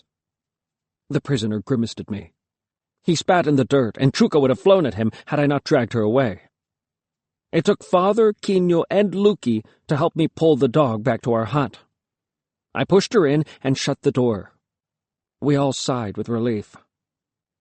Father put one hand on my shoulder, the other on Quino's. "These are extraordinary times. I hope you boys understand that," he said. I nodded, even though I was confused. I had blamed myself when Tambul died. I thought he had died because I had not warned the ancients about the Mangili in the valley. But now it turned out my opponent had not been a Mangili at all. "My sons, you both have important roles to fulfill when it becomes time to keep our promise to the Americans. Quino, we will need you to speak to the Americans, and you, Sam, will come with us to where they bury the Mangili. We will exhume Tambul's head, and you will carry it back to the village while we travel on to the burial site. We will honor Tambul by reuniting his body with his head." Luki was watching us with wide eyes. She stepped forward. "Please, let me come too. I can help Sam bring Tambul's head back." Father smiled at Luki. "It is very kind of you to offer, but this is a job for a man and not a girl. Your duty is to return to your mother Chochon. She will be here soon from the caves, and there will be many chores she will need you to do." Luki's mango face twisted. Father turned away from her. "Sam, Quino, I have not forgotten that you should have had the cut this morning," he said. In fact, I had forgotten. Quino made a choking noise. He had forgotten too. I was surprised to find myself indifferent. The cut didn't seem to matter much right now.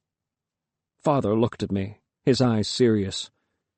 "I want you to know that you made me proud when you stood up to that American, when nobody else was willing to do it. To me, you have proven beyond doubt that you are a man, cut or no cut." He smiled. "I promise, once the Americans are gone, we will follow the proper ceremonies." I felt a surge of warmth in my belly. Father had never spoken to me that way before. "Quino," Father turned to my brother, "I am sorry that your homecoming has been so difficult. I had wanted to celebrate your return. I promise, once this business is over, that you will get the welcome you deserve. I want you to know I am proud of you and your gift with different tongues." "Thank you, Father," Quino whispered, tracing the dirt with his toe. Father smiled at Luki. "Sam became a man yesterday. He stood up for Tambul against the Americans when no one had the courage to do it." Luki made a huffing noise. "So," she was pouting, "if it had been me who argued with the American, would you call me a man today?" Father laughed. "Luki, you are incorrigible." He winked at her as he began to walk away. "Come on, Quino. Son, the ancients need you to talk to the Americans now." Luki's eyes fixed on me as Father and Quino left. Where? Her eyes were wet, and her mouth was turned down so hard that it was a wonder her jaw had not dropped off her face. "What's the matter with you?" I mumbled. She scowled. "Huh? Do you know what that was all about, Samkad? Your father was just soothing your feelings because it's going to be weeks before anybody will have time to give you the cut." "It doesn't matter when they give me the cut, does it?" I growled. "Father said so himself." I couldn't believe it. All the sweet exhilaration I had felt at Father's words dissipated. Why did she act like this every time we talked about my manhood? What sort of friend would trample on your ambitions? "The problem with you is that you're jealous that I'm going to become a man," I snapped. "Jealous? Why should I be jealous?" "You hate that I'm finally going to become a man." "No, I don't." Her mouth twisted. "I really don't. Look at you. Since we were little, you have wanted to dress like a boy, play like a boy, fight like a boy. You wish you were me, don't you?" Luki's fists were bunched up. I felt my own fingers curl into themselves. My gut was boiling. "Ha! You think a man is just someone with a cut foreskin who's allowed to carry a spear and a shield," Luki cried. I allowed my fist to fly, put all my weight into it. It caught the side of her head, whipped her face sideways. Chuka yelped, as if it was her that I had struck. I glanced around me. Nobody had seen me hit Luki. At my feet, Chuka whimpered. I waited for Luki's own fist to fly. I decided that I would allow her to hit me back, and then that was it. We were done. We could put an end to this strange friendship that never should have been. A girl playing like a boy? It had always been ridiculous, and everyone knew it. "Come on," I snarled. "You want to be a man too? Then hit me back. Hit me like a man." Her eyes were dark and moist. "A man never cries," I hissed. "You're a fraud, and you know it, Luki. You will never become a man, and that is why you hate the idea of me becoming one." The tears came faster, streaming down her cheeks in shining trails. But Luki didn't wipe them away. "You're right," she said. "I hate the idea of you becoming a man. I hate it because when you become a man, you are going to have to stop being my friend." She turned around. "Where are you going?" I called. She glanced briefly over her shoulder. "I'm going to see if my mother has any chores for me in the house for women." There was a soft whimper. "What do you want, Chuka?" I mumbled. But the dog was already away, trotting at Lukey's heels. 30. Soon Father had gathered together the 20 men the Americans needed for their task. They sat on their heels around Tambul's death chair, digging tools cradled in their arms, axes at their waists, and baskets of provisions on their backs, waiting for the signal to move on. Mr. Williams stood by the fern tree pillar, now minus its water buffalo skull. I didn't know what else to do, so I squatted down to join them. But now Corporal Quinlan was setting up the kodak in front of the ancients. Quino translated as the American cajoled the old men to stand in a row. "He says, please stay very still," Quino told them. "and please try not to cover the tattoos on your chest." After a minute, Corporal Quinlan flashed his teeth at the ancients and bowed. "He wants to show you something," Quino said. The American held up a small box from which he extracted a stick. It was a thin splinter, the length of a finger, with a swollen red tip. He beamed at us, as if he expected us all to jump up and down with excitement. Holding the stick high, he snatched up one of the wooden bowls lying by the fire. Over it he waved the stick in a spiral, the way Saluyud would whirl the shoulder bone of a water buffalo over the fire to invoke our ancestors. Then slowly, he scraped the stick's red tip across the bowl's wooden lip. There was a crackle, and then, with a loud hiss, it burst into flame. We were all on our feet. Looking around me, I could see my own utter amazement in the faces of the others, open mouths and wide eyes that were both bewildered and impressed. "This is how Americans make fire," Quino translated. Afterward, Corporal Quinlan distributed one fire stick to each of us. As I pushed forward to receive my stick, I glanced at the other Americans. Mr. Williams' lipless mouth was pursed, as if he'd eaten a sour tamarind, and the noses of Private Smith and Private Henry were curled in sneers. Perhaps they had wanted the fire sticks for themselves. I had never seen the ancients smile such huge, gap-toothed smiles as they accepted their sticks and shook Corporal Quinlan's hand, in the way that Quino had demonstrated when he first arrived. Before I tucked it into my belt, I stared at mine for a long time, turning it over and sniffing it. So small, and yet so powerful not to need tinder or pitch or the spark of a stone to create a flame. Later, the Americans ordered the digging party into a column, with Corporal Quinlan in front, Private Smith and Private Henry in the back, and everyone else in between. Quinlan positioned Quino and me just behind his horse, with the prisoner, who was still roped to his horse. Father lingered on the side, discussing something with the ancients. I was not really listening until his voice rose. "But there is still danger." "Danger?" Saluyud was replying, his old face puckered with annoyance. "Those two Mangili are dead. Their people will still be waiting for their return. Now is the safest time to leave the village, and the more men you take, the more quickly the job will be done." Maklan had a smug grin on his face. "When you dig up those dead Mangili, make sure you tell their corpses, next time, pick another village to attack. Don't forget," Pito added, "we have guns now." Only then did I notice that 2 men were standing by the path, cradling the American guns in their arms. One was Lamang, a potter with a belly that poured over his breechcloth.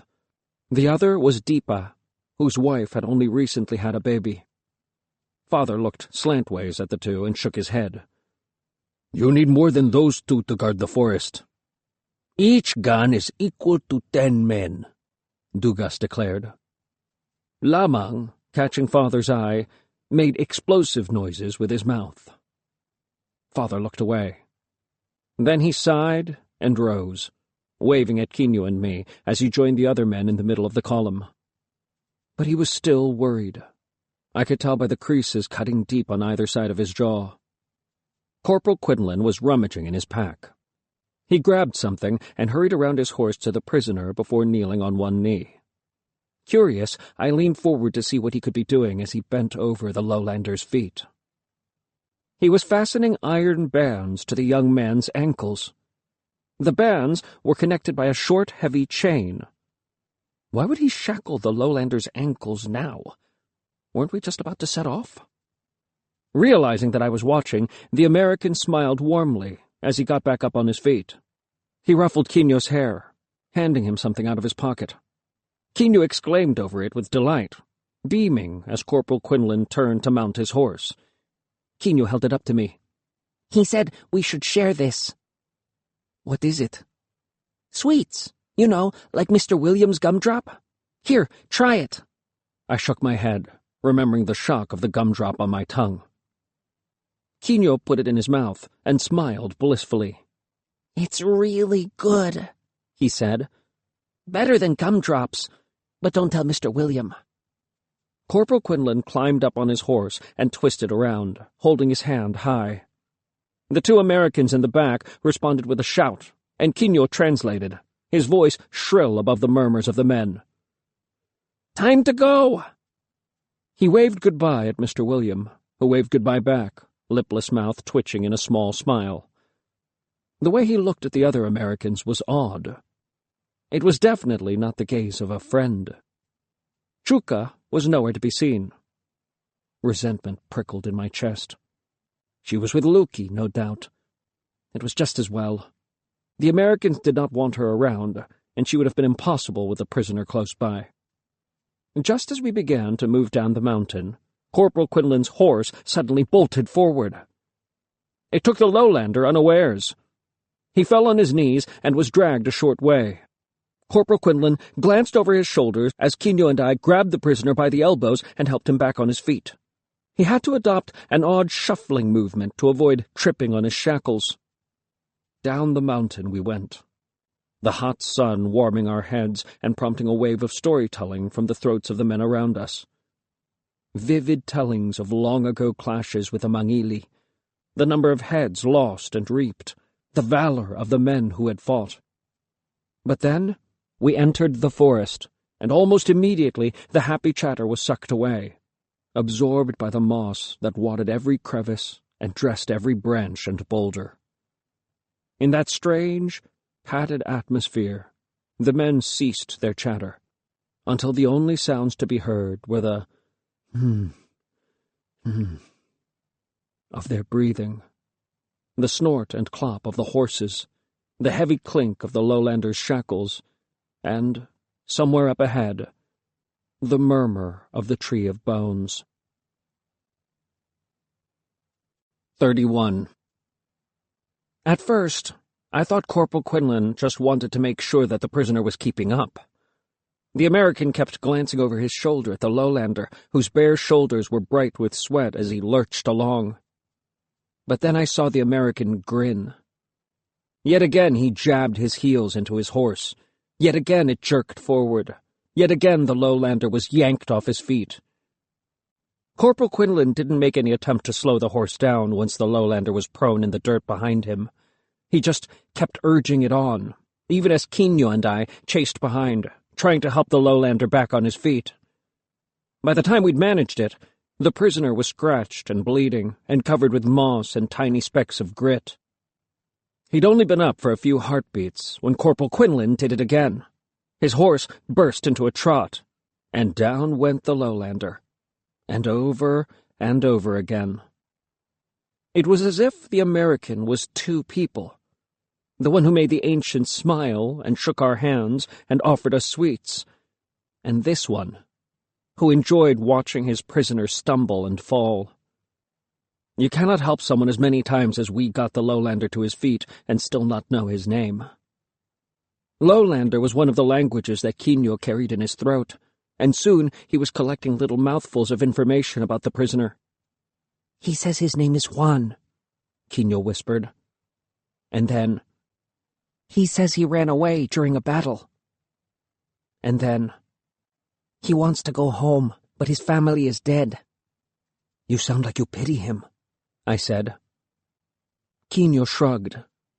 Don't you? I thought you liked the Americans. I like Mr. William. Quino scowled. Mr. William is different.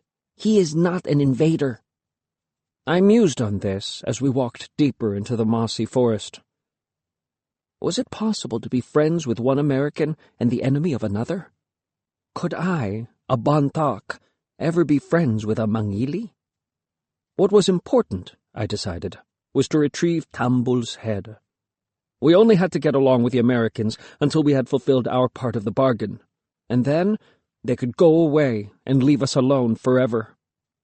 The murmuring had become louder. The path was meandering toward the clearing where the tree of bones waited. I wondered what the spirits would say as we filed past. But Corporal Quinlan turned his horse's head and led us down another path. "We've taken a wrong turn," Father called from behind. Quino scrambled alongside the American, translating, but Corporal Quinlan didn't even glance down. Father pushed past the other men and joined us in front. "Quino, can he not hear you? Tell him this way does not go to the place where they said they buried the Mangili. We must change direction." Quino hurried on, squeaking at the American, until, at last, Corporal Quinlan raised his hand, calling everyone to a stop. He turned his horse and leaned down toward Quino, plucking the ends of his mustache as Quino translated Father's message. But before Quino had ceased talking, Corporal Quinlan whipped his horse away, the lowlander floundering behind him, and trotted past Father, the huge hooves so close that Father had to jump to the side to avoid getting trampled. The American shouted something curtly over his shoulder. "What did he say?" Father asked. "Why is he continuing on?" "He says no," Quino said. "He wants us to reach the pass by morning. There is no time to dig up the Mangili now. He says it can wait. We must do the burying first." "But he promised." Father's face darkened with anger. "That is why Samkad is with us, to take Tambul's head back to the village." He raced after the American, leaping to grab the halter of Corporal Quinlan's horse. I watched anxiously as they glared at each other. Was Father going to draw his axe? Was Corporal Quinlan going to pull out his gun? From the back of the column there was a sharp scream, and then barking. Corporal Quinlan pushed Father away and turned his horse. The men behind us were making a raucous noise now. The sound was not angry or fearful. Were they laughing? And then I recognized the shrill, complaining voice that rose over all the clamor. Lukey. "Let go of me, American! Let go!" Lukey screeched. Private Henry was trotting toward us with Lukey flopped over the neck of his horse. Chuka yapped and snapped at the man's heels. The horse stopped in front of Corporal Quinlan, and Private Henry tossed Lukey down onto the ground. Chuka jumped onto Lukey as she struggled to her feet, whimpering and licking. She stared up at Corporal Quinlan, cheeks tear-smeared, but eyes sparking with defiance. She was dressed in her shabby old breechcloth again. "The American is asking if you know this boy," Quino said, staring with fascination at Lukey's costume. "She is not a boy," Father said through gritted teeth. "What are you doing here, Lukey?" He grabbed her hand as if he would lead her straight back to the village right there and then, but Lukey pulled away. "I told you, I wanted to come too." "She was meant to stay with her mother," Father told the American. "I'm sorry. She's always been headstrong." But now Corporal Quinlan was roaring something in his deep voice. "What?" Father snapped. "What's he saying now?" "Time," Quino said. "He is saying this is a waste of his time." The American pulled the gun from his belt and pointed it at Lukey. The joking of the men behind us dwindled to silence. "What does he think he's doing with that gun? What is he saying now?" Lukey demanded, her chest thrust out. Quino darted at Lukey and shoved her toward the forest, panting. "The American said, 'Run, Lukey!'" Lukey ran. Corporal Quinlan fired his gun. The first explosion, and Chuka bolted after Luki. The second explosion, and they were almost at the trees. The third explosion, and clumps of leaves fell as Luki was swallowed by the forest. Corporal Quinlan shrugged his shoulders, tucked the gun away, and kicked his horse back into motion, his face bored. I bolted after Luki, but Father's hands snatched me back. "No, Sam." Corporal Quinlan had already disappeared around a bend with the lowlander and Quino close behind. The other two Americans were shouting and waving their hats, urging the other men along like you would herd a water buffalo to the paddy fields. Father's hands turned me toward them. "Come, Sam. She will be fine." I resisted. "What if Luki is hurt?" "She isn't. I saw her get safely away." "But I should make sure she's all right." Father guided me firmly back to the group. "She's fine. Chuka has gone after her and will be her protector. And anyway, there is no danger in the forest now that the Mangili who attacked Tambul are dead," he said. "Son, stay with me and your brother. We need you. We need you." I obeyed Father, hurrying to the front of the column to take my place behind Corporal Quinlan's horse. I stared at the American's tall back and the swaying haunches of his horse, and Juan, tripping and struggling at the end of his rope. Father was wrong. There was danger, and it was not just in the forest behind us. 32. Climbing uphill, the giant horses towered above us, their monster heads like nodding cliffs, hooves kicking dung and dust into our faces, their hot, beastly odor infusing the air. The trail plunged downward, and we found ourselves gazing down upon their great, swaggering, sweat-shiny rumps.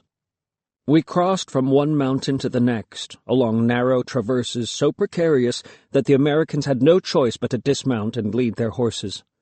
The great beasts made their way across, the whites of their eyes showing, shying nervously at the gorges on either side. When the ground became broader and flatter, the Americans remounted, and Corporal Quinlan kicked his horse into a quick trot, watching with a small smile as Juan stumbled and fell. As the horse dragged him along, the lowlander could only tuck his face into his shoulder and wait until Quino and I could put him back on his feet. He was thoroughly exhausted now, and his wounds were gaping and bloody from the repeated gouging of stones. Quino and I had picked him up so often that the whole process had become mundane. It had somehow become normal for the American to cause the lowlander to fall, and still even more normal for us to pick him up. We had done it so many times, it was no longer something to be upset about. So the next time Juan fell, I was startled to find Father running alongside us, his axe raised. He barged us aside. Down the axe went with a loud clink. The chain hobbling Juan's ankles flew apart. "Hup, hup!" Corporal Quinlan clicked his tongue and kicked the horse into another trot. Father slipped an arm around Juan's waist, lifting him bodily onto his feet. I saw the American glance over his shoulder.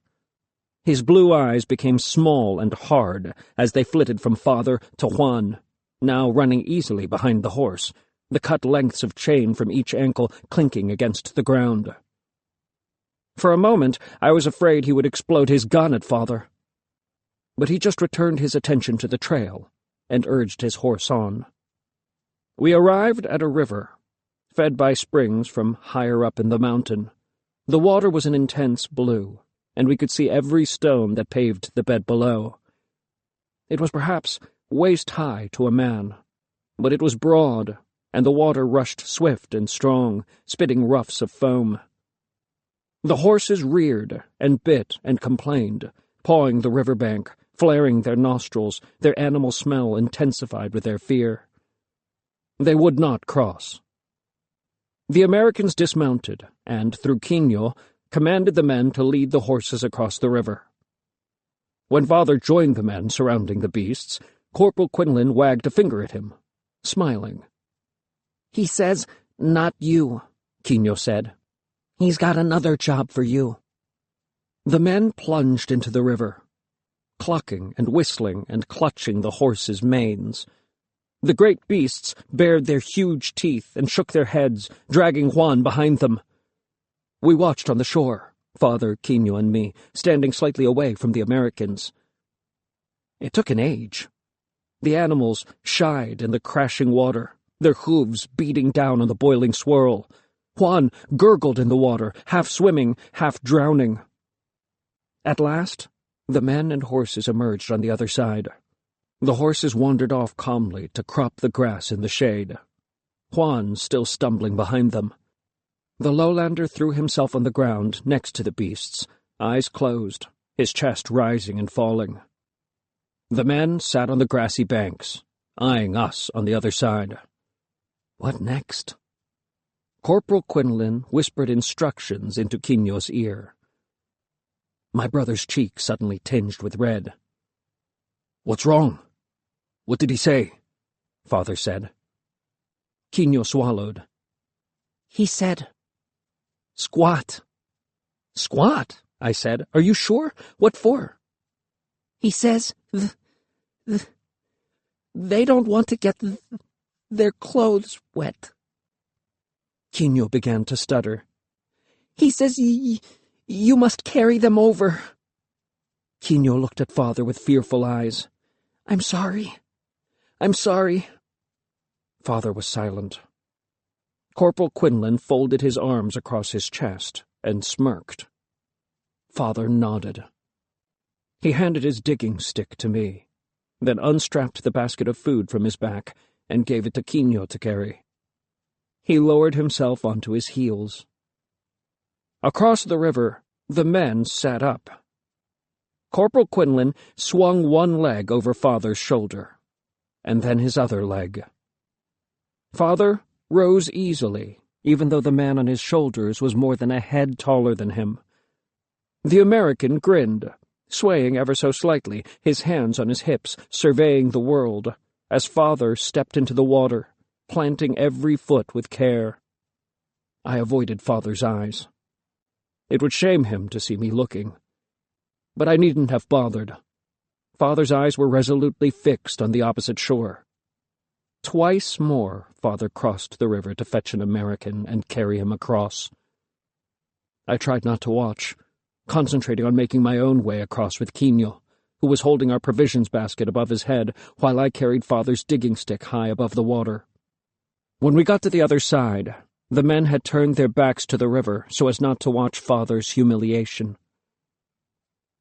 When all the Americans were across, they stretched their arms and twisted this way and that to soften their bodies before climbing back up onto their horses. They were smiling. Crossing the river had put them in a good mood. Corporal Quinlan led his horse to the front of the column. He was just about to mount when somehow his eyes settled on Quino and me. He smiled, reaching into his pocket. I did not expect it. He held something out to me, and I was so surprised I reached up and took it. It was square and small, and wrapped in something that was not fabric. Quino accepted his with a bright smile. The Americans call it fudge, Quino said. Just take the wrapper off like this. He grabbed mine and quickly stripped away the thing that was not cloth to reveal a brown-colored square. He handed it back to me, then unwrapped his and popped it straight into his mouth. It's delicious. I suddenly realized that the American had not mounted the horse. He stood there, smiling, as if he was waiting for something. As if the sticky brown square in the palm of my hand was something I had always wanted. As if I should show him gratitude after the way he had treated Father and Lukey. I felt something sharp stabbing in my gut. It was the angry spirit. The angry spirit closed my fist over the sweet and made me draw back my arm. Then it made me throw the fudge, as hard as I could, into the American's face. 33. It struck him hard enough to make a thin little noise as it bounced off his nose. The smile slowly dripped from the American's face, and a tiny red fire flickered in his eyes. What had I done? The angry spirit was gone instantly, replaced by a horrible sense of dismay. Quino was staring at me, his mouth open so I could see a tiny, uneaten piece of fudge still on his tongue. Suddenly, Father was there. He squeezed into the space between me and Corporal Quinlan, shouldering me away as he crouched, his head bowed, hands uplifted in supplication. He was mumbling in a voice I had not heard him use before. It was a begging voice, full of fear and weakness and submission.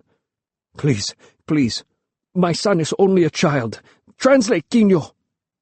Please, my son does not know what he's doing. Please forgive him. Quino, are you translating? It was just a naughty impulse. I will punish him for it, I promise. Please forgive, forgive, forgive." And I watched my father, our village's greatest warrior, bend down and touch his forehead to the American's foot. The American said nothing. He carefully removed his foot from under Father's forehead, and, turning, mounted his horse. Father remained where he was, as if he felt that the shame he had endured was still not enough. I glanced over my shoulder and saw the horrified looks on the faces of the men behind us. Corporal Quinlan kicked his horse, and the column began to move off. Only then did Father get back onto his feet. The Americans chose a treeless place to stop for the night, where the dirt was packed and hard, as if it had not rained forever. The moon had long risen by that time, and the black of the sky was hung with thousands of stars, tiny and glinting like fireflies in a tree. Corporal Quinlan summoned Quino to his side, and gathering us all together, he told us we would be arriving at our destination before the end of tomorrow morning. He said we would have to dig a trench, and then explained at length how he wanted it done. Such and such a width, and such a depth, and how the bodies of the dead would be neatly stacked, and how we could fill the trench with soil and stone. Afterward, he opened his box of fire sticks and began handing them out again, one to each man. Father joined the queue of men and smiled and thanked the American with an ingratiating little bob of his chin. It made me feel sick to see it, and I pretended to be busy searching for something in our provisions to avoid being invited to the queue. I had no desire to look into the American's face. When Quino joined me later, he was holding up his own fire stick and chewing on another piece of fudge. Fires were built. We had ours on one end of the clearing, while the Americans built theirs on the opposite side. Funnily enough, nobody attempted to use a fire stick to light the fire. Perhaps everyone was saving its magic to show off at home. Then, the men settled for the night, squatting in the dirt to eat, or unrolling their blankets and curling up to sleep. I was hungry after our long day of walking, but I could barely eat the rice, parceled in banana leaves that Father offered from his basket. Father sent Quino to ask the Americans if he should organize a rota to keep watch through the night. But this only made the Americans argue among themselves, at the end of which Corporal Quinlan told Quino that they would keep watch. They didn't need any help from our men. Later, Quino said Corporal Quinlan had warned the other two that he didn't trust us not to run away. I looked at Father to see what he thought about it, but there was a great shadow lying on his face. Running away sounded like a good idea, I thought wearily. Leave the Americans to bury the men they had murdered. Soon everyone was spread across the clearing like so many stones. Father, Quino, and I lay together in a far corner. I could feel every bone of Father's spine against my back, and Quino's elbow lay just short of my nose. I stared across the huddled bodies at the horses silhouetted against the fire. Somewhere in the darkness, Juan was still tied to the horse. The others were soon asleep, their snores combining with the steady trill of night crickets. The star-spattered sky pressed down on our heads, and I could feel the ache of the day in my limbs. But sleep would not come. To think I was only supposed to retrieve Tambul's head. But now here I was. And then perhaps I slept, because when I opened my eyes, Quino's knees were needling into the small of my back. I reached out to touch Father. He wasn't there. "Please." It was a whisper somewhere in the blackness. Hairs rose on my arms as I peered into the night. There was someone standing in the middle of that field of bodies, head thrown back as if he was searching for something in the night sky. He held his arms out like a toddler begging to be lifted up. "Please." The word caught in a sob, deep in his throat. It was Father's voice. Slowly, I got to my feet and crept toward him, stepping over slumbering bodies. There was enough moonlight to see that his eyes were open, but they were blank as they stared skyward, and the muscles on his face were slack. His breathing was deep. He was dreaming. "Father," I whispered. "No," he murmured. "Not you." I looked over my shoulder fearfully, expecting to see the looming outline of Corporal Quinlan waving his gun. But there was only the yellow moon and the glinting sky. I took Father's hand. He did not resist as I led him back to our sleeping place. He walked blindly, stepping on someone's hand by mistake, kicking an outstretched leg. The sleeping men stirred and murmured at the disturbance, but soon returned to their dreams. I pulled Father down to the ground. He sighed as I pushed his head down. I lay myself next to him and stroked his arm, listening to his breathing deepen. The ancients say one who walks in his dreams is walking in the realm of the spirits. "Not you," Father had said. "Not who?" When the Americans shouted us awake, the night crickets were still chirping, and there was a veil of gray over everything. Father was already sitting on his heels, eating a sweet potato from our provisions. His face was haggard, the lines on either side of his mouth deeply etched, and his eyes bloodshot. "I have boiled eggs here for you and your brother," he said, holding out a banana leaf parcel. "I'm starving," Quino cried, grabbing it eagerly. "Father, are you all right?" I asked tentatively. He looked at me, expressionless. "Why do you ask?" "Last night, something woke me up, and you were dream-walking." I told him what happened, trying to make his eyes meet mine. But Father turned his eyes away and fixed his gaze on the ground. "Do you remember what it was you were dreaming about?" I said. "Why were you dream-walking?" But now Father was on his feet. "Eat up, boys," he said. "We will be off soon." He left to busy himself around the camp, rousing the men who had not yet awoken. When we continued with the journey, he looked distracted, his eyes twitching everywhere, alighting on the stones under our feet and up the trees that walled either side of the trail, as if he was looking for something. Every unexpected noise made him startle. Anger boiled in my breast. It was Corporal Quinlan's fault. He had humiliated Father, making him carry them across the river when they were perfectly capable of crossing by themselves. In my mind, I marched up to Corporal Quinlan and tapped him on the shoulder. "Go away and take your guns with you," I yelled. "Leave us alone." But of course, I did nothing of the sort. By the time the sun had turned into a tiny white disk in the sky, we had crossed yet another ridge to another mountain. This mountain was different from the others we'd passed through. There were no more green woods now, no more tiny threading streams, no more trees, no more wet, dripping moss. It was hot, and the dry air sat in our throats like sand. We made a descent down a long trail made of narrow, sloping shelves of stone. The gravel under our feet moved and rolled like something alive, making the horses nervous.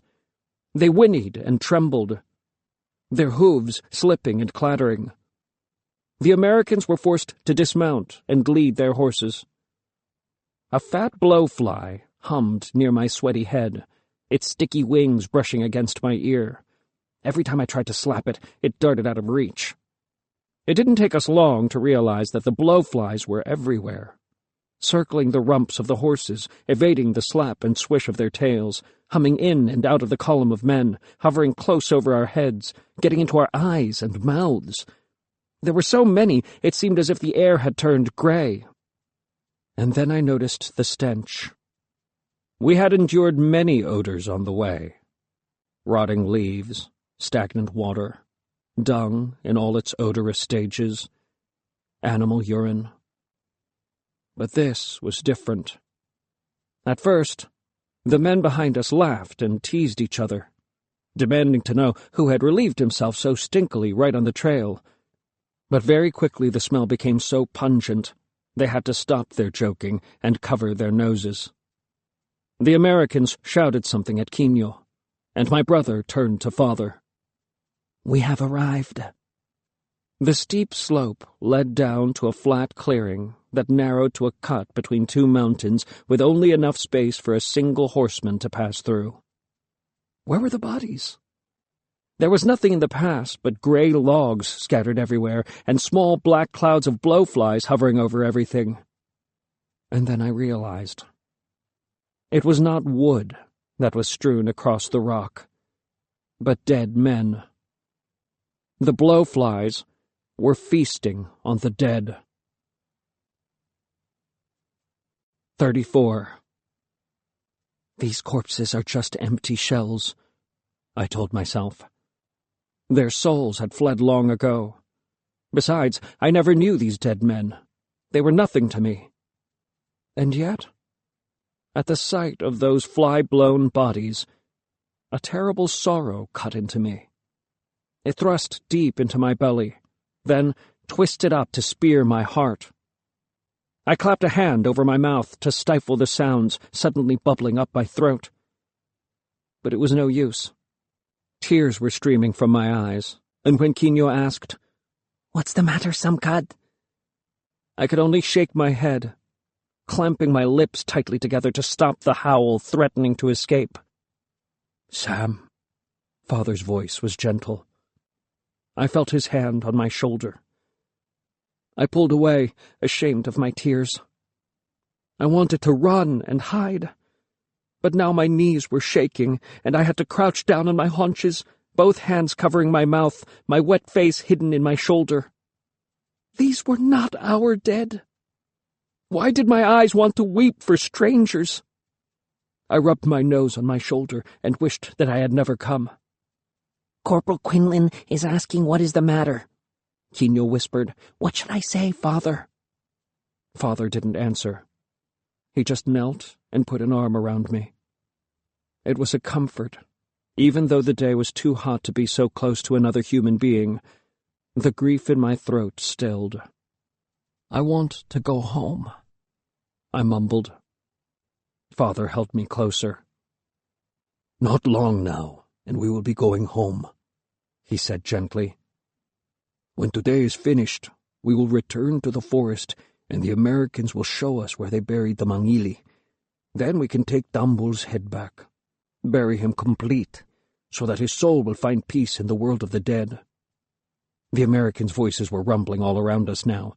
"They're getting impatient," Quino said urgently. "Tell them—" Father paused to think. "Tell them to go ahead. But Sam will remain here. We don't need him to help with the digging. And when the Americans no longer need your tongue, I want you to return and keep your brother company." Quino spoke Father's words, and the Americans laughed. The sound made me squirm with shame, and fresh grief stabbed so deep that I almost cried out. I heard Corporal Quinlan speak, his deep voice light with amusement. "What is he saying?" Father said angrily. "Why are they laughing?" "He says—" Quino's voice broke. "Why are your children so squeamish when you people thrive with the stink of death? He says if we don't mind displaying a headless corpse, then our children shouldn't mind a few more dead bodies." For a heartbeat, Father was silent. It filled me with an awful terror. What if Father leaped up to defend our honor only to be murdered by American guns? But he just leaned close and whispered in my ear, "Stay here, son. Do not let this trouble you. It is right to mourn the dead. He patted my back and stood up. And so there I remained, crouching by the side of the trail, as the men processed down to the desolate pass, where they would have to dig a grave deep enough to contain so many dead. I could not bear to return their curious glances, so I threw my arms over my head. When the sound of passing feet had long passed, I attempted to stand. My knees were still soft, and I stumbled a little as I crossed to the shadow of a boulder where I could wait for Quino to join me. I lowered myself carefully to the ground. Sorrow was a kind of pain, I realized. I could feel its wound deep inside me, heavy and burning. Perhaps the death of Tambul had been the first cut. Perhaps losing my friend had made it easier for me to mourn total strangers. It was a long, narrow incline to level ground. I could see vast wet patches of sweat blooming on the blue of the Americans' clothes. The heat made the odor of decay even more intense, and they were holding squares of cloth over their noses. The Americans were shouting their commands, even though nobody could understand them until Quino had translated their words. Some of the men had already begun to dig, their bodies glinting with perspiration. The others were dragging corpses into piles, scattering the clouds of flies. I'd never seen a place like this. The mountains huddled too close, sheer walls of stone plunging down to the rocky landing below. No gentle inclines here. Everything was straight up and straight down, and anyone could see that it was a trap, that it was not a place that was easy to flee. You could only double back on the steep incline we'd arrived by, or slip out through a narrow passage between two fingers of black stone where the horses were grazing on a stubble of brown grass. How did anyone come to decide this was a good place for a battle? It was only good for death. I must have fallen asleep, because when I opened my eyes, Quino was standing in front of me. My brother was staring down at me with a strange look on his face. "Look away if you can only shame me with your stare," I mumbled, closing my eyes to shut the sight of him away. "Samkad, wake up." I am awake. I opened one eye, and then both eyes. There was something wrong. Quino's eyes were red. His hands were trembling. I sat up straight. "Are you all right? Have the dead made you sad too?" He shook his head. I peered at him. He seemed paler, like he had just been visited by a newly dead corpse.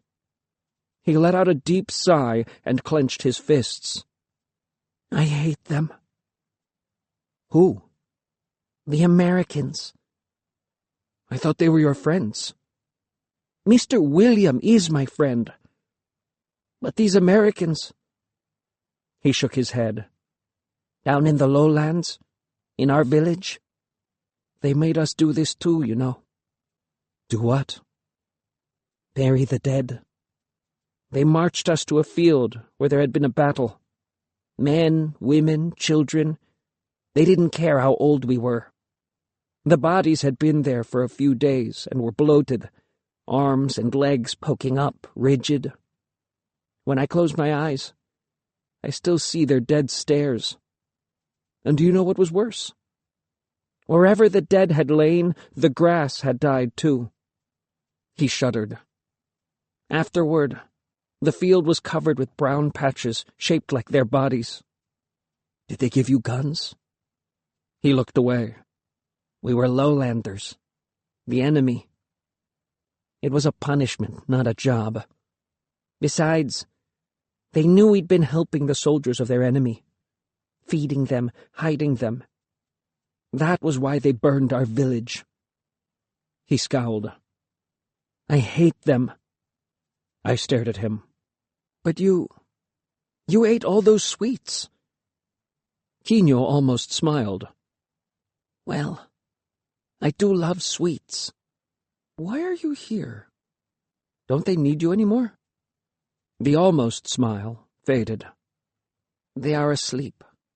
Well, Private Henry and Private Smith are asleep. Corporal Quinlan is standing watch." He pointed.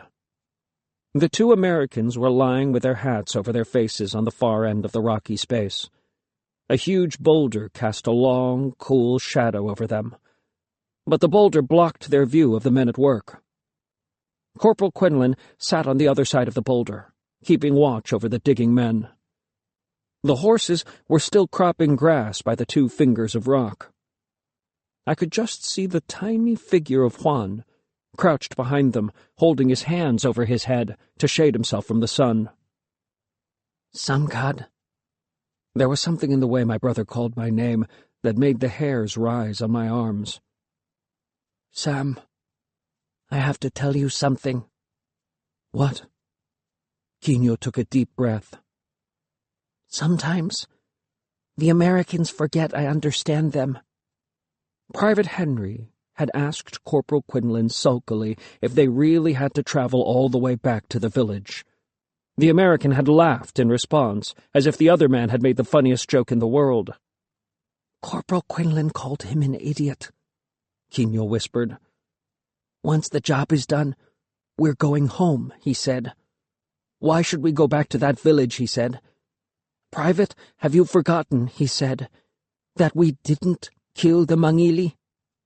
I don't understand, I gasped, panic rising in my throat. How can that be? If that is true, then we left the village unprotected. Quino just looked at me with gaunt eyes. The Americans had been lying to us all along.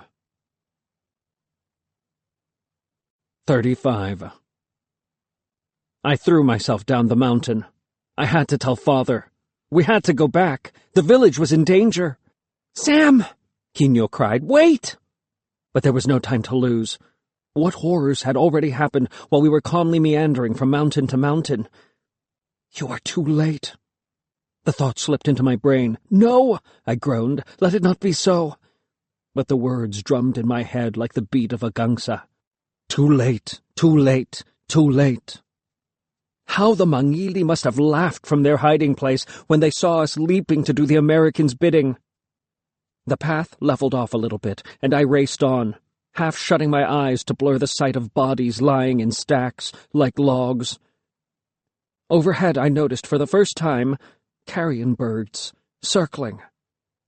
The hum of the blowflies deepened, as if they were pleased I had come, and would I like to have a peek at a corpse or two. Over by the boulder, Corporal Quinlan was watching me. I slowed my feet, walked as if nothing urgent had propelled me down the mountain, as if I was just a boy wandering down to have a word with his father. There were piles of gravel and dirt everywhere. The ditch was already knee-high. "Looking for your father, Samkad?" one of the men called. "He's over there." Father was standing right in the middle of the grave, stabbing the ground with his stick. I jumped in and, keeping my voice low, told him the awful truth. The Americans had never met the Mangilis. They had not killed anyone. There was no grave to dig up, no head in a basket to retrieve. "Father," I whispered, "we should go back." But the eyes that met mine were round with horror. Father looked terrified. He exhaled. "It's all right. They will let us go when we finish work." How could he say that? "Father," I insisted, "we should go right away. What if—" Father's digging stick clattered in the dirt. He stared at it. They will kill us, Sam," he whispered. "We can't get away." "There are 20 Bantak here, and only 3 Americans." Even as I said it, I remembered Tambul's friend, Mado, proposing exactly the same thing when the Americans had first arrived. And we should have, I thought, as Father shook his head. We should have defeated them then. "Don't you care, Father? Don't you care that the Mangili will take the village?" Father's chin sank into his chest. "It's too late. Too late." "Samkad," somebody above us hissed. "Look at what your boy Quino is doing." Somehow, Quino had obtained an axe and was dragging it toward the horses, the blade cutting a stripe in the dirt behind him. Corporal Quinlan was on his feet, shouting something in American, but Quino ignored him, calling to Juan in the lowlander's tongue. When the prisoner held out his shackled wrists, Corporal Quinlan bolted into a run. But there was a digging stick suddenly in the way, and the American pitched forward into the dirt. When Corporal Quinlan turned to yell at the owner of the digging stick, there was nobody there. The men watched innocently from a safe distance. By now, Quino had succeeded in severing the shackles that bound Juan's wrists together and was trying to help the lowlander mount the nearest horse, which happened to be Corporal Quinlan's. Juan pulled himself up, only to slip down the horse's other side. He grabbed the horse's mane with both hands, dragging himself back up to sprawl across its back like an ungainly monkey. Quino, meanwhile, was slapping the beast's flanks and clicking his tongue. But the beast seemed unimpressed, taking a few dainty steps before coming to a stop and leaning down to nibble on a tuft of grass. Corporal Quinlan drew his gun and aimed.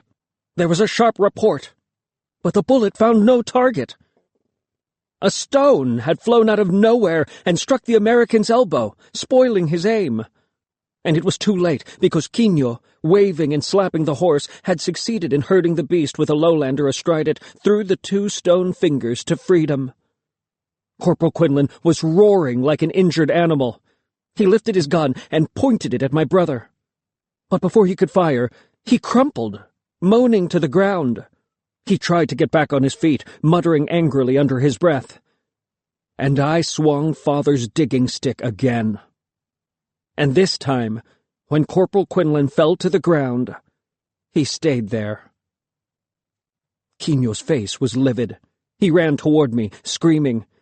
It was a moment before I realized that the words roaring out of his throat were American. I looked over my shoulder to see Private Henry and Private Smith emerging from behind their boulder, their slowly waking faces bewildered as they spotted Corporal Quinlan's still body on the ground. Quino grabbed Private Henry's arm, shouting in a panicked voice. The American broke into a run toward the horses, except there were no horses. Private Henry scratched the back of his head before he stumbled through the fingers of rock, chasing Juan on foot. Smith knelt next to Quinlan and rolled the unconscious man over. The men turned to the grave and continued with their digging. Quino leaned toward me. "Samkad," he whispered urgently. "let us go home. Now." Part 3. How to be a man. 36. Father did not resist when Quino and I pulled him along. He ran obediently at our heels. I thought he was all right, but glancing over my shoulder, I realized that his eyes were glazed. He was as good as dream-walking. "Then I told the Americans it was Juan who did it. The men helped me free the horses so that they couldn't chase the lowlander," Quino panted. "I told them it was the lowlander who knocked Corporal Quinlan down and then rode away." I was astonished into silence. When did the others decide that the Americans were their enemy? When did they decide that the lowlander was a friend? We could hear a distant roaring behind us. Perhaps those great stone walls that plunged down into that dying place had collapsed in on themselves. Perhaps it was the clamor of angry men. I could look, I supposed. I could turn and climb up to that rock over there to see how that part of the story was ending. But I didn't. I was afraid to know. It seemed forever since the ancients had summoned me to declare me a man. How little I had known then. I had not known what a lowlander looked like. I had not known there was such a thing as America. I had not known it possible for there to be people with hair a color other than black, and skin a color other than brown. I had not known that other throats fashioned entire languages that had no similarity to mine. All these things I did know now, but I felt like one of those magic vessels that could never be full in those stories told by the ancients. I felt like I could never know enough. Small avalanches of gravel bit into the soles of our feet. A gusting wind followed us up that long, rocky slope, prodding our backs with hard fingers, panting, "Hurry, hurry, Hurry! Away! Away! Away! This is my fault, Father muttered. I touched his elbow. No, Father, we were betrayed. But Father shook his head. We allowed them to lie to us. His words stabbed with the same rhythm as our footsteps. We did not resist. We did not question. We allowed it to happen. I was their fool. As we retraced our way home, Father would not be comforted. He continued to accuse himself. I left him to it, because he was right. We had allowed ourselves to be betrayed.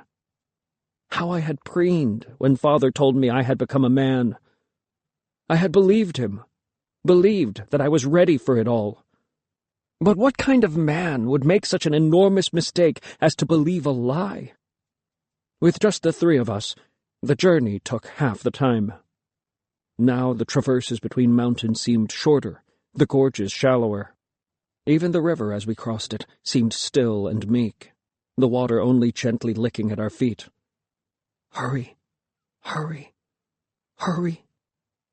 I was surprised to find that Quino was running comfortably alongside me. It was Father who lagged behind.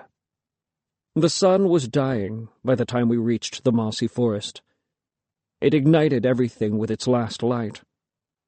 Under the forest canopy, shafts of sunlight hung like yellow fangs over our heads. We should stop to make some torches, I called to Quino. But even as I said it, I realized that there would be no need. The trees were glowing. The drip, drip of moss from the spreading branches over our heads oozed red. Light shuddered in the gaps of the trees. When we reached the forest's open mouth, where the village path began, it radiated with a strange, leaping red light. We walked out of the forest to see smoke rolling down the mountain. We were too late. The village was on fire. 37. The fire snapped its fingers and flung sparks into the air.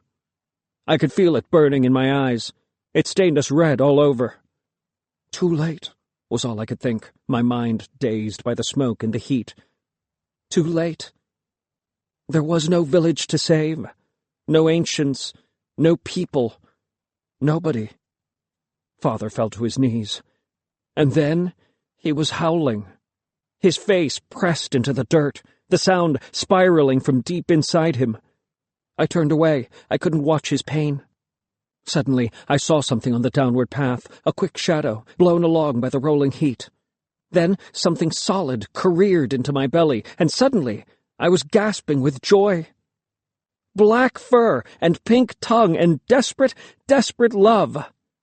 It was Chuka, alive, safe. Quino grabbed me, turned me around. "What do we do?" he cried. "We've got to do something." I touched Father's back.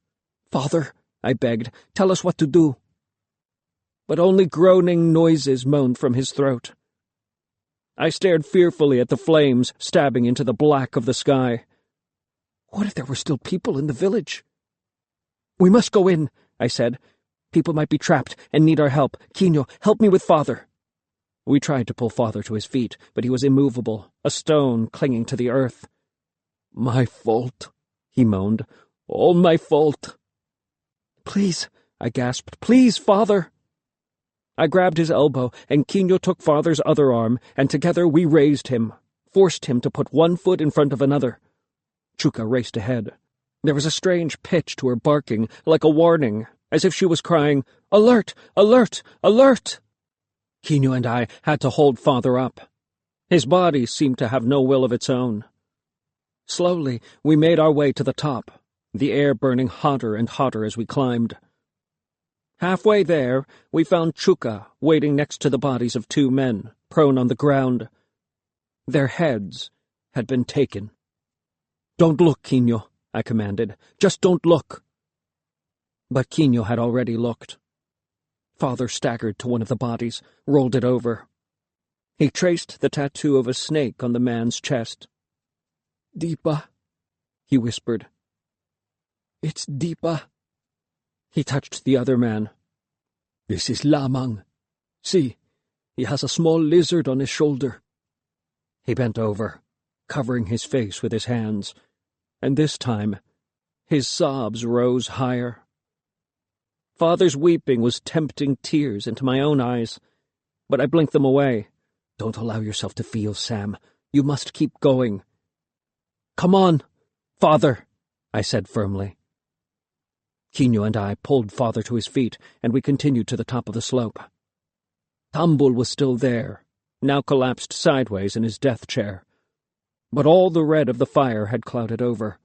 Everything was bleached of color, the grass and the path, the low stone wall, the trees. Everything was covered with a white dusting of ash. Beyond the low wall, every single roof was ablaze. The fern tree pillars along the path smoked like torches. Their buffalo skulls hung awry. Thick gouts of smoke puffed from more houses beyond. My heart was pounding. Were there any people trapped in their houses? Some of the bamboo poles making up Tambul's chair had sagged free. I let go of Father and unfastened the poles from the chair. Here, I handed one to Quino. We must make sure nobody's caught in the fire. Quino and I moved quickly from house to house, using the poles to prod open scorched doors. We shouted into sheets of flame. Is there anybody there? Does anybody need help? There was no answer. Did that mean that they all got away? Were they safely in the caves? Or were they dead and quietly burning in their houses? I whistled for Chuka. Dog, see if you can find anyone. But she whined and shied away from the guttering huts. The smoke was thickest near the house for men. Flames rose out of the thatched roof in great sheets, and under the burning rafters the skulls of our enemies glared at us. Sam, look! Quino gasped. There, in the middle of the courtyard, lay Mr. William's music box. Quino knelt and gathered it up in his arms, his face twisting with grief. They killed him too. They killed Mr. William. There was a strange grumbling sound. The house for men trembled. I grabbed Quino's arm and dragged him away just as the roof caved in, sending up a great cloud of sparks and smoke. Chuka howled as the flames swooped high into the black sky. Father appeared in the smoke.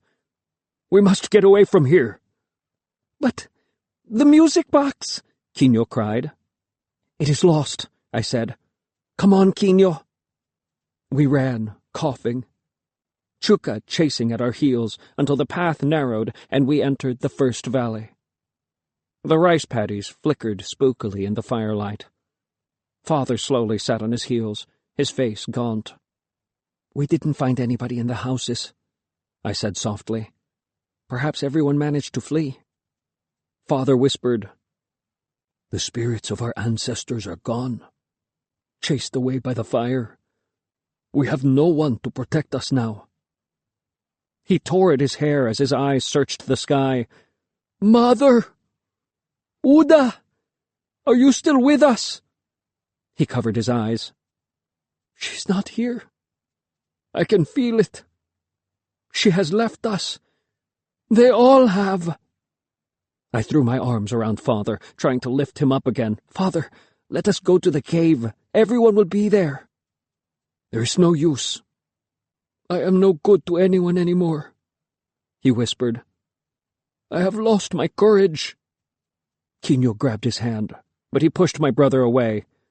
There are only enemy spirits here now. I can feel them. They are walking alongside us. Chuka nuzzled Father's knee, and Father gathered the dog close to him, burying his face in her neck for a long moment. Father looked at me, smiling sadly. She's a good dog, he said. A fierce dog. He ran his hands down Chuka's flanks, and she arched with pleasure. You love my son, don't you, dog? Father said. Chuka smiled, as if she understood. You would do anything for him, wouldn't you? You would chase away the evil spirits that plague us if you could. Father's voice was sing-song. as if he was chanting a prayer. He turned Chuka around to face us, his arms circling the dog's body. "Will you do this for us?" he whispered into her ear. "Will you help us? We need allies in the world of the spirits. My dog Asin will meet you, and he will help you fight the spirits of our enemies." He wrapped a hand around Chuka's snout and, clamping her mouth shut, pinned her wriggling body with his elbow and drew his axe. 38. We send the souls of beasts to the spirits all the time, to learn the portents, to thank our ancestors for a good harvest, to look after the souls of the newly dead, to chase away the wicked spirits. Chuka's fierce soul would have called our ancestors back and defended us from the enemy spirits that had overwhelmed the village. And yet I couldn't let Father kill her. I found myself lunging across the void, throwing myself between the warm, wriggling body of my dog and Father's axe. "Sam!" Father looked strange, with tears carving wet trails down his brown cheeks. The axe wavered above our heads. "I beg you, let me do this. It's the only way. We are helpless here in the land of the living. We must fight the Mangili from the land of the dead. The dog is our only hope." "No!" I had my arms around Chuka now. I tried to free her from Father's grip, or at least put myself between her and his axe. "Go, dog! Run!" Chuka wriggled, trying to flee. But Father's fist was tight around her leg. He pushed me to the ground with his elbow and pulled her close. "I'm sorry, son." But the axe was snatched from Father's hand. Quino ran down the embankment and swung his arm in a wide arc.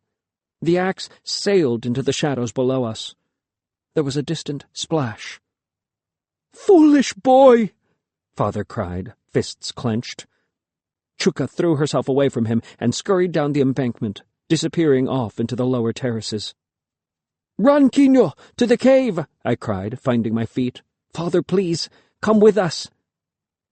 But Father didn't seem to hear. He stood, staring blindly across the valley. He looked like he was dream-walking again. We could not wait for Father to wake himself. I hurried after Quino. The narrow, twisting paths on top of the embankment were slippery under our running feet. "Hurry!" I gasped. "Hurry!" The light fell away rapidly as we left the village behind us. Soon, it became so dark we had to slow down.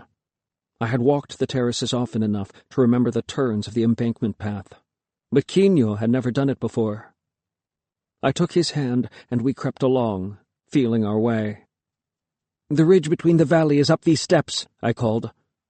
"What steps? It's too dark." "This way. When we get to the top, we'll be in the next rice valley where the cave is."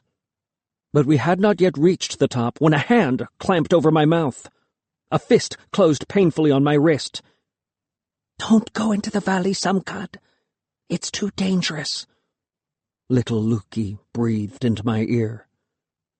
"You'll be totally useless without your head."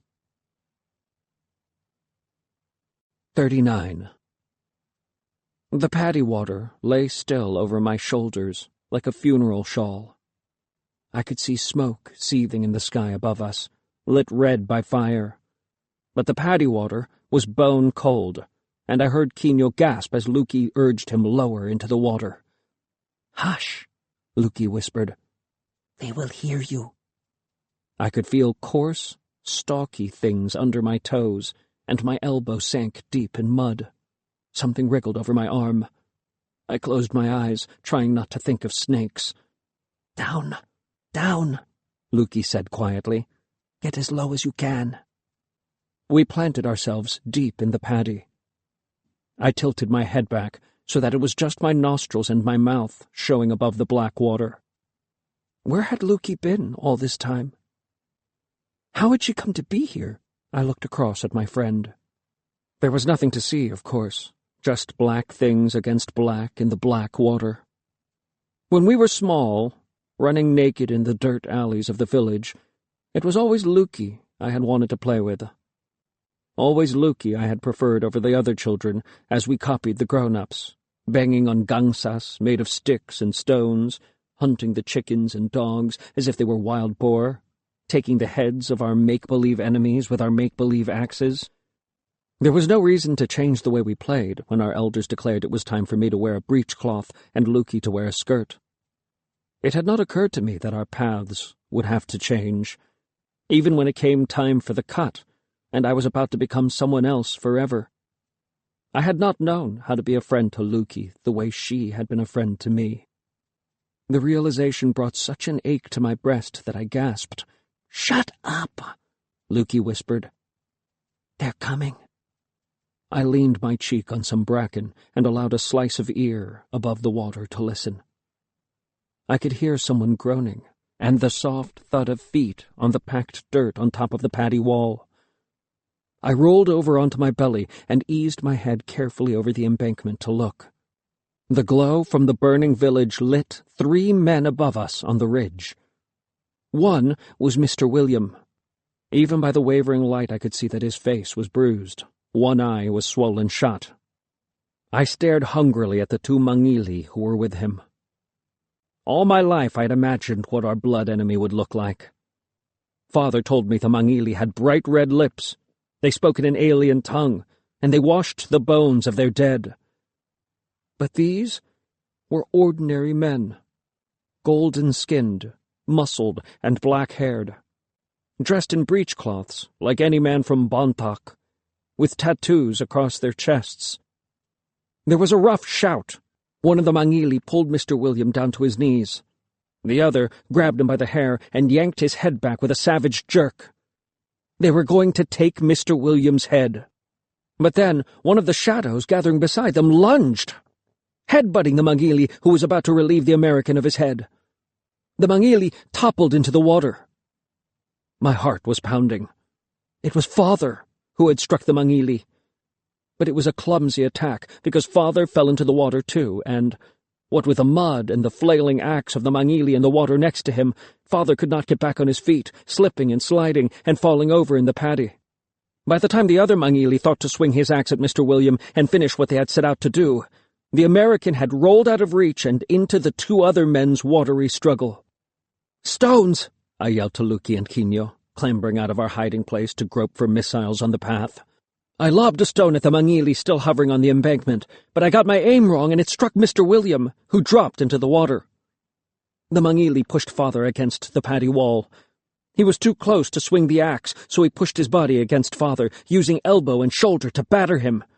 As he moved back to make room to swing his axe, the other man hurried over to help. Out of the water shot Father's arm, grabbing the end of the Mangili's breechcloth. With one yank, he was lying across Father like a shield, taking his friend's axe blade deep between his shoulders. I was trying to get closer, throwing stones as I crossed the mud wall to the paddy where the battle was taking place. But in the dark, my stones flew in wrong directions, pelting wide and low. Mr. William was staggering back onto his feet when one struck him on the forehead. I groaned as the American fell like a tree. "Stop! Stop!" I heard Lukey cry, close behind me. Father had seen us. "Get out!" he roared. "Get away from here!" And allow you to be killed, Father? It would be wrong. If only I had an axe. I blinked. Was that an axe on the paddy wall?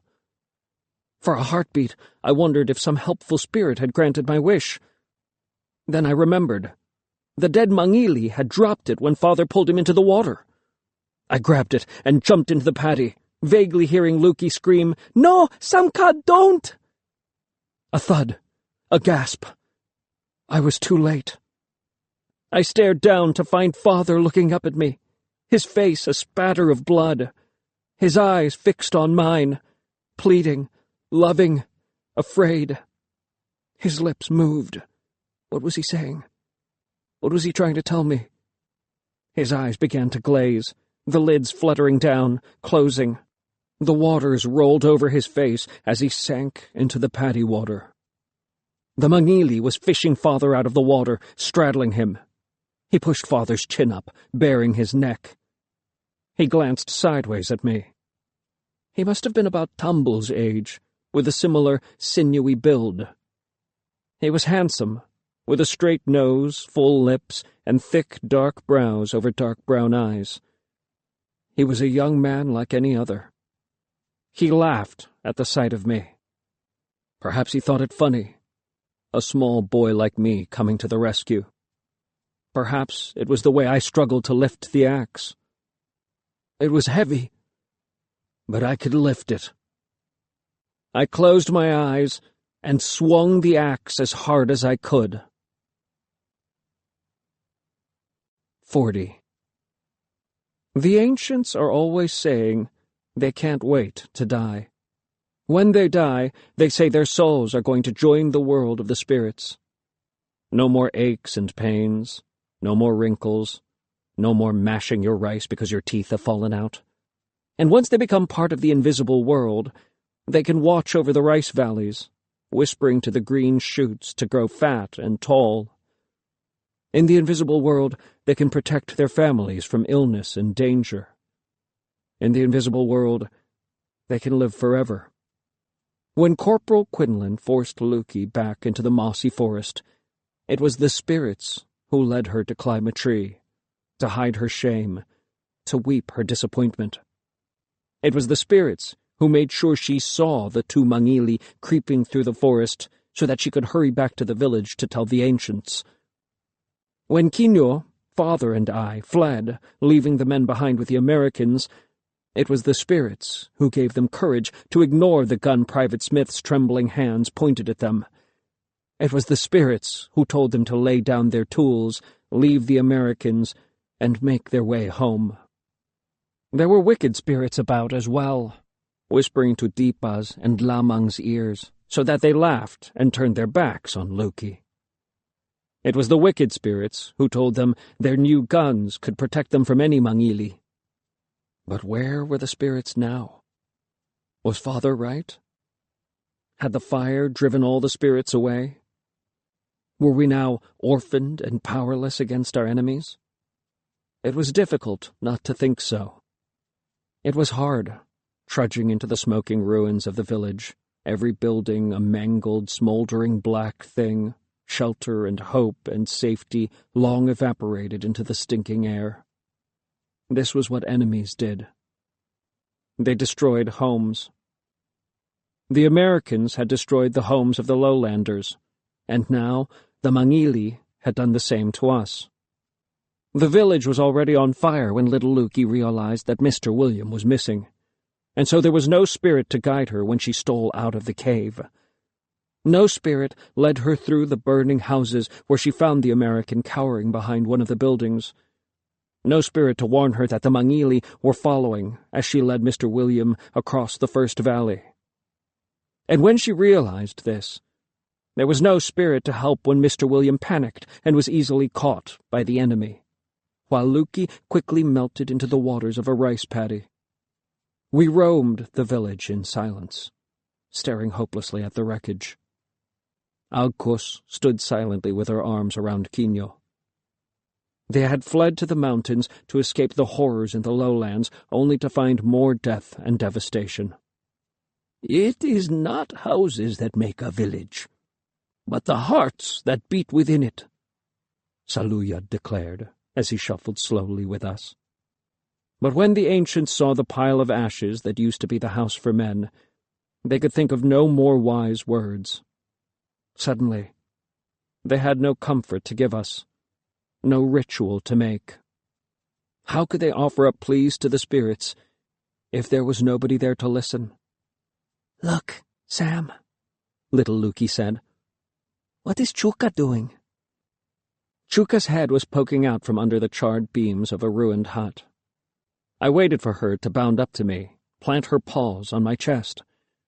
But she leaped out of the hut, barked, then jumped back in again, looking over her shoulder to check if I was following.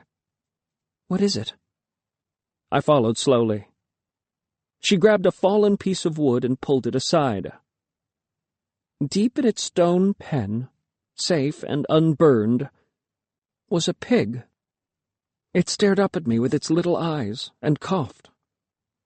One pig, alive The entire village descended to the mossy forest.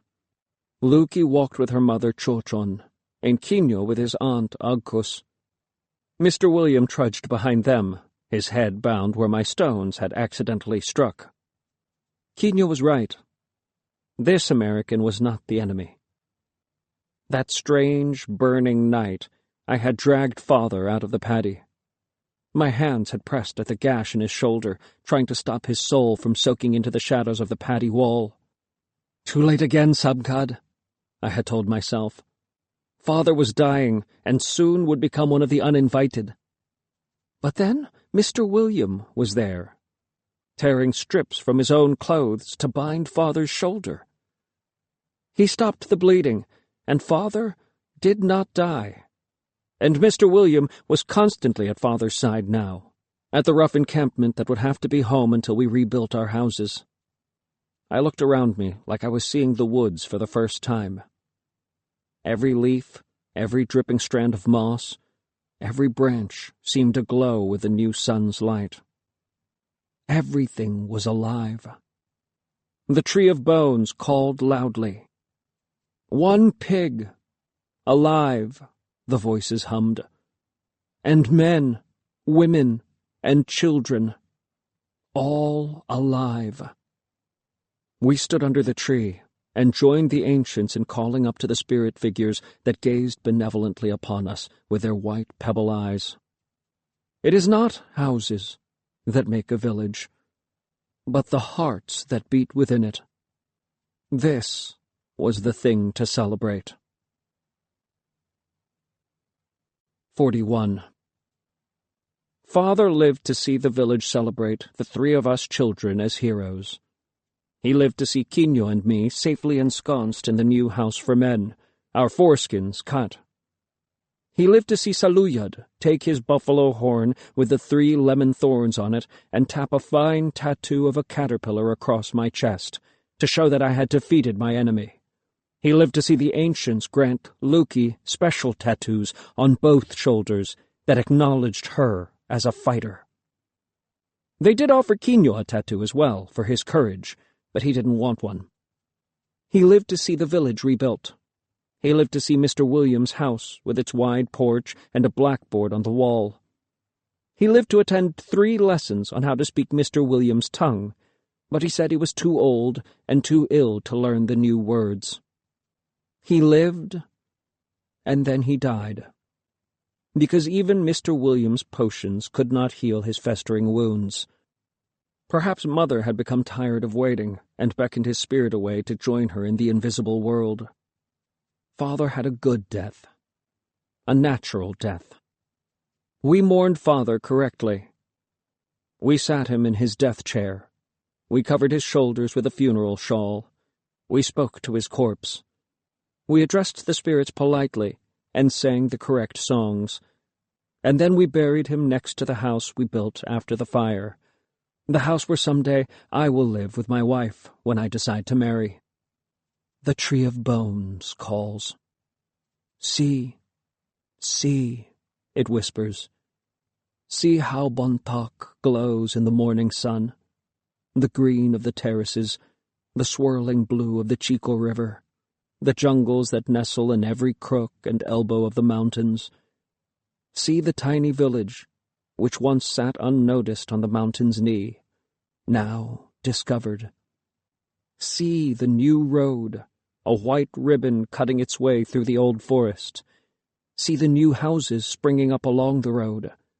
See the new people moving in from everywhere. See the soldiers, the tree of bones whispers. Our warriors now march about in smart American hats and smart American shirts and smart American belts with American guns on their shoulders. The only thing that reminds us of who they once were are the breechcloths that swing between their bare legs. See Mr. William's house, where the villagers sit and listen to him talk about America, a land that is bigger than the whole of Bontoc, than the mountains, than the lowlands, where people live in clean boxes made of neat blocks of stone, where they wear clothing on their backs and shoes on their feet. Father told me Lumawig once took a clay pot and smashed it on the ground. It splintered into many shards. One of the shards was Bontoc. But Mr. William has a map. And on his map, America is a giant cabbage-colored shape in the middle. And Bontoc is not even on the map. We thought the ancients could teach us everything we needed to know about our world. How to carve a rice field into a mountain, how to hunt deer and trap boar, how to fight our blood enemy, the Mangili. But now the ancients nod and say the Mangili are no longer our enemy, and we must all learn the ways of the American. This pleases Mr. William, and he carefully unpacks his box and plays music for us. The ancients close their eyes and listen. "Look," whispers the Tree of Bones. "Mr. William is showing the ancients how to measure time. A day is made of hours, a month is made of days, a year is made of months, and a man is made of years. Look, look," the Tree of Bones whispers. "See your brother Quino. Quino wears white trousers and a white shirt. On his head is a straw hat. He works for an American and his wife who live in the lower village, near the river. They go from village to village, exchanging squares of fabric they bought in the lowlands for everyday things: pots, bowls, wooden stools, spears, shields, earrings, baskets. One day, the wife tries to exchange a square of blue cloth for Chochon's snake-bone headband, the one Luki made for her. Chochon walks away. Look how Quino works. He counts their plates and spoons and forks. He boils their water to get rid of the evil spirits that might make them ill. He scrubs their wooden floor with half a coconut husk until it gleams. See how these Americans love Quino, the Tree of Bones calls. Do you hear what they're saying? They want to take him back to America with them. In fact, they say they want to take all of Bontoc to America, to show Americans our way of living. See, the Tree of Bones calls. Can you see? Epilogue. I cut the chicken's neck quickly. It struggles a little, but it tires soon enough as its blood soaks into the roots of the tree. I watch as its spirit leaves its body. Then I take it up the tree, picking my way carefully on the great sagging branches, slippery with moss. The Tree of Bones sighs. As I climb, Chuka whimpers a little down below, wishing me to hurry up with my task. Soon I am at the top. I push through the dense ceiling of leaves and tie the chicken firmly to a branch. To one side, I can see the mountain flowing down to the caves. On the other side, there is a swirling fog in the valley. The tips of trees poke out like reeds in a river. I can see the rice paddies up and down the mountainside, tiers of them, flooded and ready for planting, glinting like the scales of a snake just after it sheds its old skin. On the branch adjacent to me are two figures made of blackened tree fern. They sit side by side, their white pebble eyes gazing peacefully into the distance. I say the words the ancients have taught me to honor the souls of my parents, my voice calm and strong. But the beat of my heart is quick, and my chest aches. A day is made of hours. A month is made of days. A year is made of months. And a man is made of years.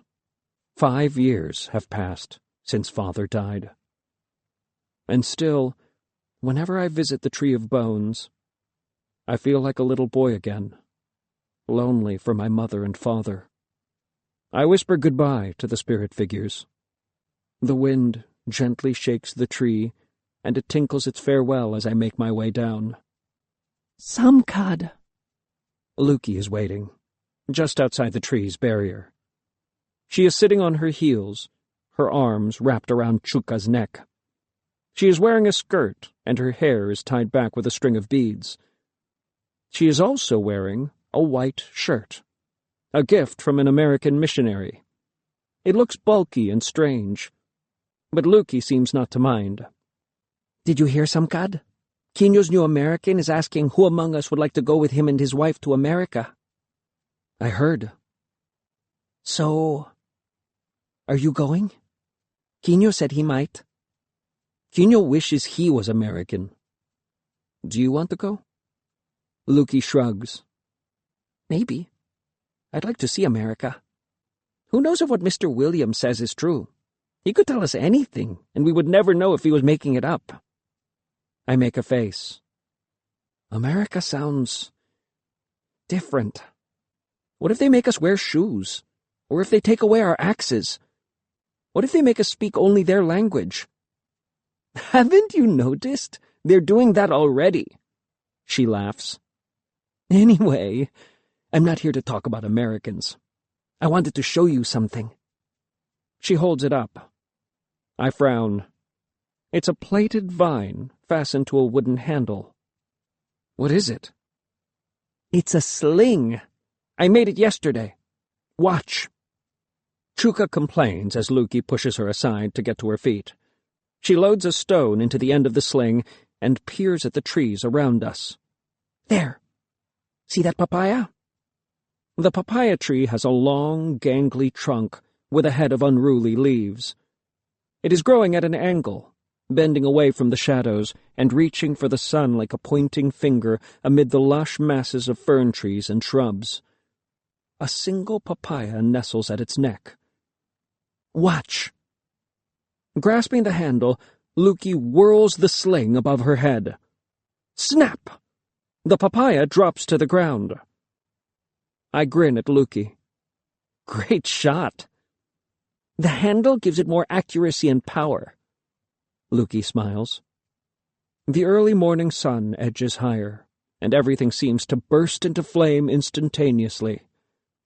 Little Lukey's long black hair is crowned with gold. The back of her long neck is molten with sunlight. Her white blouse is askew, and I can see the beginnings of one bare shoulder. Why are you looking at me like that? Lukey snaps. Nothing, but I can't look away. Suddenly, Lukey swings her leg in a circle, sweeping my feet from under me. I fall to the ground, and before I can grab her, Lukey's got my arm twisted behind my back. Chuka yelps, but she doesn't move to intervene. And then we are grappling. We are rolling in the dirt until we smack against the fencing around the tree of bones. Lukey is surprisingly strong, considering that I'm head and shoulders taller than her now. I hear Lukey's plaintive voice from a long time ago. You're too short to carry a shield. You're smaller even than a wild boar. How are you supposed to spear one? And look at your arms. They're like twigs. How are you going to chop off the heads of the mangili? I begin to laugh, even though Lukey's arm is now wrapped around my throat. My arms no longer look like twigs, and Lukey is no longer little Lukey with that mango face. Lukey rolls me onto my back, expertly pinning my arms down with her knees, her forearm across my neck.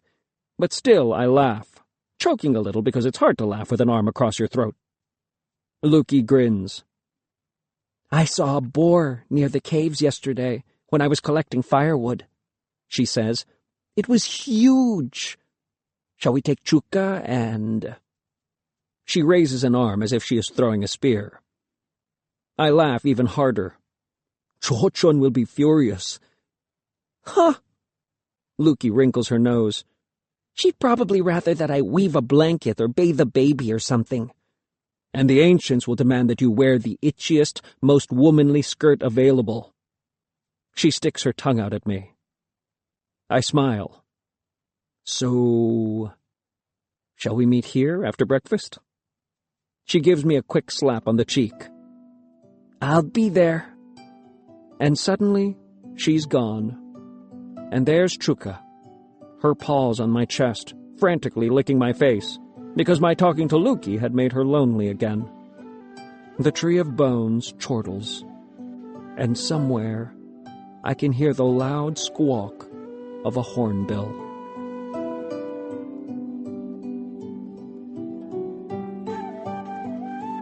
This is Ramon Diocampo. We hope that you have enjoyed this production of Bone Talk by Candy Gourlay.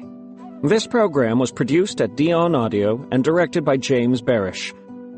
Executive producer, Melissa R. Ellard. Print edition published by Scholastic Inc. by arrangement with David Fickling Books.